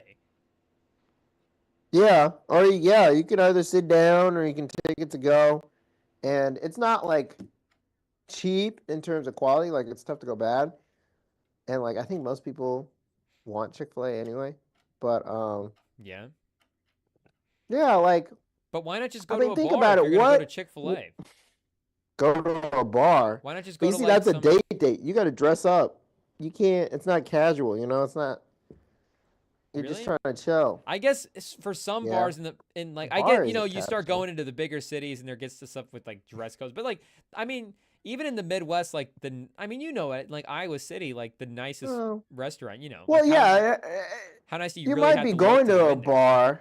Well, you might go to a bar, but it's not. You can't track that as easy as going I'm not even to saying like a go a out type of Chick-fil-A. bar. I'm just saying like just go to like Well, an there's no easy bar restaurant. chain like that. There's no bar chain like that. Like what other? I mean, the other alternative I was usually doing was like maybe Applebee's. Yeah, If I was out now, that type of maybe restaurant. Yeah, exactly. Chili's. That's what I'm thinking of But when the I say problem bar. is that that's a sit down place though. Like, so it's supposed to, and I think most guys are obviously nervous on their first date and don't want to have like that confrontation sit down kind of thing. And like, you can always have that flexibility to go. And also So it's just like like let's just Chick-fil-A's good because we can leave as quickly as Chick-fil-A possible. and chill, like just get it and go. Or People, you can man. pull up in the drive-through and get it, and then just take it back to your place because you just want to Netflix But then and your chill. place is the spot then in my mind. Chick-fil-A is not the spot. Like, yeah, that makes sense Yeah, to me but if you're that's where gonna you bought the grab food. so that's where it comes up on the list. Like grabbing food is one thing. Like Chick-fil-A is a date spot. I don't know. To me, that's It's versatile. it's You not grab the terrible, food, but you it's can like go.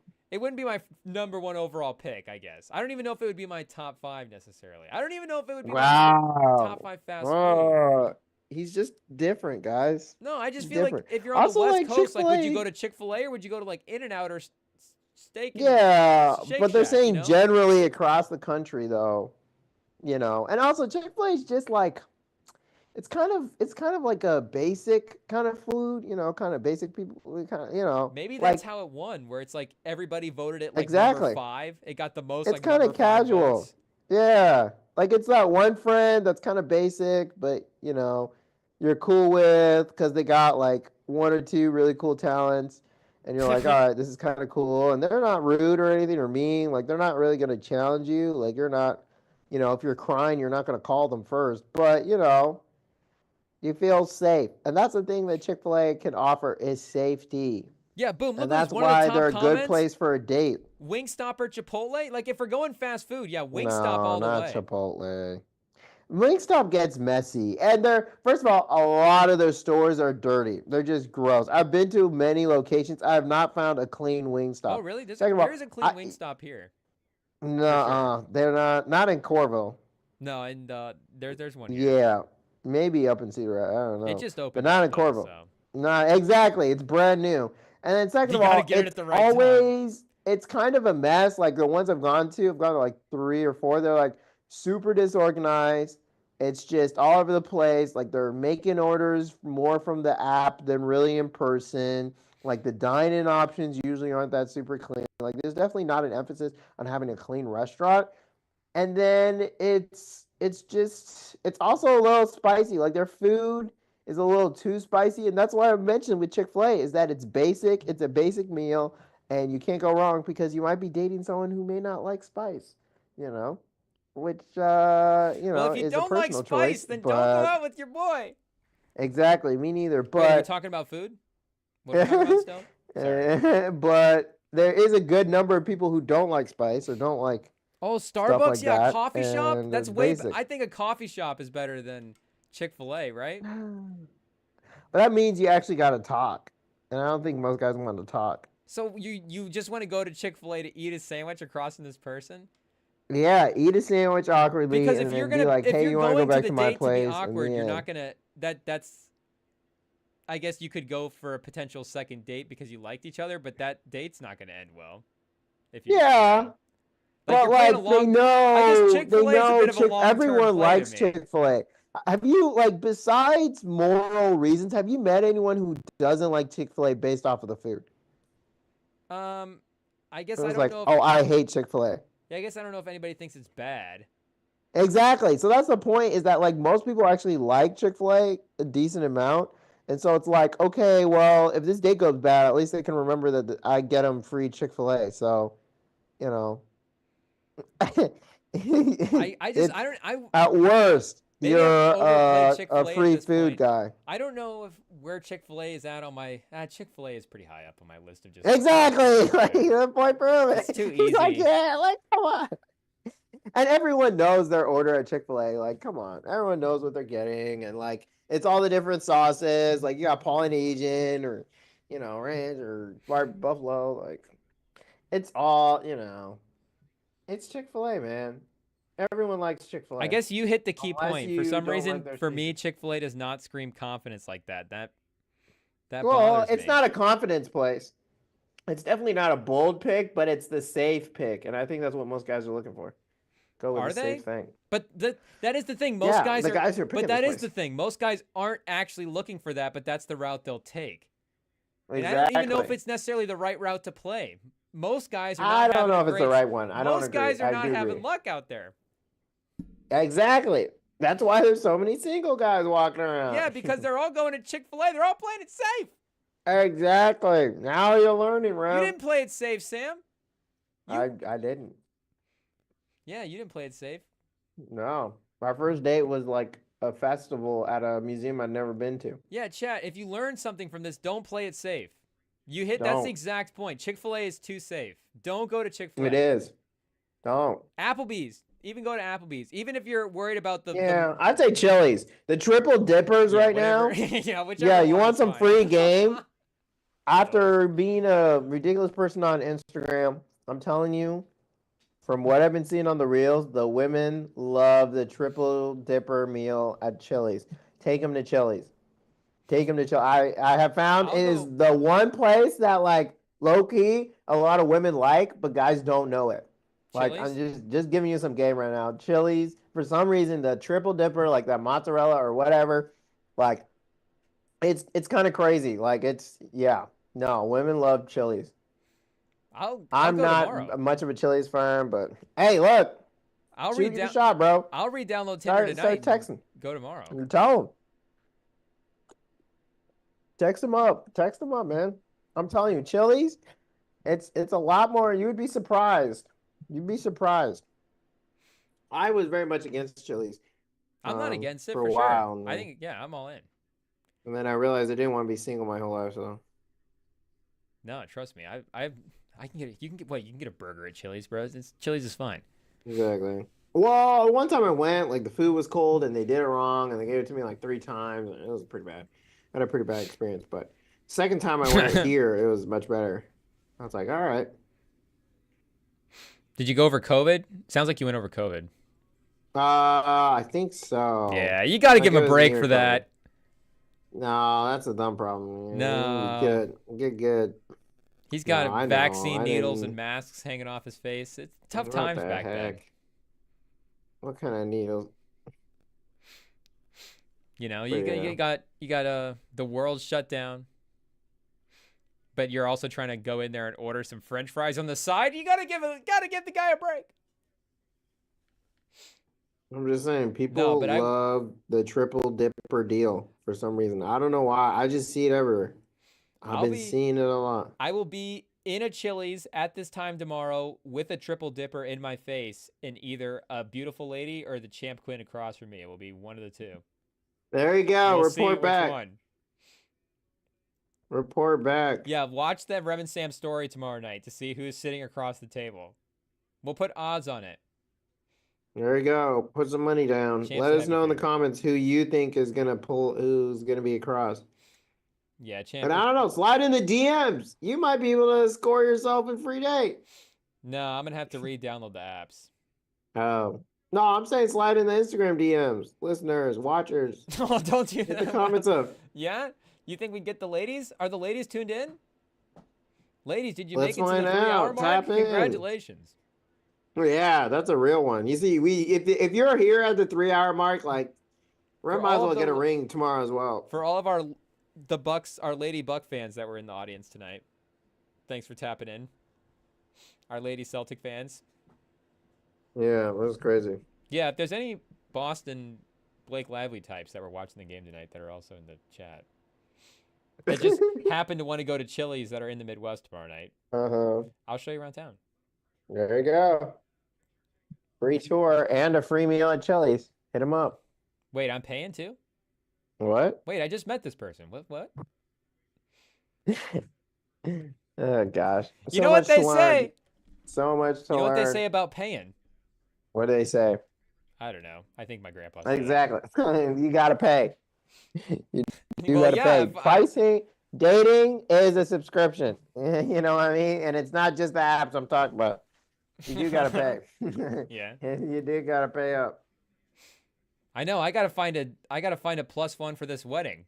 I'm gonna be bringing the champ out as my +1 to the wedding. I don't know what's gonna happen. Oh my gosh. I don't know. We'll have to see. It's a pretty tight wedding. No, I'm just kidding. It's Champ's Queen would not be traveling out there as a +1. You know, there has been pre-approved. It's a pre-approved +1 type. No, it's type okay. thing. I would rather take the trip solo. Nothing again. That's not a shot. Solos. That's not a shot. No, you good? You good? That's just how it would be. You good? Keep it fun. Keep it frisky. It's You 3 know, hour mark. maybe we'll find someone for you in the Bay. No, it would be. There's a lot of people. Worked for me. Make sure your Hinge is Go to the Bay. updated and ready to go. You're gonna make me That's how it re-download worked. the apps. Hey, work for me. I'm gonna That's have to why you're coming re-download over them anyway, here. brother. I'm not gonna lie to you. I deleted them a couple weeks ago because I thought I could go out there and meet people, and then I realized there's just no people. There is people to meet. I'm just not doing it right now. Yeah. Are you gonna be like an 8 p.m. Friday bar guy? Like, hey, That's the thing. I was what's like, your what else do I story? do? Like, I mean, like- we love being on the live streams, but like, you're on a live stream and then you got work in the morning. So it's like, where am I going to meet these people? Like, am I actually Alice City bars? am I going to have to go in and like start watching the Monday night game at like the Big Grove Yeah. or something? Like, what am I going to do? Or I could just go back to my You're- old ways. It's been so written about, romanticized, talked about and stuff. Like, I don't think it can happen unironically nowadays. Like, everyone knows the shtick now. Like, you're not What do you mean? like the women who are there and the guys who are there, Oh, they like both hanging know out? what's happening. Like, you're just so self-aware. Yeah. Like, I think both parties, when you're at a bar, that it's just like, it's not natural, I don't think I could. But the I reason- never even dreamed about doing it because I just felt like it wasn't going to be ever natural. And that's why I think people just do apps, because it's like, we already know why we're here. Like, Yeah, we're just exactly. trying to find someone. Like, it's not BS of like, hey, I just hanging in town. Like, it's just like, we all know. And doing that in person is just so much more awkward than doing over a phone. No, Yeah. I was just talking to Billy and the Champ about this because, make no mistake, like I'm saying, this meeting people is becoming a problem. That Yeah. Tinder re-download's really tempting because, like you're saying, it's all just right there for you. And Yeah. when you're going out to meet people, like that I think that, like you're saying, that initial like what are we here for? Like I think that's been there Yeah. for forever. But when you're on the app so much, I don't know if you had this problem. Maybe it's just me, but did you feel like your actual in-person social skills deteriorated? I guess if you're keeping them up, then Mm, it is okay. But I guess what I realized was I wasn't keeping up that interesting. element of my game. So now Yeah. I'm like having to add this in as like get my 3-point shot back. Like I've been Mm, online for so long, I've got to like try to force myself to go back out there. So that's why I'm like having a hard yeah. time. Like Be fine talking to women. what?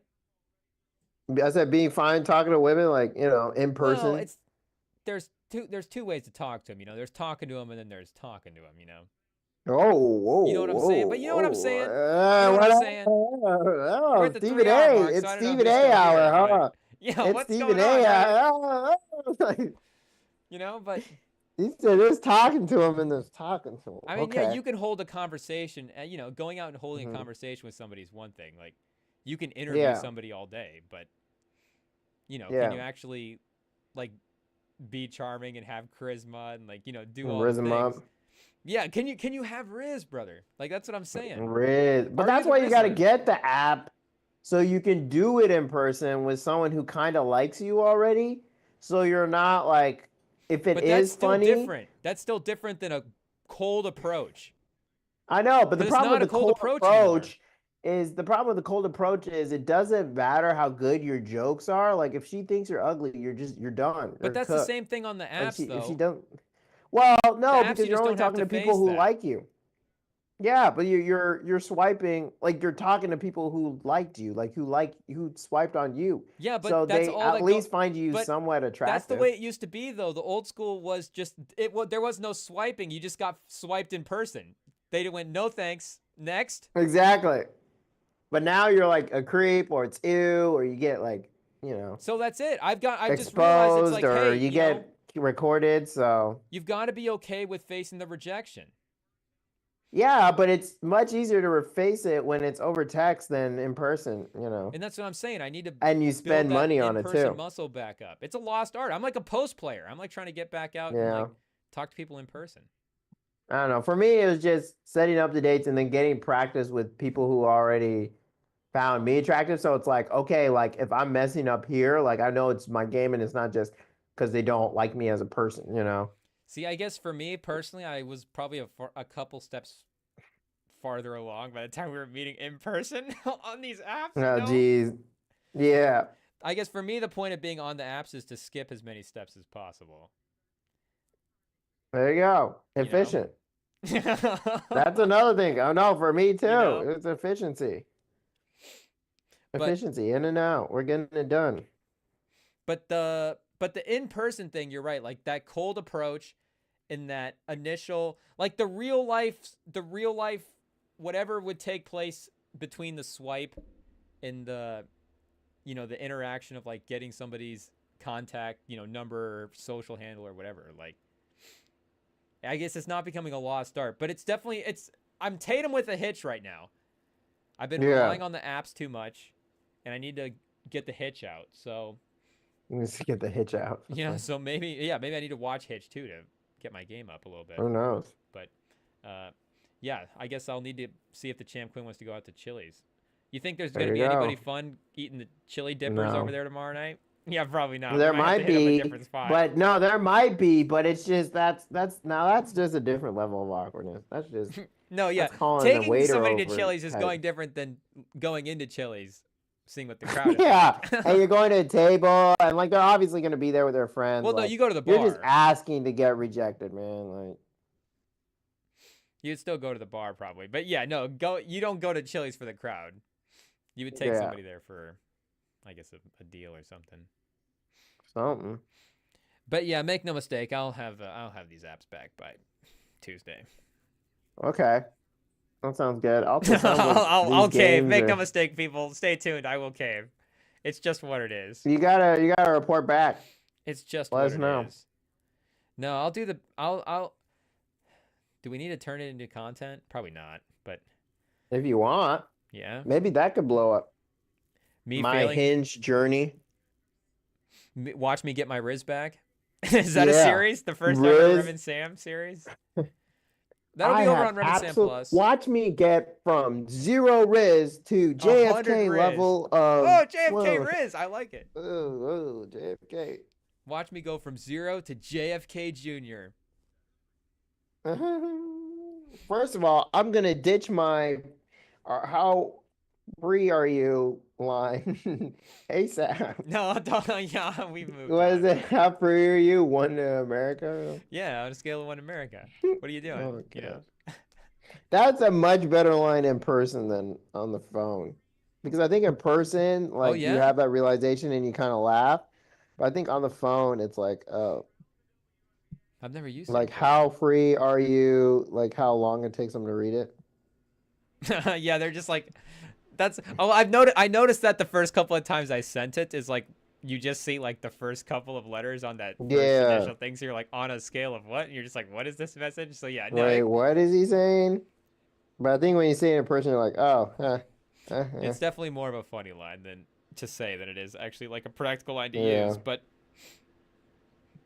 yeah, it's my go-to. It's my go-to just easy pickup line. Like if somebody asks me for a pickup line, like that's just the one I throw out. You know. Yeah. Also, shout out Ashton Genty. Just ran a 75-yard touchdown. Whoa! Mountain West Is he gonna get championship to game. 300? He's Is nearing that the what he record. needs for the record?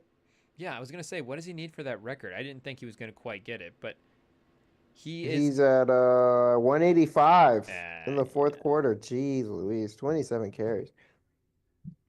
7 yards a carry. Imagine going into that game being like, hey guys, we kind of have to only worry about one thing.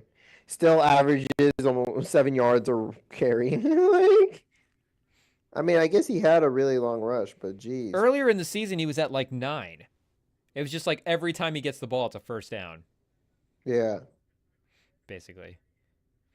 But did you see also that there was a Doritos is opening a Doritos restaurant? Did you see this? What? I thought that was Taco Bell. No, Doritos is opening up a restaurant too, and they're going to serve Dorito-inspired dishes. There's like a flaming hot Cool Ranch California roll, a crusted California What? roll, flaming hot Dorito churros, Dorito Oh, in Crypto nachos, Arena? ramen Rito. Oh, I guess Doritos After Dark. I guess in Crypto.com Arena, they had a restaurant where every dish was around Doritos. Oh yeah, you're right. It's in the crypto arena. Oh, I didn't even realize that. Yeah, Oh wow, so this October is in 11th. the basketball arena. Who knew? Wait, so would you I take guess it's open already. somebody to the Dorito No. restaurant over No. Chick-fil-A for a first date? No. Get some No. flaming hot California. Because I can't eat sushi? any of it, so. True, because I guess you don't think. Wait, Doritos is not. It's actually cheese. Yeah, it has dairy. It actually does. It has some milk. I mean, even if it's dry milk, it's still some milk. It's So. not all taken out, barely in there. Mhm. Did you have any thoughts on the TikTok ban officially going through? It's cooked. We're cooked. I don't know. This is a precursor for this whole Trump administration. I mean, Biden's technically the one that put it in, but But still. this is going to be a rough 4 years. But yeah, ByteDance. Bye-bye. Bye-bye-ByteDance. So we'll see. They keep talking about doing some other app, some alternative. I don't know. It's gonna be. I think it's gonna be pretty sad for the businesses that are really impacted by it. But you know, we got to protect Meta at all costs, I guess. Nice. So there's some other American billionaire that wants to make the money instead of the Chinese billionaires that are on TikTok. So Exactly. what Elon? It's probably Elon, right? With X. I mean, you know, shout out, but I wouldn't be surprised if he's like, yeah, let's ban TikTok and make sure X is more popular. Mhm. Like, I wouldn't be the most shocking thing to hear. But yeah, RIP TikTok. We're losing it in January. Yeah, RP. Today, the federal judge, upheld the ban that what's his face gave. So That's crazy. The first TikTok, Yeah. the first like big social thing to. I guess not the first social thing to go away, but like to get banned. Really, we haven't really had like a banned app yet. Mm, Some banned sites maybe, yeah, but a yeah. full app. But it was a good run while it I don't know. lasted. They're And I mean, just yeah. honestly, the modern landscape of media is because of TikTok in a way. Brandon Roy, what's the comp for TikTok? A short run. Derrick Rose, short run, impactful. Len Bias, I don't know.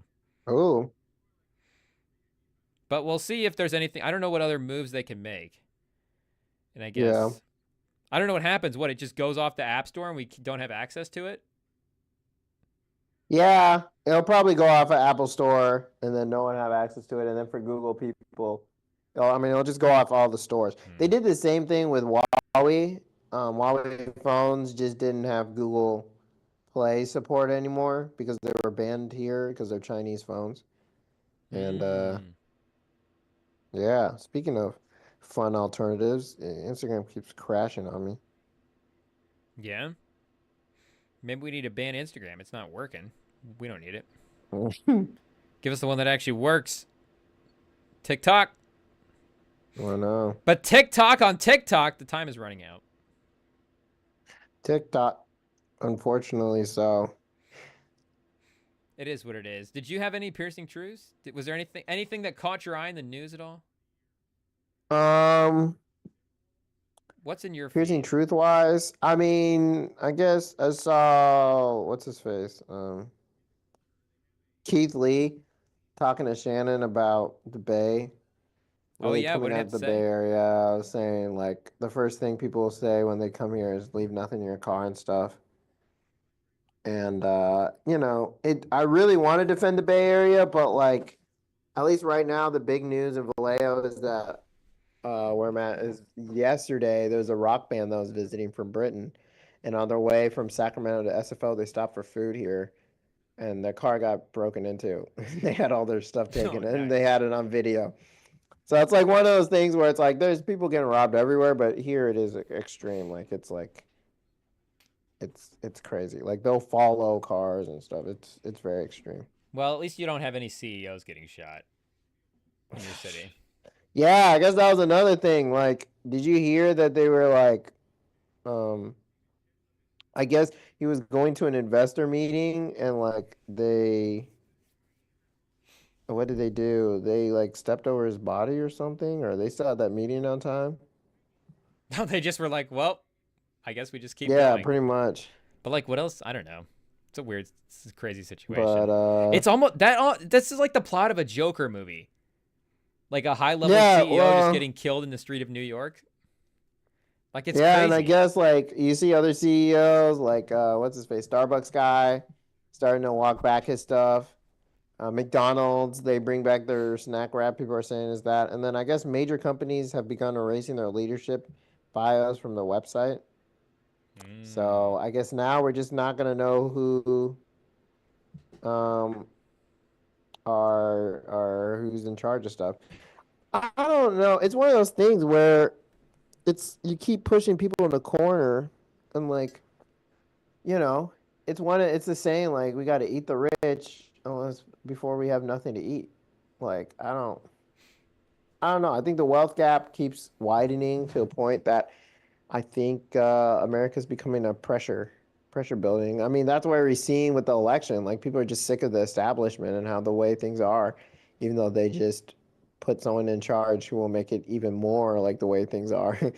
um, He'll make it only worse. But yeah, I don't know. I don't know. I think this shooting meant I think was a lot more to me at least than just a shooting just because of how horrible the practices have been for big health insurances and stuff like that. And it's like, it's horrible that this man was shot, but like, imagine the countless number of families and people who have been impacted negatively by this company and other companies and not been able to have health insurance or people dying because they aren't able to get care because he's trying to get a little bit more money from the investors. And I mean, something that he literally died for, and he was successful. Their stock was up like 2%. I mean, they still had the meeting. It still went right on time, even though he's dead. And they had his job listing up the next day, like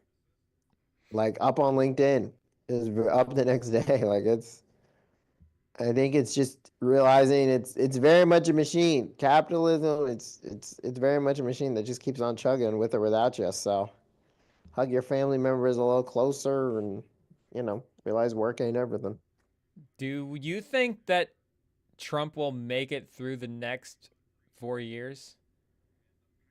Do you What do th- you mean? do He's you, gonna get shot again? Like do you think there'll be more attempts I at don't I all? don't honestly think You so. don't think so? I don't think so. I think they're on high alert now. I don't think it's gonna happen. What I do think is gonna happen is I think we could see more unrest.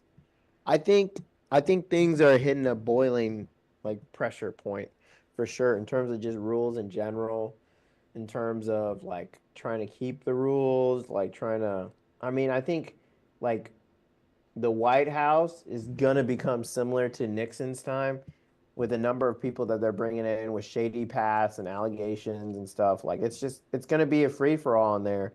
And I think the problem is that during Nixon's time, at least there were still unions and stuff. Like people still trusted institutions.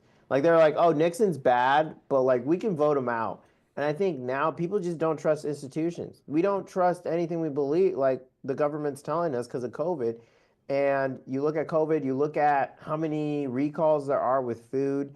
You look at like now the wealth gap, no one can afford a house anymore, rents through the roof, like groceries are insane. Like it's tougher to live in general, and it's not just I don't think people are lazy. It's just tougher to live. The gap, like how many times you need to make, like how many times I think it used to be like 3 times a yearly salary to get a house, and now it's like multiple digits. Like it's definitely over 10 more times.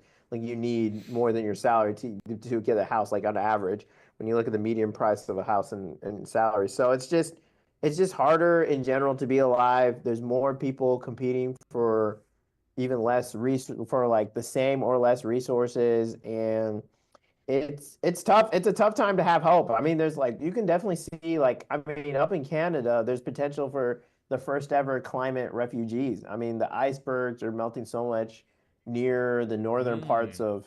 of Canada that houses are falling apart because the permafrost, like the ice between the houses under the houses, is just melting so much that houses are falling apart and people might have to move.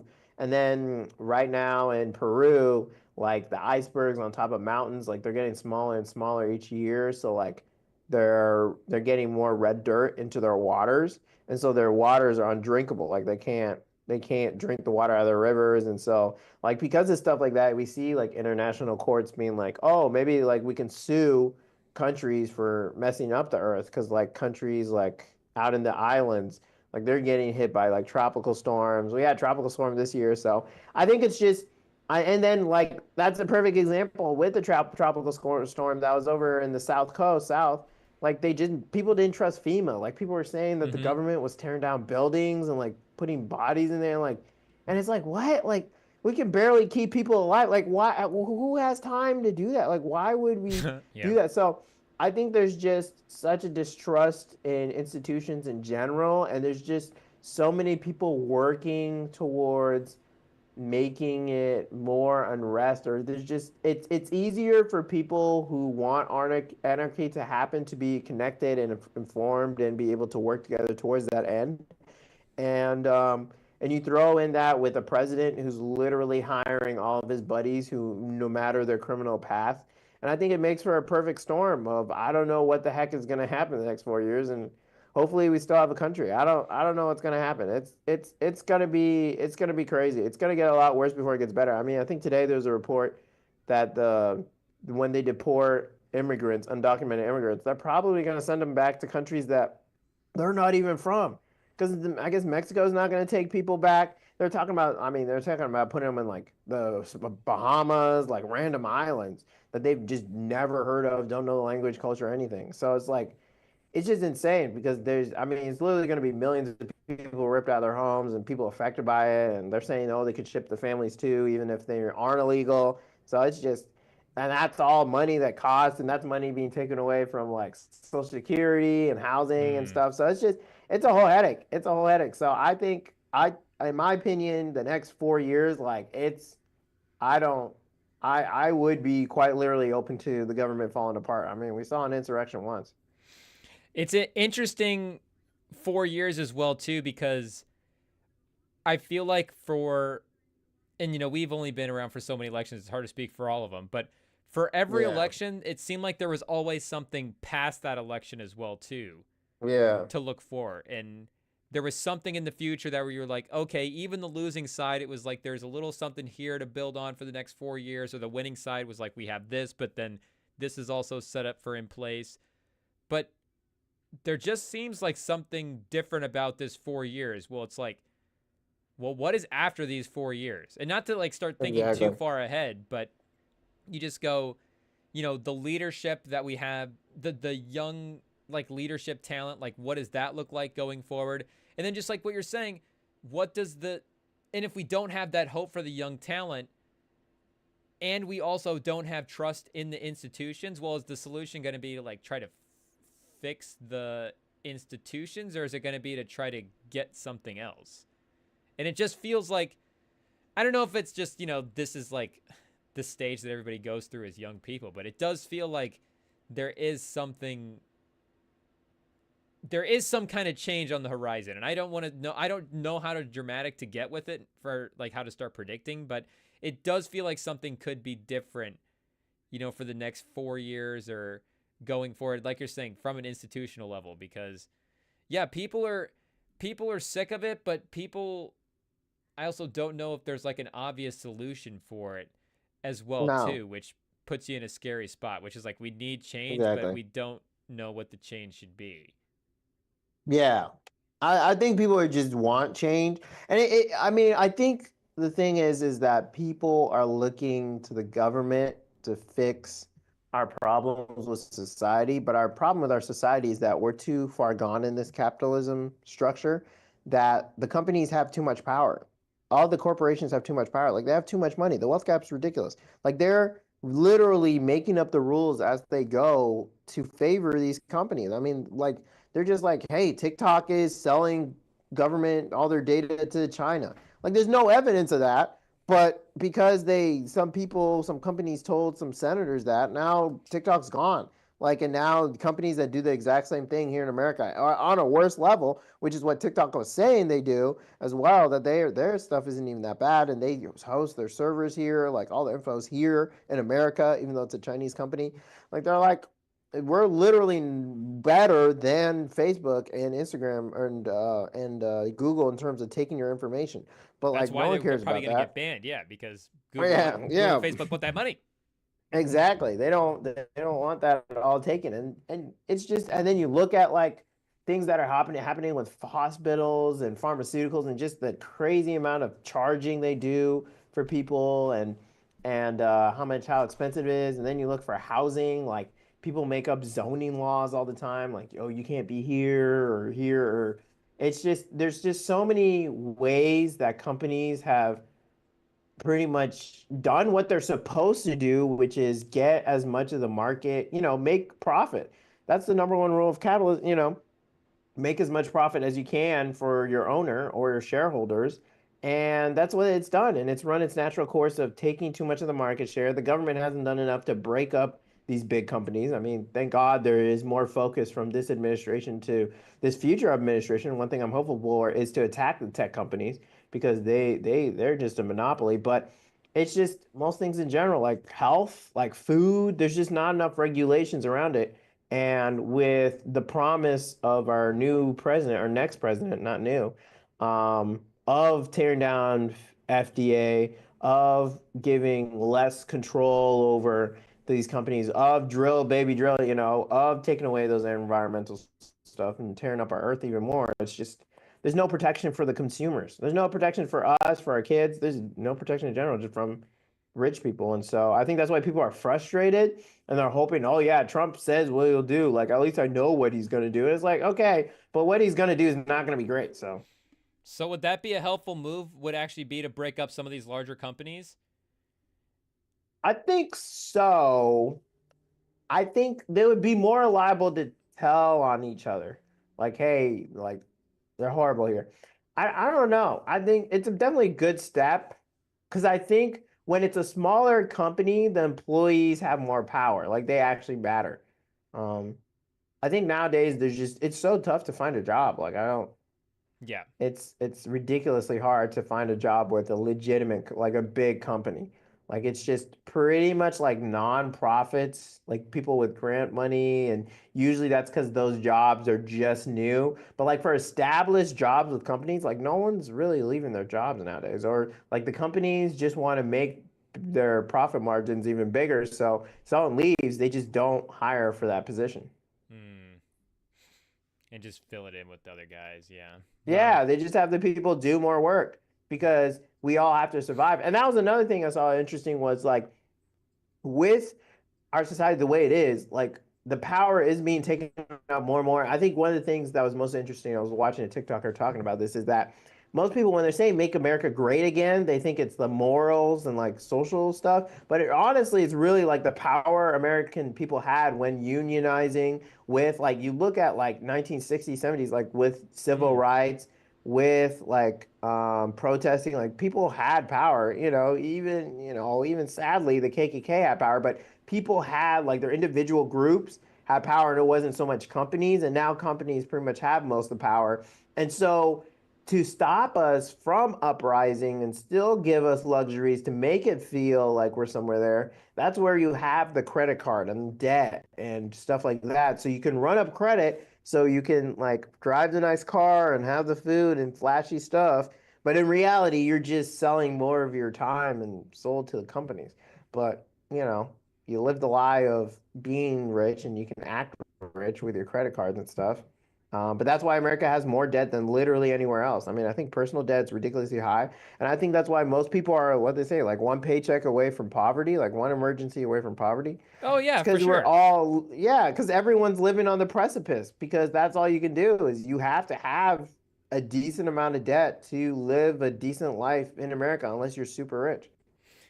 Yeah, I mean, I'm not like saving anything right now.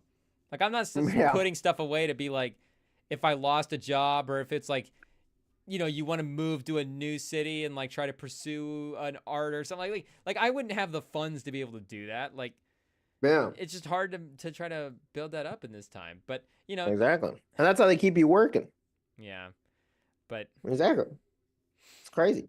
But it's frustrating because you're living out of desperation. So that's why people are more mad in general and they don't like the way things are. But it's easier to turn your anger against, against something that you feel more passionately about you know, than what you're feeling about against a company. Like, no one looks at, and that's where marketing comes into place. And people like me who make these companies seem really nice and good. Then you don't really have, it's much easier to get Sam's mad at. brainwashing us, chat.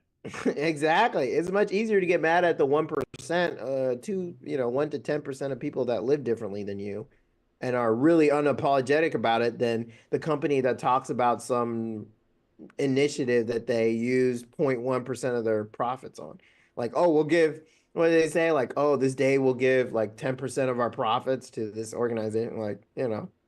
yeah, they have the But little even a lot of initiative. times too, when organizations are donating money, it's like for tax purposes and Exactly. try to It's write tax stuff off. deferment. Yeah. Exactly. So then they end up just paying less money to you and probably paying money to a nonprofit that they probably already own. Yeah. It's Yeah, usually never out of like just like the goodness of their heart. We're actually donating to exactly. charity. It There's usually never is. motives around it, Mm-mm. stuff Never for it. is. Never is.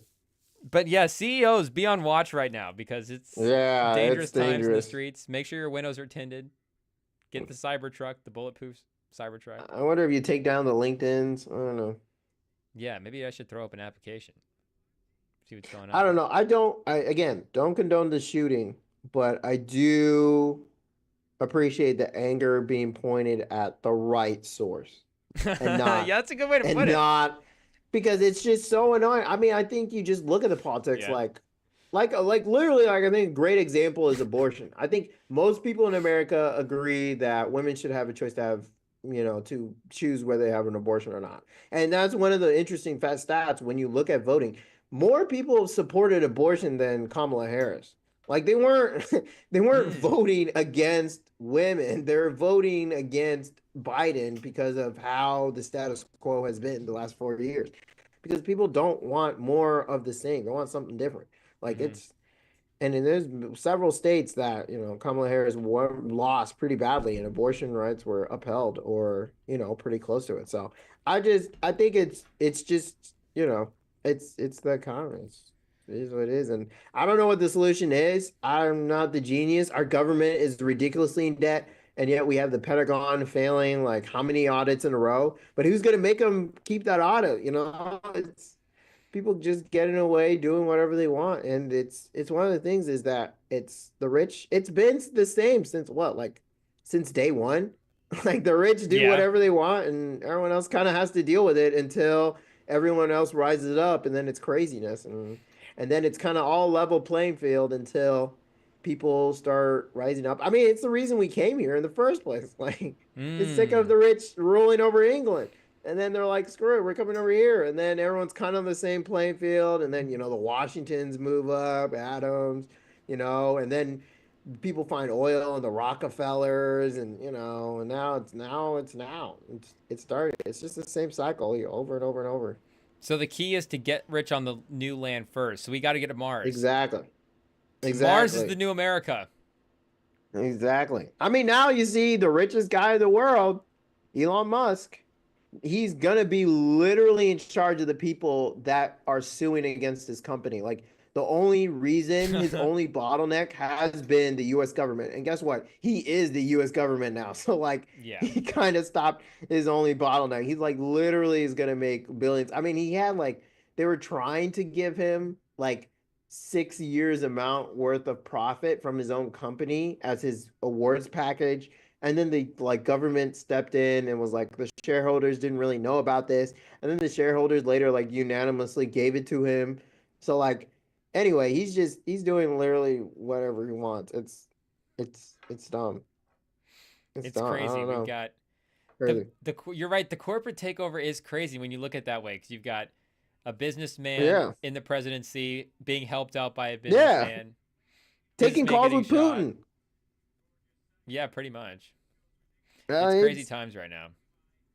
but I think people are just apathetic. You're apathetic until it's like, oh my gosh, to your pocketbook. Is this why it feels It's like we're on just the verge of something bad from a global standpoint because everybody's poor right now? yeah, I do think there's gonna be war. There's gonna be war. It's what happens all the time. It's a cycle every year. Every century has been bloodier than the last. Hmm.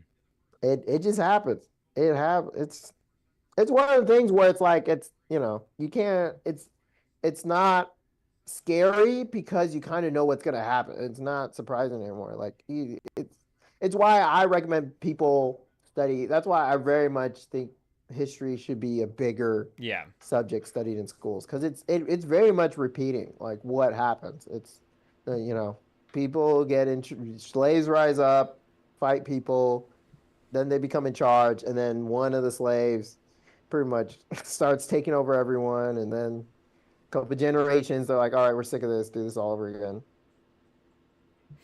And yeah, I don't know. And I apparently don't we're know. due up for the next cycle. Yeah, we got history corner over here. I mean, it's been a little bit. We haven't had a war in a while. The problem is it a war of no return? Are we gonna have nukes? Stuff like that's the problem. Is we've gotten better and better at killing each other, and now we might, if we start shooting nukes at each other on Earth, that's already struggling because we keep pumping so much. We keep polluting the atmosphere so much. Yeah, I mean, the worst part about nukes is they Point of no actually wouldn't return. destroy the world. They would just make it really, really bad. Yeah, If it destroyed Yeah, the they world, that'd be wouldn't the easy actually way blow. out. We would just all blow up and all be gone. But unfortunately, that's I not. guess so. And But that's no, that's no. kind of I think what everybody actually thinks would happen And it's Yeah. like, yeah, nukes are super powerful and super destructive, but also it would take a lot of them to actually destroy the Earth, like on Yeah. that kind of a level. But it would actually just be like, you're right, just bloodier than the last. Like it would actually just be super disastrous. It would Yeah. not be the easy way out. No, it would be very ugly and very, and it would last for generations, the effects of it. And I think people know that. So it's like, I mean, that's why never a shot was fired during the Cold War. Because I think both sides recognize, like, even if the other side, like, wins, like, we're both going to lose in the long run. Like, there's just going to be so many people dead. Like, what's the point of having land and being in charge of people if they're all sick and, you And know? then like portions become unlivable as well too, like Yeah, with exactly. Like, radiation for like 5,000 exactly. years and stuff. And It just doesn't work. yeah, It but doesn't work. I don't know. it's not good. Anyways, the Timberwolves. Do we have to end on a There we happy note? go.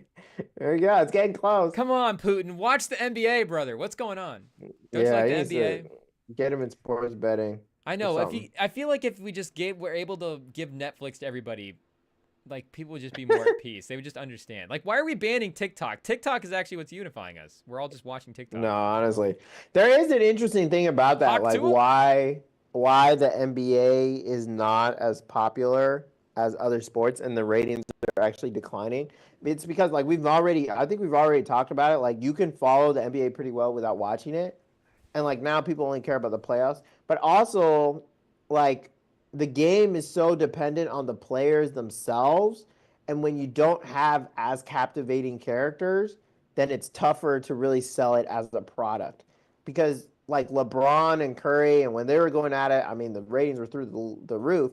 But now we kind of know them as celebrities, and they're not as good, so it's just not worth really watching. But like Caitlin Clark, like she's a really fun player and something we've never seen. And so I think that's why the ratings are almost as up. I think I sent to you like the first day tickets were almost as much as every team except for the champions, the Celtics, like for this upcoming year for the WNBA. And so, but it's just because Caitlin Clarkson something we've never really seen before. And, there's also some other factors. Like, I mean, I'm pretty sure it doesn't hurt that, she is a straight white woman. Like, that is something that people have mentioned as well. Like, it is easier to sell. And that's one of the things is interesting is Cooper Flag going to save the league? And something I had a question for you, and something I was listening recently with Bill Simmons and Chuck Klosterman, check their pod out, is there gonna be another great American star? Like, is it because they're from overseas that Jokic and other people haven't really taken over? Because what Jokic is doing this year is just actually stupid. Like his stats are insane. He should win the MVP again. He's literally like on his own the best offense in NBA history. But like, is it because he's from overseas that he hasn't really caught on? And then like, why hasn't Tatum and Anthony Edwards really caught on like LeBron and Curry and all these other players of old and Kevin Durant even? It's funny because I was just actually talking about this a little bit on Tuesday because I was talking about the international guys, and I don't think that international superstars can't become like I mean how like Giannis is Giannis not the face of the league like kind of already? Like he's basically 2% Is away he? from being, but he's like almost there, right? Okay, but when you look at But what I'm the saying is most if popular content about the league, like what are you watching? It's always Wembenyama, LeBron. But is he like but will peak he ever get the Wembenyama, views? peak Wembenyama is the most viewed stuff on Instagram for sure. I think that was kind of the thing going about it when Yeah. he was in the draft. Like I think with as He popular is the interesting case. as popular as the international guys are getting, I think Mm-hmm. they can definitely be the face of the league. Like is Giannis the face of the league? No. But could an No. international guy be the face of the league? Like Giannis is almost there, Wemby's almost there. Hakeem was almost there if it hadn't been for Jordan, who was, Yeah, that's true. you know, Hakeem should have been. But say Luka, like one of the things Bill was talking about was say Luka Doncic was from Nebraska, Luke Magic or something, why does that make him more interesting? Like really, why does that make him more No, interesting? but is that not necessarily if it makes him more interesting, but would he become more popular? Like to even be same interesting to us, but we're like pretty big NBA fans, like we actually watch like in terms of like Is Luka a not popular? star, Luka's like a top 10 jersey every year. Yeah, but like a transcendent star. We're talking about like the next great, like really, like you're on the street talking about. Like you have kids yelling their name in and it's one of those things that they're talking about. Is it like how you say the name? Like that's the thing with Giannis Antetokounmpo. Like you can't even spell it really. Everybody And it's knows how to all say his name, though. That's how popular he is. Giannis is so popular that everybody can say Antetokounmpo. You can't write it down. I don't know. I feel like Cooper Flag, in my opinion, has a chance to be the next really transcendent star. But I've been I saying this think for a while. Ja Morant had a chance, but the guns kind of messed him up. But I've been saying this all year as well, too, that the young talent that's on the horizon in high school right now is really good. You've got Cooper Flag, Yeah. you've got Ace Bailey, Dylan Harper, all for this year. You've got the Boozer Dibastard? twins. I think AJ Dibastard. And him is, Dibastard? yeah, that's all. Yeah, I think he has a chance though. That's- AJ, just because it's a newer name. Yeah, I know Simmons has been pointing him out as well, too. I think he's out in the LA area. But, I mean, all those guys, I think, have a chance to be really, really good. That's 6 or 7 guys. And then there's going to be other guys that pop up as well, too. So the talent is there. It's not. For some reason. Yeah, it's not the talent. What I'm saying is the talent is on the horizon for, like, that transcendent stuff. And sometimes, like, I don't know, in the 70s, like, when Kareem was in the league, like, did they have that kind of face the same way that they did with Russell and Wilt, and then they got Magic and Bird after that, and then Magic and Bird. Jordan came into the league, and then there's a little bit of a lull after that, and then we got there was LeBron. Kobe I think was. But even still, there wasn't that. I think Kobe. Like it was still. I think he definitely had his own culture, like Mamba mentality. Later. It was later. It was not post Jordan. Yeah, it was a little bit. I think the main thing isn't so much. Like I just think the there basketball just hasn't on been the a guy court that hits yet. Yeah, that's the point. It's not so much the basketball on the court because I think we've seen play up to those levels. But Have I we? think, well, yeah. I mean, I think it's been close. I think in terms of like carrying a team, I mean, like LeBron and stuff. I think there's been play up to those levels. But the question is so much like, is there a player that's really going to captivate the culture? Because it's still, when you look at NBA conversations, when you look at what's popular, what people are clicking on, it's still on like LeBron, and he's like not that good. Like he's like the second best player on a team that might squeak into the playoffs. Like, is he even a top 10 player in the league anymore? But there's only 4 guys that have. Maybe there's really only 3 or 4 guys that have captured the culture on that level. You got Magic, Jordan, LeBron, and Curry, and that's kind of it. Like that's a tier that's like its own thing. And I guess so it's the question is the next one. That's the question, yeah. Like Durant was close. He's close, but that's a guy. Again, that's 4 guys. That's just a guy you get every once in a while. Like you just have to let it happen. It's not a guy that it's not always. Yeah, like we can have the conversation about the guys as they emerge, but if it's not quite clicking, then you just go, okay, you move on to the next one. You just keep moving down the line. You keep swiping right. The question is there? Do we already have the next one? That's the question. And so the question is also like, is it gonna how low can the league go before it's like a real issue? Just because, especially with the Caitlin Clark renaissance of women's basketball. But also, I mean, now people are watching like college basketball for women's and like, WNBA. So the question is like, do you think Cooper Flag could reach that if he's really as great as he's looking and like has a really good tournament run?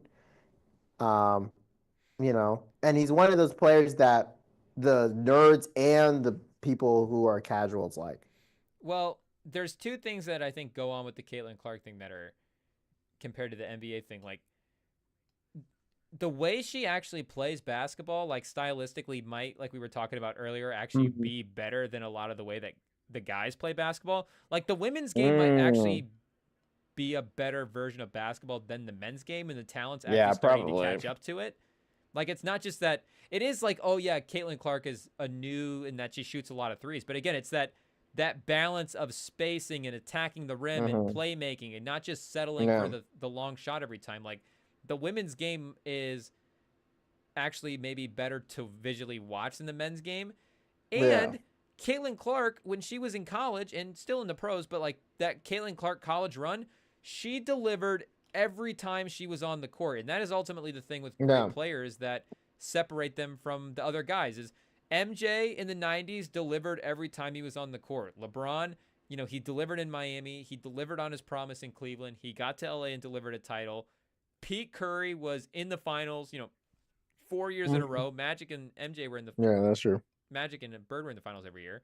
And Tatum, we just saw him break through and win his first finals. Like, Anthony Edwards is having a little bit of a slump this year with the team. They might not necessarily have the playoff success. And Jokic and Giannis only have one title as well, too. So, in all fairness to the greatness for those guys, but their greatness at this point is not on par with the greatness of LeBron and those other guys. Like, they only have one ring. So I don't think we have a star in the league that has able to emerge with that level of comparative greatness for the other eras. Like, it's been a real balanced sort of era. There's been teams with injuries and different people emerging and guys with different runs, but nobody's been able to capture the era in a real way. Like, Jokic is definitely the best player in the era, but even still, the 2020s. But he hasn't been able to win and dominate in the playoffs yet, like these other great players. And that is ultimately the thing that gets these guys to transcend. It's not like personality and all that stuff. It's that constant, they deliver, they show up. It's Kendrick. It's Drake. It's when Kendrick drops an album, every song on that album is going to be, when Drake, peak Drake back in the day, every song on that album was going to be on point. Even still, the album's going to be so big that there's going to be enough songs on it that you like. Like, that is the thing that we're missing right now in the NBA, is that new guy to step up and just be like, this league is mine. I dominate every year. We just don't have that yet. Yeah, I mean, definitely winning cures all ills. Yeah. But I mean, you look at past players who have won a lot. When you look at Tim Duncan, when you look at there have been other players that won a lot, like Bill Timmy's Russell the too. one for sure. But Kareem was a little aloof. Yeah, exactly. They're aloof. So you do still need that personality too, For sure. to become one of those, really great face of the leagues. And the question is, who's that going to be? And it's at a time where the league is, but I do think kind Giannis of struggling. has the personality. I do think the personality, we know the personality. But losing in the first round of the playoffs is exactly that's the point. It has to be both. You have to be both. Exactly. I mean, it does. And my point I is think it does have to be both. The personalities are there. Giannis absolutely has the personality. Edwards has the personality, but I mean, in all fairness to Giannis, he just hasn't had the greatness in the playoffs as some of these other guys. He's just fallen short a couple years, and that's gonna knock off those. No, it has been. It has been a yikes with him. And I think with him, I think you kind of also need a good nickname. I think that's one. I think that's in my. Well, yeah, but it needs to be a one-word nickname. I think, in my opinion, maybe one word, one thing. MJ, come on, MJ, get out of here. Air Jordan? People call him MJ. People call him MJ. What do you mean? I think you gotta have a one-word nickname, and I'm Chef like Curry? MJ, Kobe, Curry, Braun. Come on, people call him Braun. When you listen to players talk about him in the league, they call him Braun ballers, now. They call him Braun. No, they always call him Braun. But is that his nickname, though? His nickname is King James, right? Chef Curry is his nickname. His nickname's not Curry. Yeah, but people call him Curry. People call him Curry, but that's what we call athletes. Exactly. We call him Mahomes. We call him Kelsey. That's just how we refer to athletes. KD. I think, Bird. I think when you look at the great players, it's a weird last little thing. But I think the cherry on top is they need a one-word. No, Shaq and Giannis are first name guys. But Shaq's a first name guy. Shaq. Yeah, Shaq and Kobe. Kobe's another first name too. Yeah, Kobe. Yeah, Kobe's another first name. Giannis has the one name. I'm telling you, Giannis checks all the boxes except he needs multiple titles. Yeah, he does need multiple titles. If Giannis was a bandwagon guy, there would be people on his bandwagon. That's the thing. There's been nobody to cling. There's been no bandwagon guy. Yeah, I think, and just being out the first round of a couple games, I think there's just also such a long time of him in the league where it's is he going to push through? Similar to Tatum, where he just had those moments of him playing a certain way. I mean, I guess Tatum not really playing a certain way. Well, I guess it was with Tatum too, where, where, they just kept running into a wall and just not being easy to beat, and then him pushing through and Tatum pushing through. And now, but the thing is Tatum still has a team around him to get back there. But the problem is also Tatum didn't get the finals MVP, and Jaylen Brown outplayed him. So, like, he can't be up there. I think because, we don't even know if he's the best player on his own team. So it's tough. Even though he clearly is, in my opinion, but like the stats, it's tough. And Jaylen Brown's definitely had some big moments. And so I don't know. I'm just saying Cooper Flag to me is the only player on the horizon who I think can really be transcendent. I mean, I think maybe Luka Doncic if he gets a better team around him. But outside of that, I don't. But like, is Cooper Flag? I don't even know if Cooper Flag's that cool. Like, I only know like I don't know anything about Cooper Flag off the court. I only know him from his basketball. He's from Maine. Yeah, like that's boring. Family guy. What about Cooper Flag says face of the league stuff to you outside of the fact that he's really great at basketball? I think you hear him talk in interviews, and you can tell like he's definitely someone, even though he's from Maine. Like, I think he understands the culture around basketball. Yeah, I mean, you can hear when he talks. Like, he's definitely. I'm sure. Yeah, so he's gonna be respected by the league, which is partially important to be a transcendent player. Which is one of the things also Giannis had. Like, he didn't want to be with other players. He didn't want to be friends with other players. Like, he didn't care about the rest of the league. Like, he's like, I hate you guys. Like, kind of. Like, he didn't say that, but he's like, I hate training with other players. He doesn't like training with other players and stuff. So, like, I mean, if you don't have friends and you're adversarial, like, that's also going to knock your regard around the league, which is also going to knock, how you're being seen by your peers also matters for. I mean, people hated MJ, but like, he still had Rodman. Like, also MJ's the GOAT. But I don't think Giannis is adversarial though. Like, you do see him. No. He's just a little bit of a loner. Like, I think, like, you see him a little bit of a loner. You see him interact with all his teammates, and he's always having a good time. He's always making jokes. Like, he's always. Yeah, and then he talks in the summer how he wants to leave. Well, you got to put a little pressure on the front office every now and then. Yeah, and that's another thing, I don't know. I don't know. Like, Tatum, he does commercials. He's super popular. His jersey sells. He didn't get a Finals MVP. Exactly. It's going to hang over him. He's just not. Yeah. Like, he didn't get the MVP. Some guy needs to, as it's not, Kendrick said it. The crown is heavy. Like, we throw around the term a lot because we like to have the conversations and it's fun to talk about. But at the end of the day, to be the face of the league, like, to absolutely grab the league by the nuts, it's like you have to be winning that's like we're saying 4 or 5 guys actually in NBA history have ever done it. So I get that Cooper Flag is an insane basketball talent, but maybe it's even the post Wemby thing. Like, now it's year 2 with Wembanyama, and it's you just don't want to give up for Wemby. No, it's like maybe the realization of, like, how hard it actually is to be that top basketball talent. And, how not just that anybody can become it, but, how that path is possible for, so many people. And it's just like, there's so many factors that go into it. It's. Yeah. Ugh. Excuse me. No, it's crazy. But anyways, yeah, we'll see. What were we saying? I don't know. I just. We were saying, we were talking about the transcendent players. Oh, transcendent players, yeah. In the league. Anyways, I think, Cooper Flag. The only way that Cooper Flag is, he's gonna. I mean, if he comes in and he's cool, that'll be fun. But the only way he is the face of the league is if he is winning titles like that. If he goes into the league and he's, 10 years in and he's got 2 or 3 titles, then yeah, maybe Cooper Flag is the face of the league. But he's not gonna walk into the league like. You don't just walk into the league and be face of the league by quotes and how cool you are and the charming charisma, the jersey sales. Because all these guys, all these popular guys, they're all selling jerseys right now. There's all funny quotes from them. And there's a ton of guys that could absolutely be the face of the league, but nobody has won enough to be considered that great and be considered that dominant. So yeah, maybe Cooper Flag is that guy, but to me, that'll be the thing that gets him across the threshold. Like you said, winning cures all.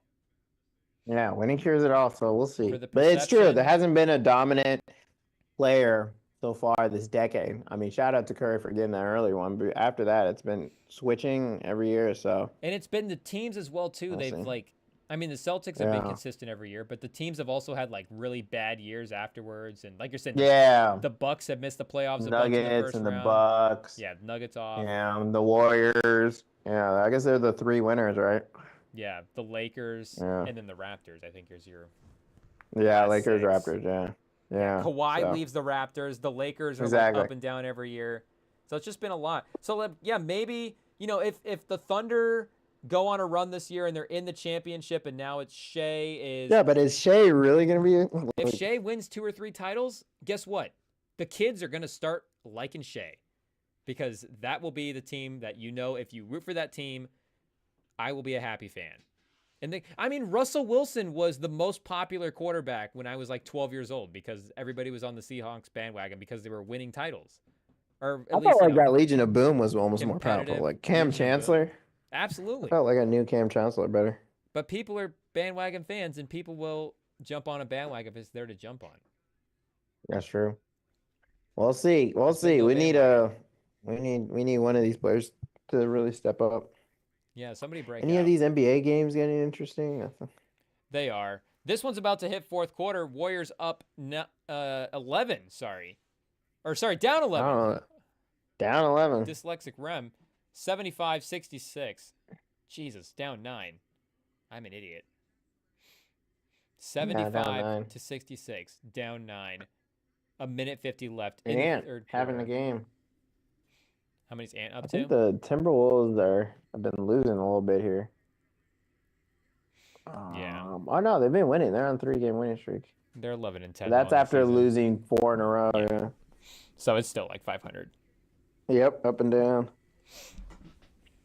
So, do I need to toss all my Scoot Henderson stuff in the trash? All the stock.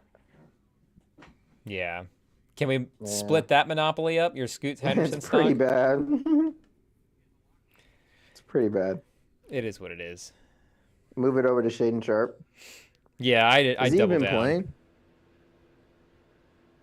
Let me see. I've just been focused on the one game.